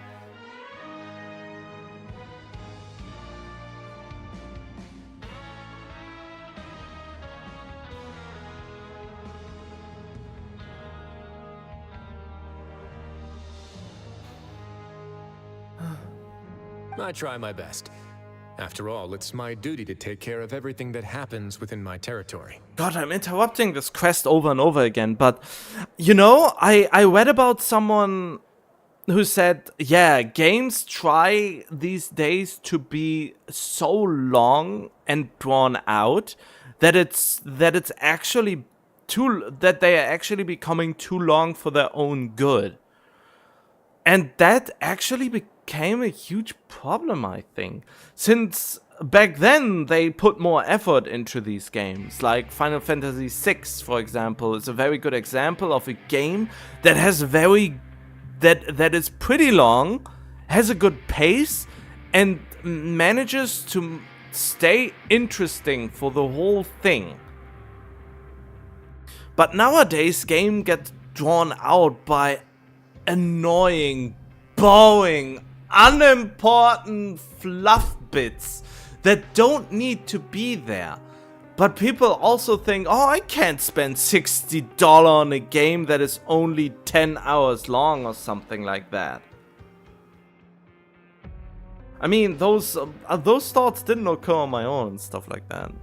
That are $60, for example, or €60. I mean, why am I saying dollars? I live in the Europe. But at the same time, if that game gives me super high quality entertainment for the whole 10 hours, I think that would be quite worth it. I mean, recently I played a game, Eternal Nights, that is not the highest quality of a game. It was barely 15 hours long, and it cost me $17.99, and I'm still thinking about, damn, I played $17.99 for this game. Now, it was on sale, by the way, and usually would cost like €35, and it only took me like 10 hours to finish. But it felt so satisfying to play because it had very funny and witty dialogue, and it still was tick the white boxes of fun, and pacing was good enough. And even within this 15-hour time frame, it didn't quite overstate its welcome with the very bare bone mechanics it had to offer. while staying entertaining.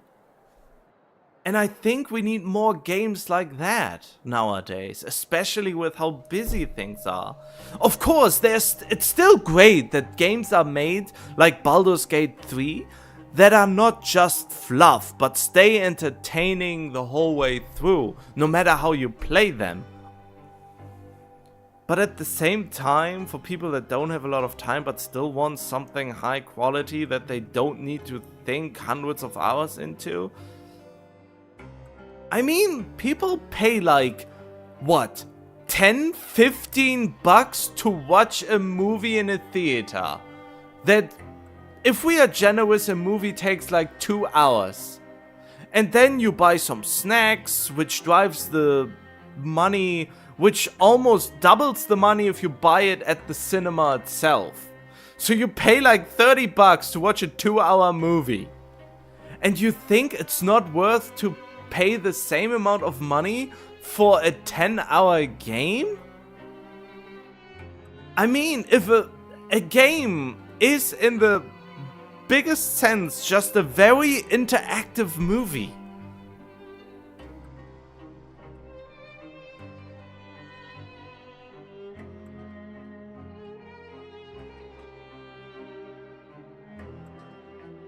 I mean, the problem with podcasts is I can go off on a tangent while playing a game, but I couldn't come up with this stuff on the spot, and especially I can't come up with it if I don't get any input like from you two right now.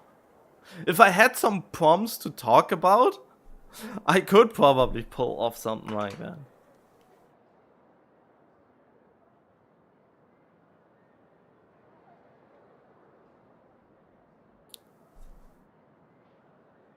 I mean, what I'm saying is, yeah, you get real good popcorn with it, but you can do the same with a video game.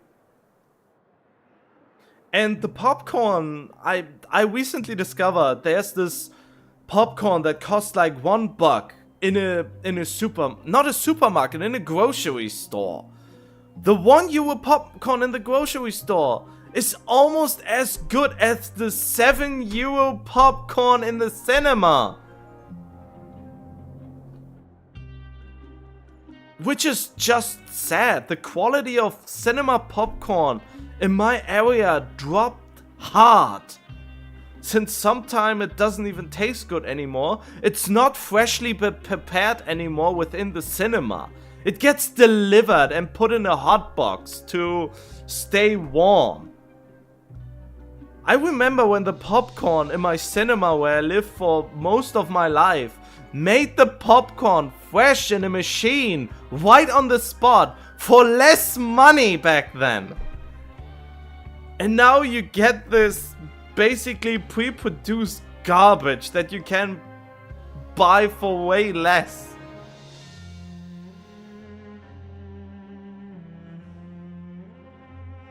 I mean, Elden Ring is a very special case for a very special kind of people.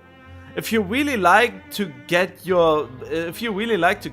in the balls, I mean, no, I would say Sekiro is the game when you really like to get kicked in the balls.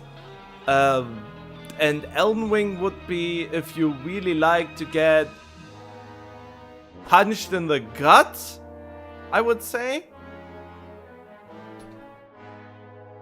Yeah, exactly, chips. I mean, chips just don't have the same crunch as popcorn, but as I said, there's a $1 popcorn that just does the same.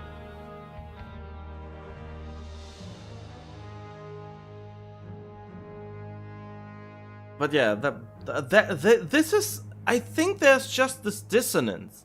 The problem is the games get longer and longer while dropping quality by a lot. And I mean a lot. And they try to drag themselves out, even though they have an actually interesting story. But they think that story alone isn't enough, so they drag it out with senseless dribble that isn't even developing the plot in any way. I know there could be world building in it, but I had my fair share of games where the world building is very well told within the plot and with environmental storytelling and stuff like that. I mean, does anyone remember Zelda? I mean, of course people remember Zelda. And the Zelda games still have a very bare bones story to this day.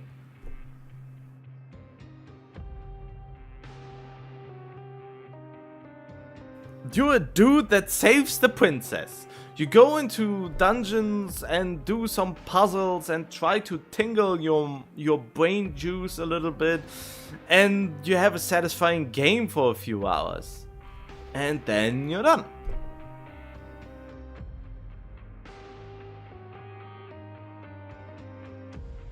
A game with trial and error and only can be surpassed with skill count. See, well then Elden Ring will be absolutely worth your money, I would say. If you're really that kind of person that really likes to grit their teeth and try to figure out how to fucking beat a game, then Elden Ring is the right thing for you. I mean, I played it a little bit and it is fun, but I haven't even halfway beaten it and I stopped playing and I don't know why. The interesting thing is, I feel like games started to be less fun for me when I feel compelled to always stream them. To stream them, to record them, to preserve the experience I had first time playing a game in some kind of way. And for some reason, that is... I always suck my own fun out of it when I finally play a game that I enjoyed. And then I thought to myself, damn, why didn't I record this? And but the mere thought of recording a game just for the heck of it, I already put off playing the game for some reason. Since there's always this feeling of being watched that I have done for years now. And I stopped actually enjoying it. The interesting thing is, I think it would be actually more fun to just have a small audience. I mean, I already have that. And it's fun to have the little small interactions. But still, for some reason, at the same time, it puts me off. For some fucking reason sometimes, to play the game at all. Since I always feel the need, like, I have to be entertaining all the time. I have to cut it down into digestible bits, instead of just uploading a 12-hour playthrough with nothing cut out. I mean, I tried that, and even then I couldn't stop myself from thinking, no, this is too much fluff, and then I have to cut the video shorter, so that it's not so much tangent and reloading that I want to subject anyone to, since I try to respect the time for anyone that views my video, but at the same time I'm cutting off my own enjoyment of the experience by always worrying about this, even though my channel is not even that big.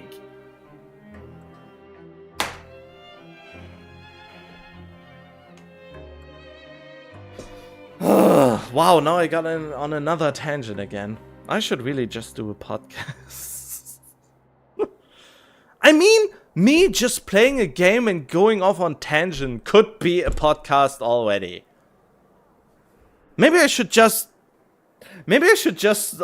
say gaming podcast, playing, I don't know, the newest hot shit. And getting off on a tangent whenever someone gives me a prompt suddenly. Okay, let's just finish this up. I'm hungry. So do you take care of everything? I have a question for you. Please, go ahead.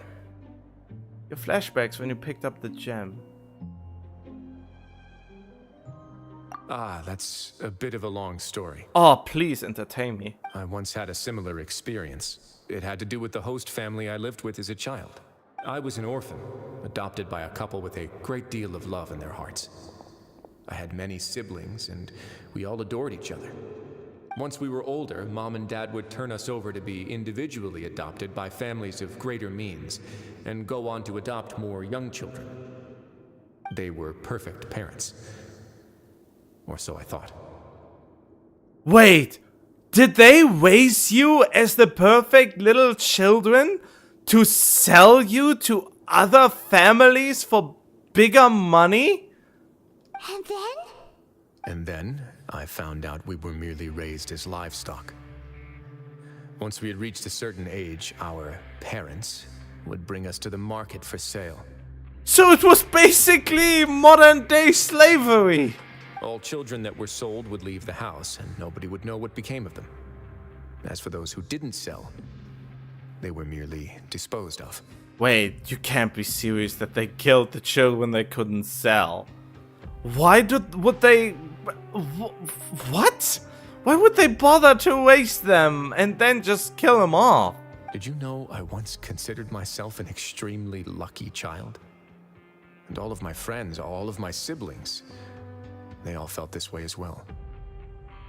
I was also not the first to find out about the truth.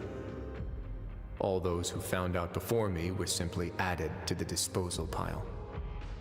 I could never shake the feeling of irony every time I juxtaposed their tragic ends against our parents' adoring smiles. Yes, like the society, my parents created a facade of joy, lied to satiate their desires, and even employed incredibly cruel methods to keep their grasp on power. They did all of that, but never considered how their actions would utterly ruin all the children they took under their wing. Worse, perhaps they never cared about that at all, but I did. So in the end, I killed them and set all of the remaining children free. Oh God, I was convicted for my crimes and exiled to the fortress of Meripede. Yikes. Damn. Huh. We have an actual character that is not like Scaramouche, who also committed murder. My methods were extreme, yes. But I was still a teenager at the time. I'd been betrayed by those I trusted most, and I didn't think that more moderate ways would solve the problem. Fair enough. My doubt and helpless anger pushed me forward until I got what I deserved. I have to imagine him just fisting them to death.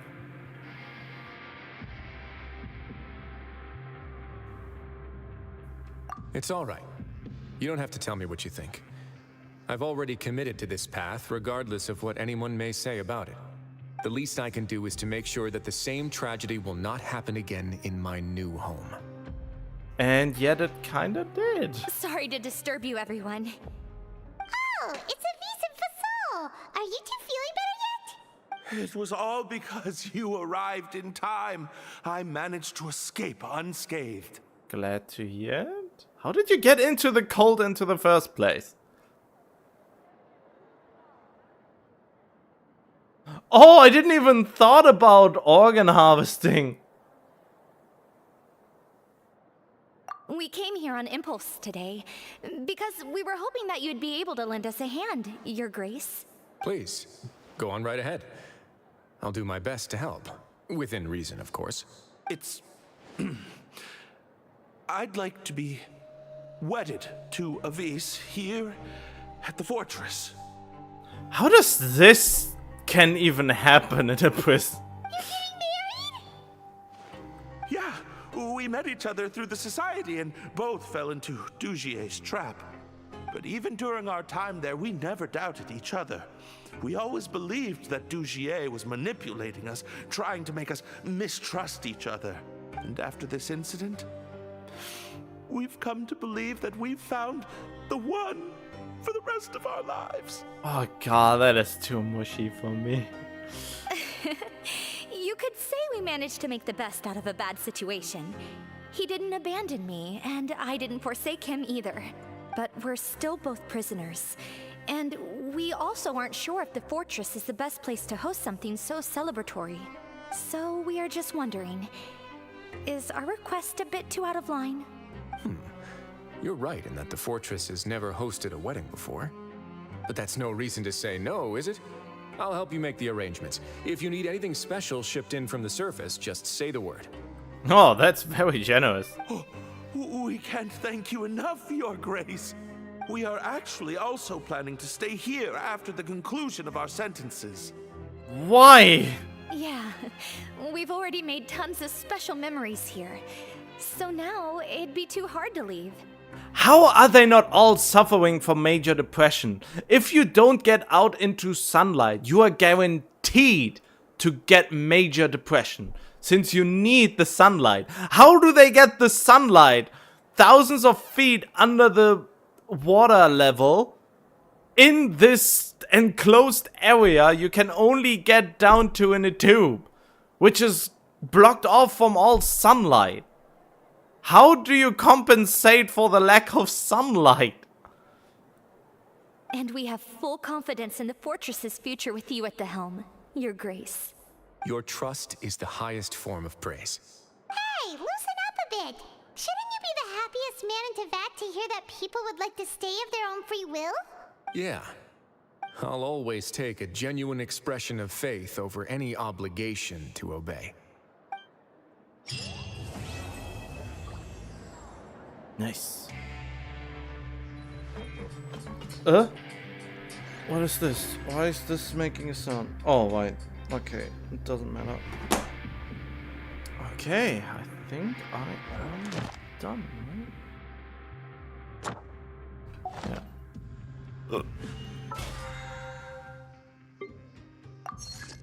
The blade embraces its duty. No, not quite. Maybe I should just pull on the Ayaka banner and bring her to C6.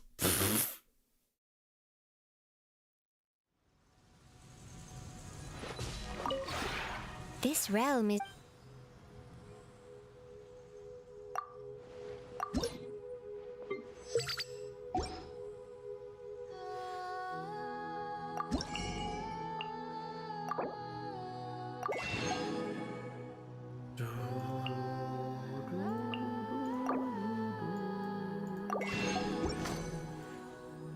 See, this is what you call conditioning. I always do this shit.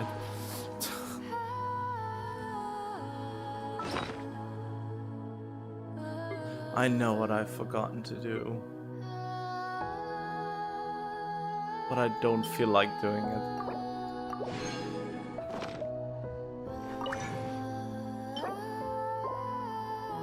I haven't done the weekly bosses. Oh. I mean, it's Monday, so can't wait.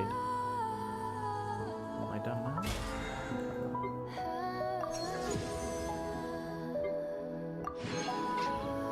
Interestingly enough, this feeling came way faster with Honkai Star Rail, since the game is almost a year old and we still have no continuation of the main story.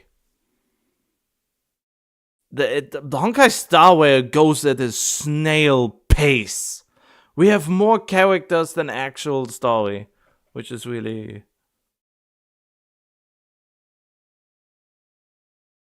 Oh yeah, Happy New Year. We will...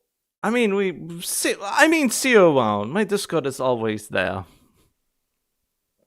But now I'm getting something to eat. Bye bye.